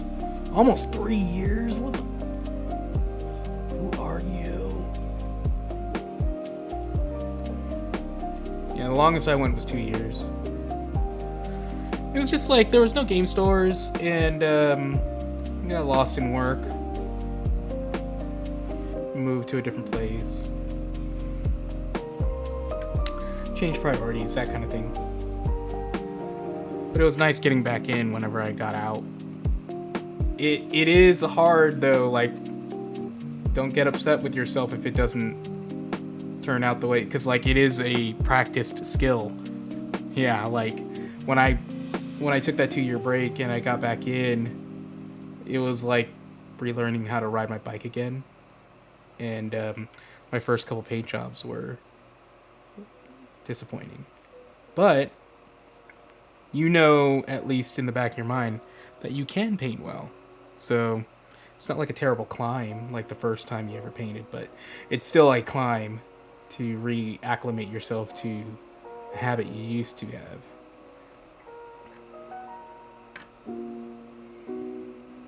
Much like when I got back into hookering. It's easy to ride that bike again. JK. Never left. Hooking, I guess is what the term would be. Shows you why, and that I'm actually not really. What? What am I talking about? Who knows?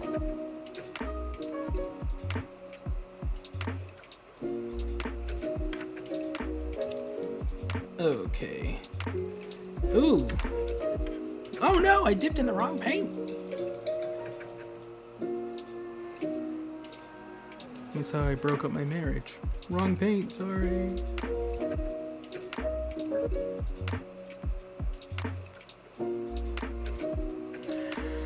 Okay, and then the belt.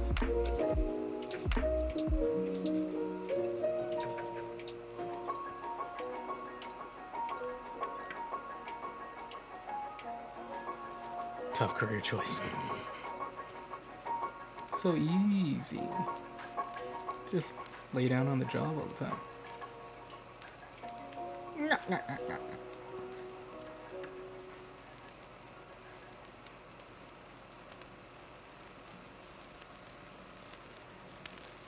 Oh, come on, man. Nature has an eraser. It is water. You should come play on Mondays. Yeah, I see you guys talking in the Discord. And I'm like, I should. I don't know, like, something happened to me in my head about playing recently that I didn't get the same joy out of it. So I just I hadn't played in a while. It's always like, gives me anxiety basically to play. So I gotta get over it.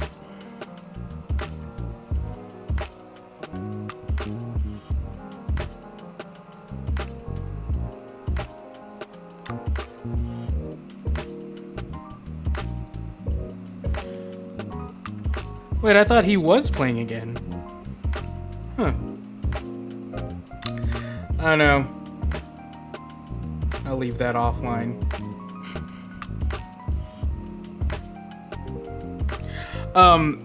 Malifaux. Oh, and they're also playing MCP. So, like, I played a couple games. All I want to do is play X-Men. Play Cable. But yeah, it's mostly Malifaux on Mondays, I believe, and well, like lately it's been MCP. Yeah, for sure, especially like the meta.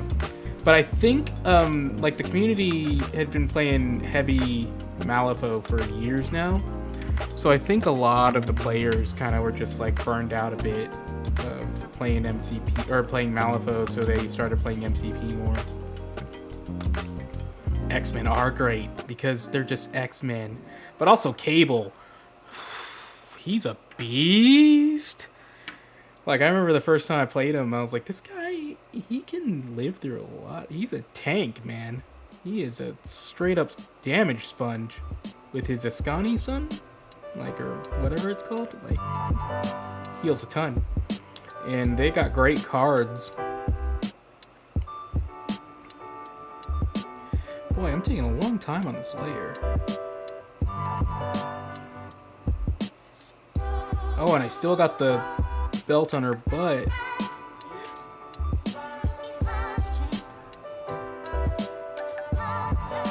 Cable's so good with Avengers with Cap 1. Oh man, I didn't even think about that. I just wanted to play it thematically. Like, I love all the X-Men. They're my. I gotta get more. Like, I want to get Nightcrawler. I want to get Bishop. But then again, I hadn't played in so long, like, any games, that I don't need to buy anymore. I just kind of play the same squad. I painted my Cyclops, and I'm pretty happy with how I painted it.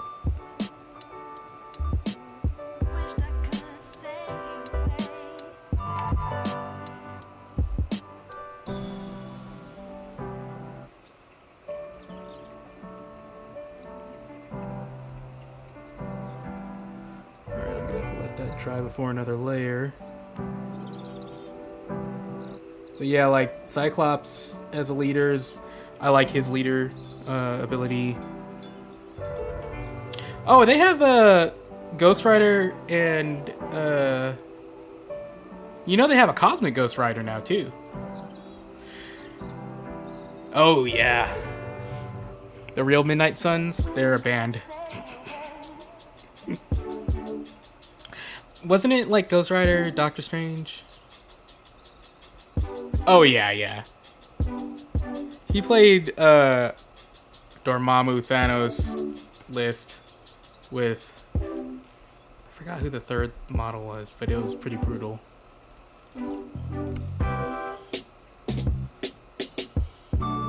I ask as I played Midnight Suns and MCP a lot. But who are the real ones? The band Kiss.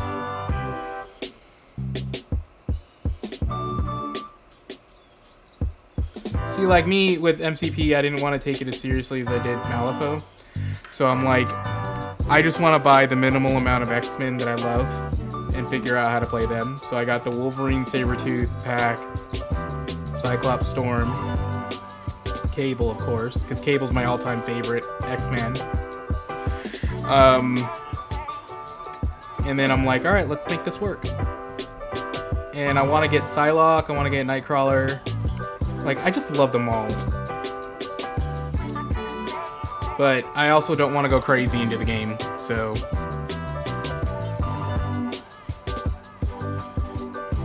Tis what tis, right? Danny Ketch, Ghost Rider, Johnny Blaze, Morbius, and Night Stalkers. Ghost Rider's so edgy. You know, I heard the second Ghost Rider movie was actually not bad. First one.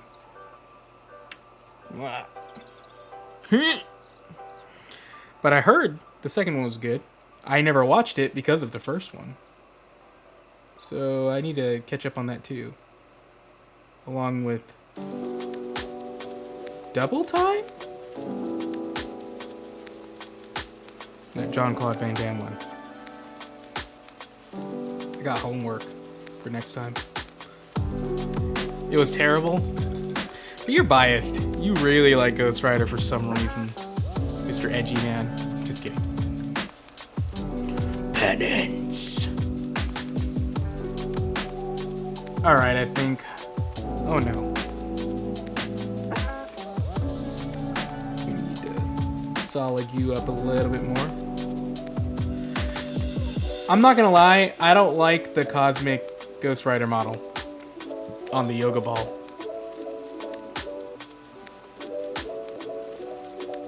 Call me a hater.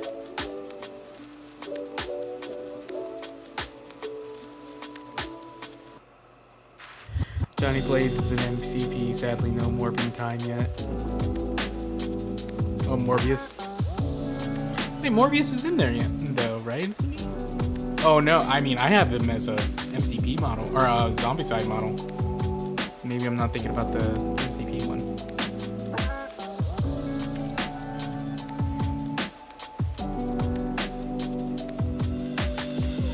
Just gotta let this bad boy dry.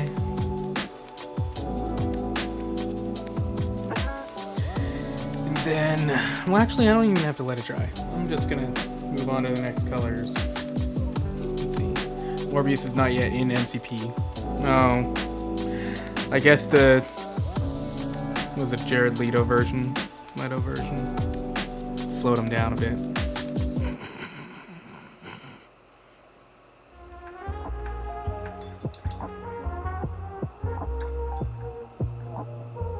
I haven't watched Morbius. I don't think I ever will.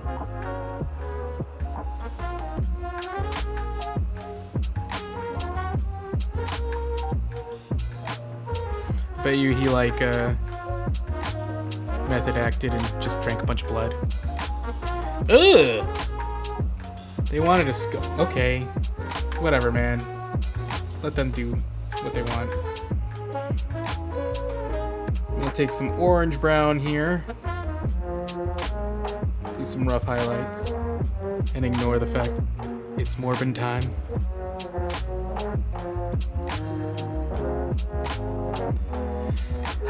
That's just... This is why people don't care about Marvel anymore.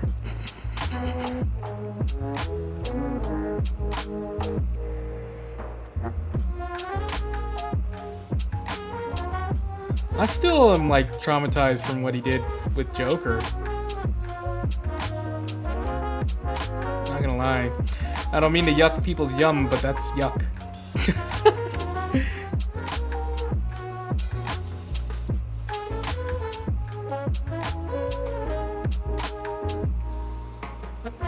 I did watch Suicide Squad in theaters, so I have somewhat of the ability to be critical. It's not like one of those people who never watched it and criticize it. I watched it. I gave it the college try. Joker.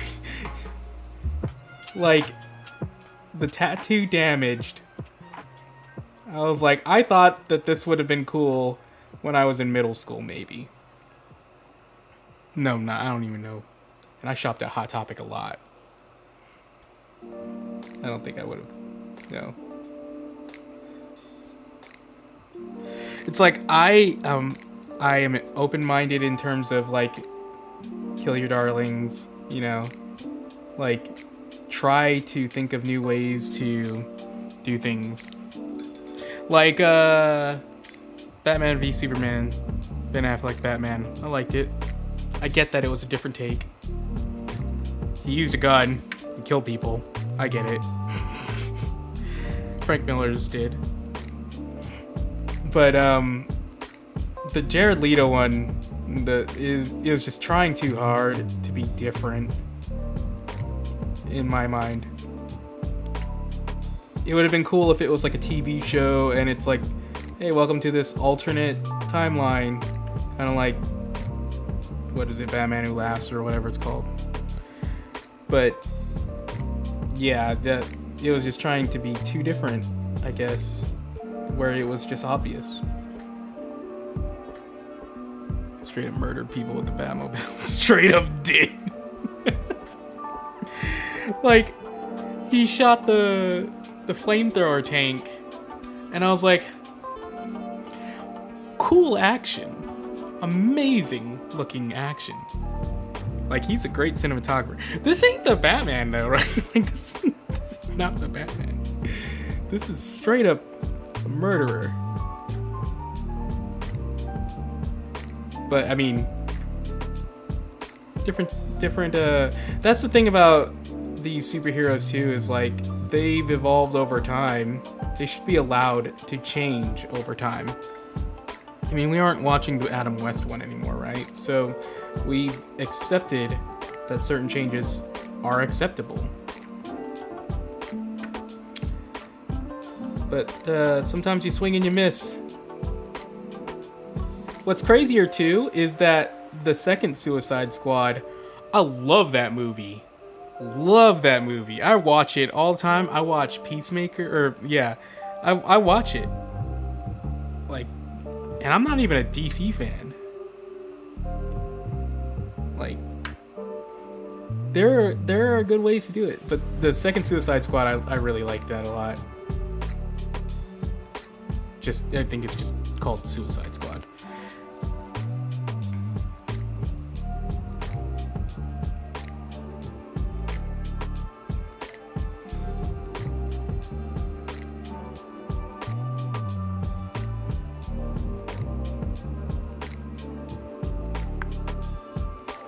The other thing about Suicide Squad, when I watched it, I think, like, I get that the MCU did the whole connected universe thing and movies went into each other. I felt like when I was watching Suicide Squad, though, it was like I missed something, but I didn't. It felt like it was intended to have been, there was a movie here explaining everything, but there wasn't. Hey man, thanks a lot. Oh man, yeah, that Mysterio was great. Amazing stuff. Great combos all around. Thanks for attending. Thanks for having a good time. I appreciate it. I'm gonna keep it on Tuesdays. I just rescheduled because I had a day yesterday. So you have yourself a good night, man.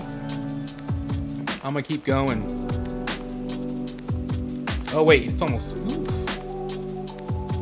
5 hours in. I might have to end it after the jacket.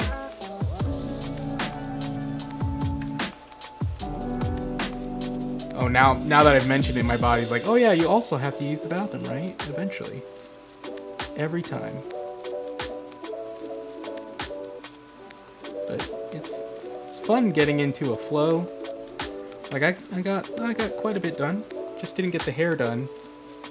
It's gonna be the only thing that I'm like, oh man, I didn't finish that part. But the yellow took me forever, and I'm not even quite done with it. I just stopped. It's like a little too solid, a little too flat. But that's a problem for future Ninja. Not this one. This one's gonna eat some spam or something in a bit. Make some toots.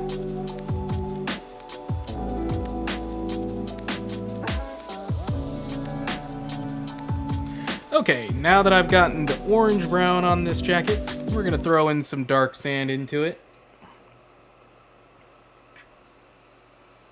That's this color here. Just slightly lighter.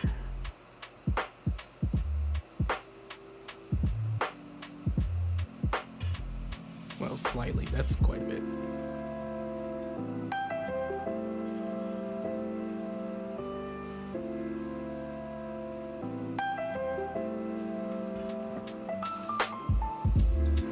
And I'm also going to have that dark sand available. I'm going to alternate a little bit between the two.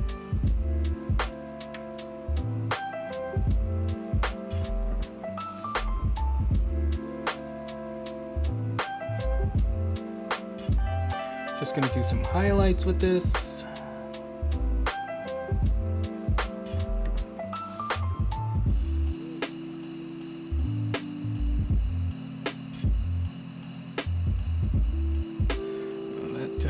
I need to put some orange brown back into this.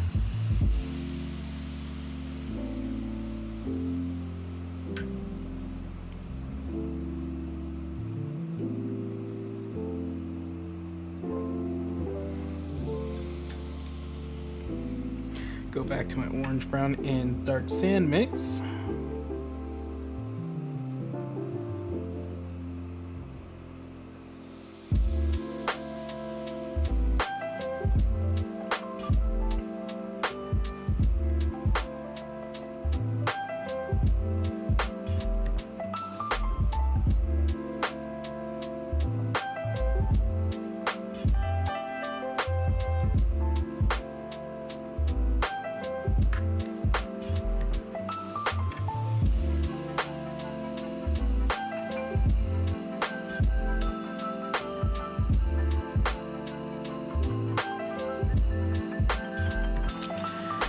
Okie dokie, now the belt.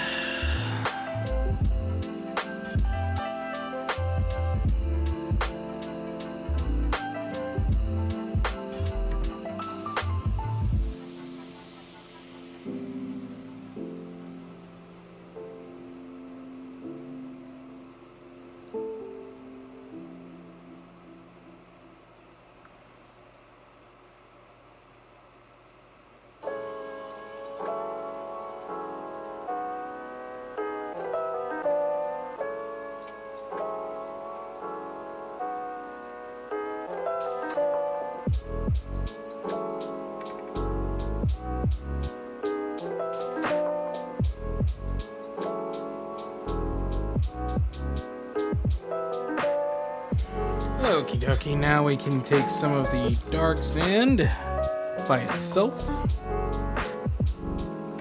Just a few spots of highlight here.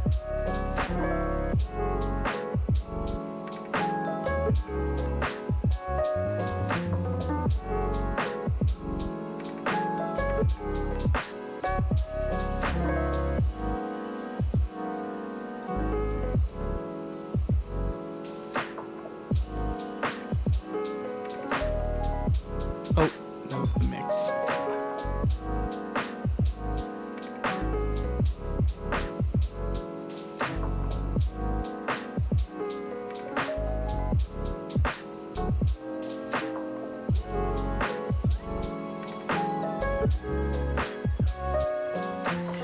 Okay, now the thing about this is it's pretty flat, right? Not super flat. That's why I'm going to take this glaze medium here, go into my wood grain, turn it into a wash.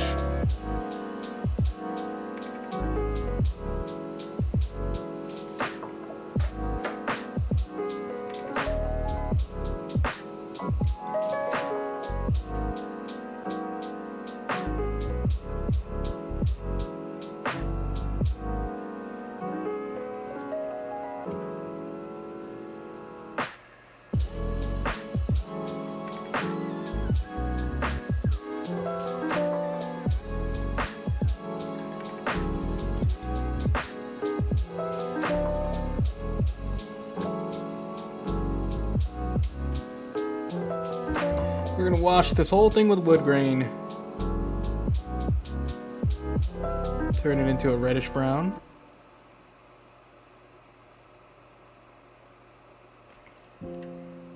Because all our tones were involving wood grain and orange browns, this should unify it.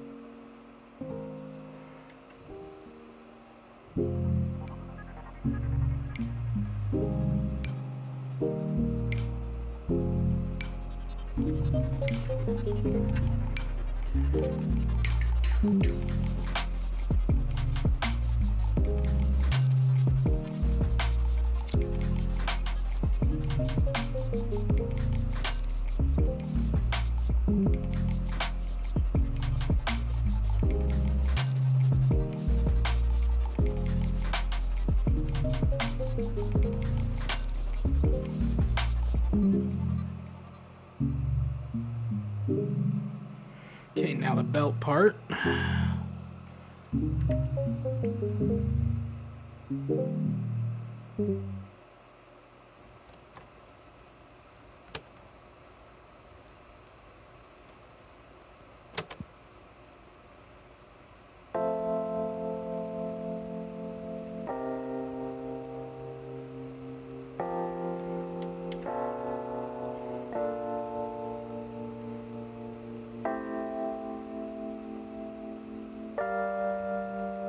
Ooh, that was heavy. Oh no.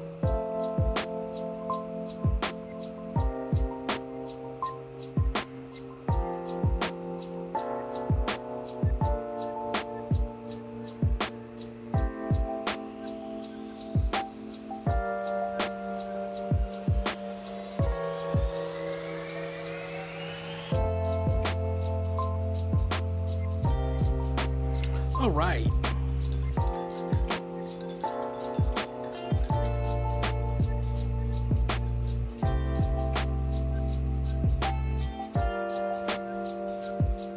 So, lost some feeling in my thumb there. But once this dries, we're gonna take some black wash and spot wash it. That's really the part that kind of brings it all together. So I'm gonna put this in front of the fan really quick so that it dries fast.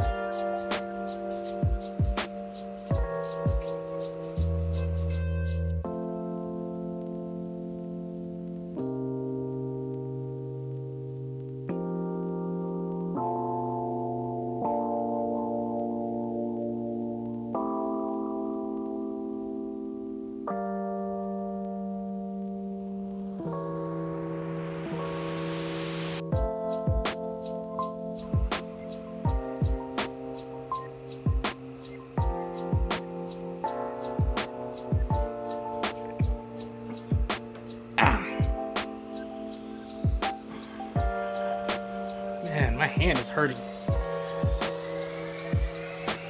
Woo! This is just gonna be the rest of the live stream. It's loosening up. Doing the worst puppet show. Just like a mosh pitting puppet.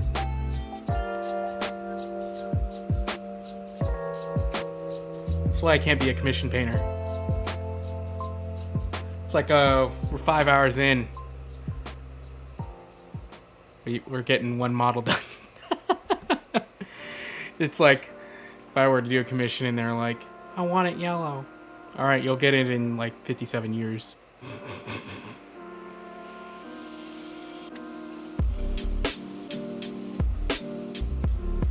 So, dang, this one's gonna take a little bit to dry. Can't think of anything witty to say. Don't worry, I got you. Hi. This is what live streaming is. Just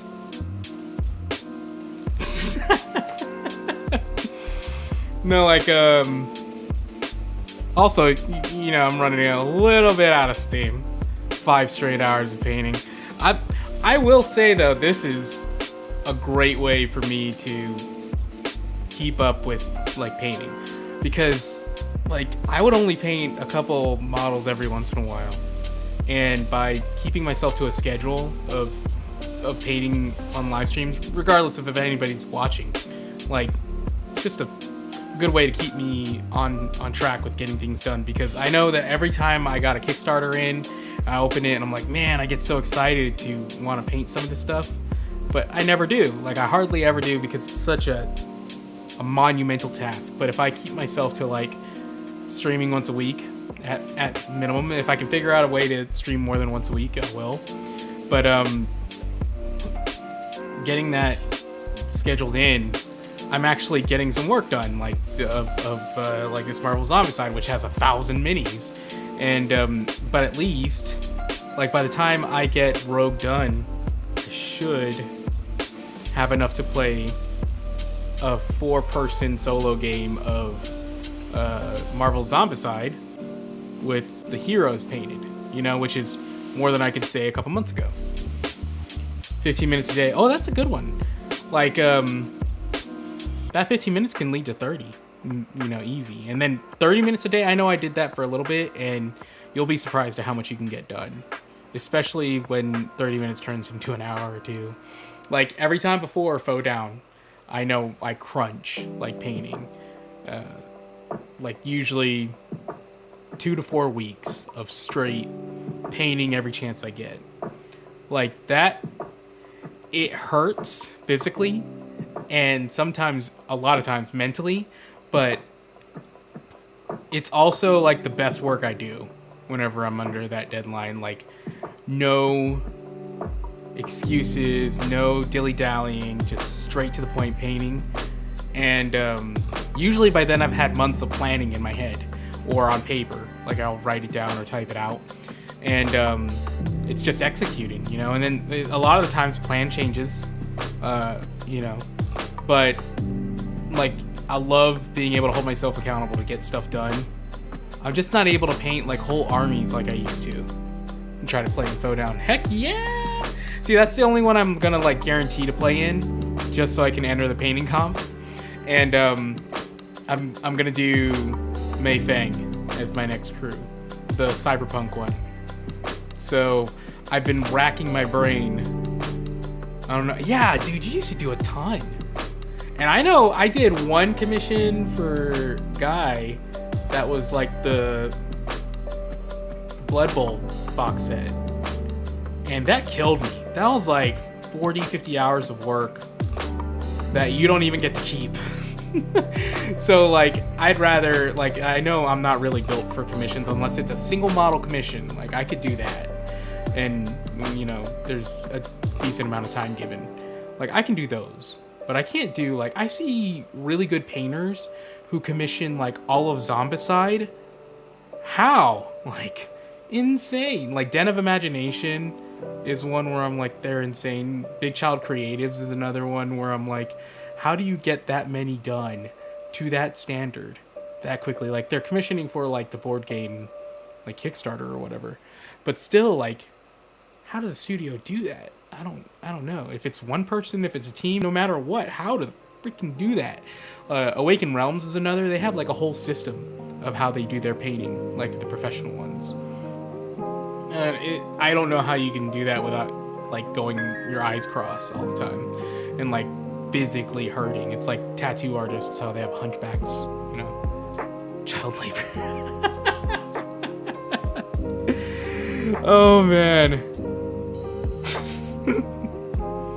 I'm gonna put this in front of the fan so that way it can dry quickly, because I wanna get, like, the black wash is the last bit. And then I'm actually pretty happy with how the face turned out, though. Like, it's better than the Psylocke one, for sure. Yeah. Well, I guess while it's drying, I can fix up my Psylocke face. Oh, God.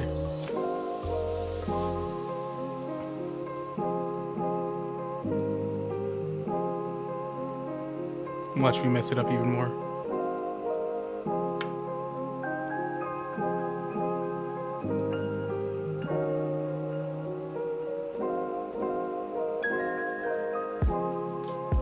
There. Oh, thank you, thank you. Psylocke looking good.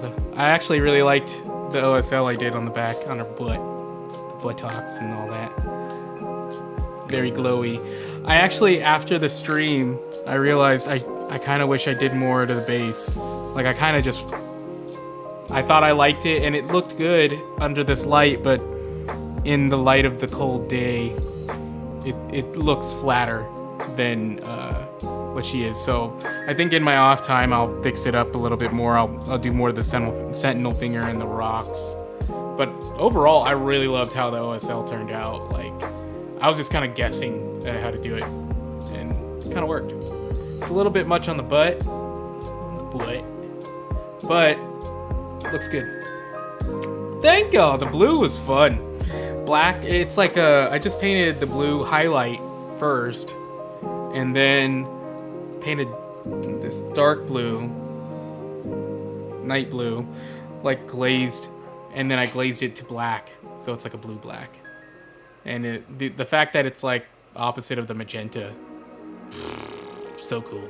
And what's cool about this is going to be practice for when I paint the Mei Fang Cyberpunk crew, because I want it to have a lot of street glow, like rim lighting, overcast lighting, and like rain and stuff like that, and glowy bits.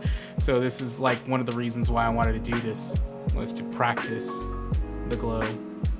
Yeah. And then outside of that, justice! Justice! And then This one, I wish I could do the arm again. I'm gonna, whenever I paint Colossus, I'm gonna do chrome non-metallic metal. I was trying it with him here, and it didn't turn out quite like I wanted it to. But, and then I gotta actually put the crushed glass snow on the base. But yeah, I've been having fun painting this Zombicide. The Shield of Justice! Thank you.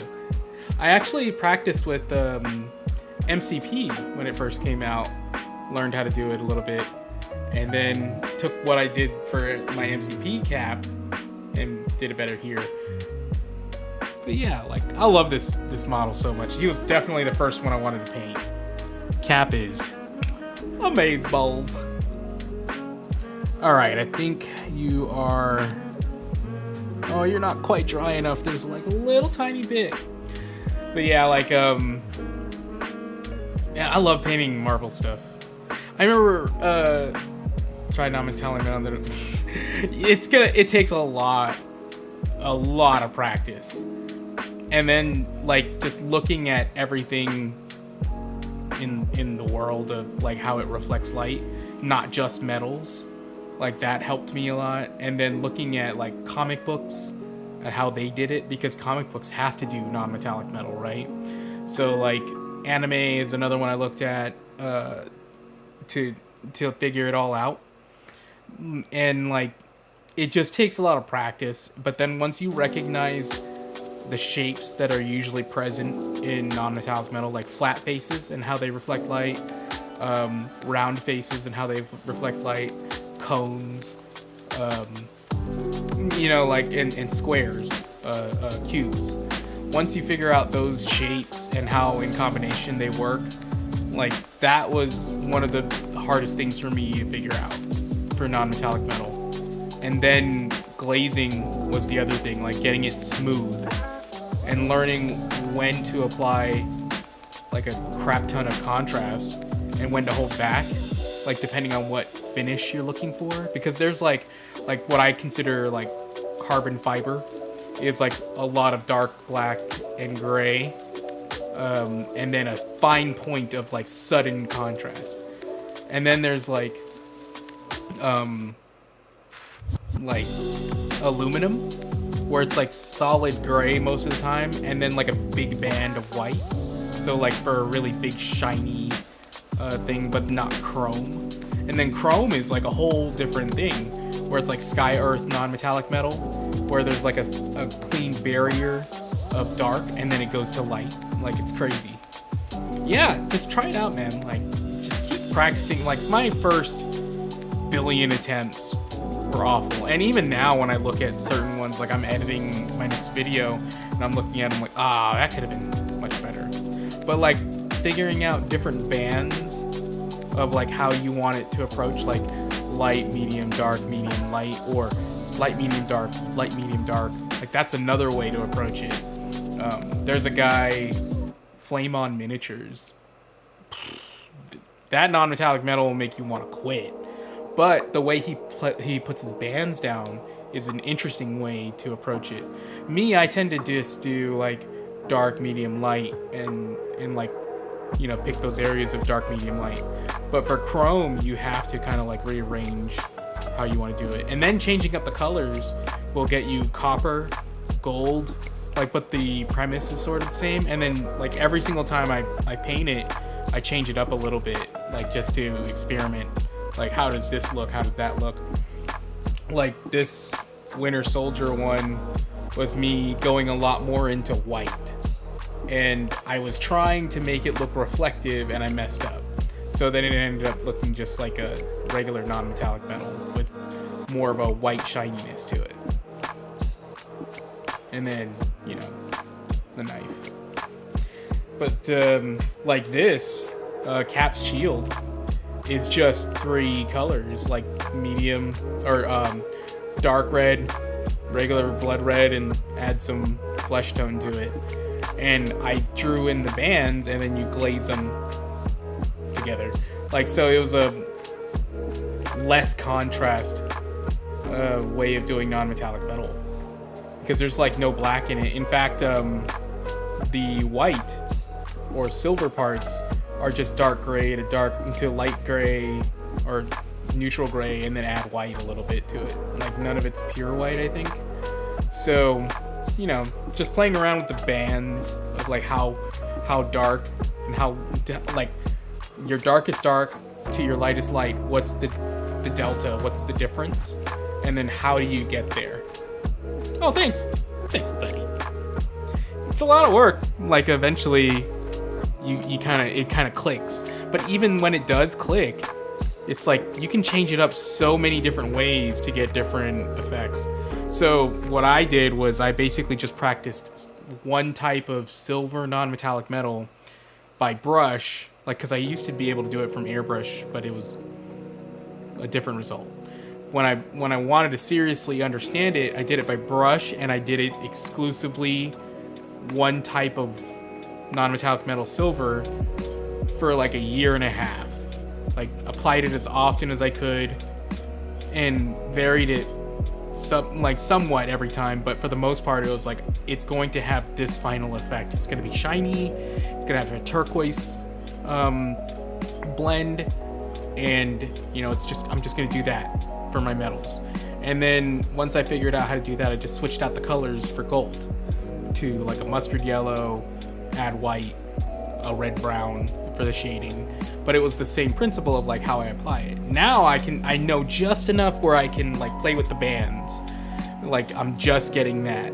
So once I figure that out, it's gonna be on to like Sky Earth non-metallic metal, which is like a chrome reflective, like old 90s tattoo kind of looking stuff. I'm basically when I painted my Tiri crew, it was after I painted my Terra crew, and I was like, all right, Terra is almost all airbrush, like almost. So I want to get better at just brush blending, because in my head I thought I can only get buttery smooth blends with an airbrush. So I kind of pigeonholed myself into using the airbrush as much as I could to understand how to get those buttery blends. And then I was like, well, all these other people like Flame on Miniatures, like all these really, really good painters get airbrush looking blends with a brush. I want to figure out how to do that, so that I forced myself to just paint with a brush as often as I could. Now I prefer to only paint with a brush. The problem is it's time consuming compared to get like blends and stuff compared to airbrush, but you get so much more control, and you can really play with a lot of colors in a much smaller area with a regular brush. And once I figure out how to do it, like the more comfortable I get with it, the faster I am with it. So now I can get like, I can paint non-metallic metal silver real quick, like that one way that I kept doing for like a year and a half. I can do that really fast compared to when I first did it. It would take me hours before. Now I can knock that out. So now we're gonna do a black glaze wash thingy in the leather. This is the part that really like makes this sing. Thank you, sir. This right here, I need to move it out of the way this way. So black wash. Test it out in an area that's not so scary. Oh.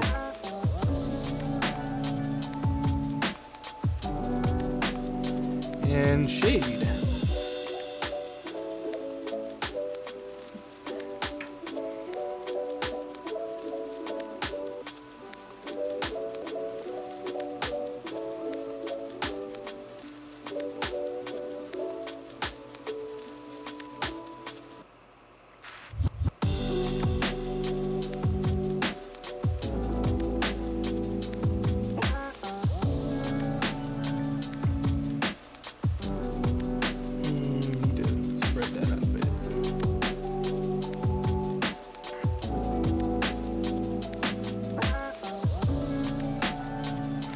I need to add some water to this one.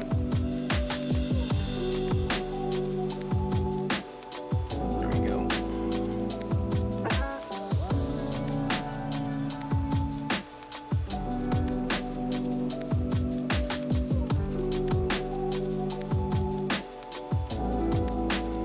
Yeah, the black is what really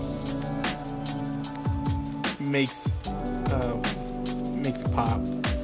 Like that was something. It's funny because one of the best teachers I ever had, or one of the best things that taught me how to paint better, Ink Master, the TV show about tattooing, the reality competition show, has nothing to do with miniature painting, but the critiques they give on like composition, color theory, contrast, like they definitely 100% apply to what we do in miniature painting.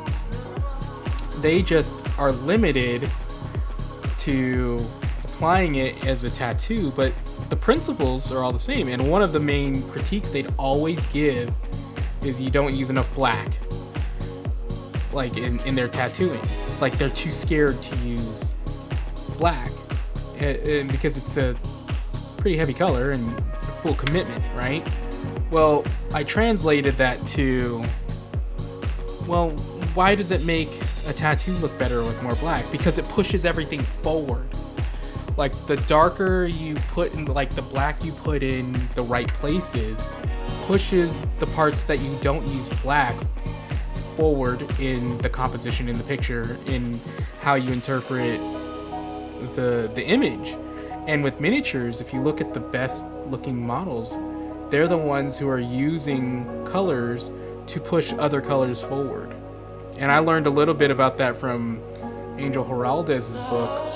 When he did a few different colors, I was like, it doesn't look like you're using, like it looks like you're using this bright ass orange or this bright ass yellow, but really you're not. It's like browns. And what's making it work though is that you're pushing everything around it back with black, with brown, with purples in these weird color combos that you would normally not expect. So that's when I started learning how do I give the impression of black without straight up using black? So like with red, that's like glazing and washing purples, blues even, greens maybe. Like with green, I would wash with red, like a dark red, glaze with dark red. And so like playing with those colors to, if you think like, oh, it's not bright enough, don't go brighter, go darker. Like in certain places, bring the brighter colors forward. So that's what eventually I'm gonna do with this yellow. Is like, I'm not gonna go to a brighter yellow. It's already bright ass yellow. But like, if I want it to pop even more, I'm gonna go to that under boob or underneath the legs, and I'm gonna figure out a way to introduce some browns or oranges, so that it brings the yellow that's already there forward. Like an Ink Master of all places taught me that. Not just make. Hello guys, welcome back to Not Just Make. I'm your host. Today, we're going to blow your mind with color theory. You don't understand a thing, but I'm gonna show you. Yeah, he blows my mind every time. He's probably like my most rewatched painter. Other than like Next Level Painting. Like Next Level Painting, that's my dog. That's my YouTube sensei. Taught me everything I know. But yeah, like Marco I think is classically trained, like as an artist. So that's probably one of the reasons why he's so mind-blowing at everything he does. And he was the first person that got me to do oil washes. Like, I think people online are saying like he single-handedly is bringing he brought the oil wash game to like miniature painters, like change the way we paint. I don't know, I assumed that there was somebody out there still oil painting, but not as popular, like kind of like how slap chop is becoming a thing right now. It's like, oh no, like I've wash painted before by doing that same technique, but I didn't call it slap chop and I didn't make it well known. So, you know, it's good that people are learning that. To me, it kind of turned out flat, so that's why I never kept doing it. But I'm seeing some people doing slap chop now, and it's not bad, you know. And certainly they're getting stuff done. Like, that's the main thing. Well, that is the leather jacket. I'm pretty happy with it. this tells me I can definitely go orange with the hair, like, or even red, like the art is doing. The yellow kind of matches really well, just a little higher in the white value. Yeah, not so bad. Not so bad, but I think this is a good place to call it. I was just a little short with doing the hair. Like, I wanted to get the hair done, and that was my goal for today, but the yellow, boy, that took so long to get solid. Like way longer than I thought it would. So we'll just do it for next time. But that means next time we'll have the hair and the base, and that alone will be a full session, because I have plans for the base, and I think I'm gonna try to do some rim lighting. Who knows? But anyways, appreciate everybody joining in today. Absolute blast. Having fun with everybody showing up, talking, chatting, watching me paint and do this for like an hour. Who knows? Talk about old action films, right? So join me next week on Tuesday this time.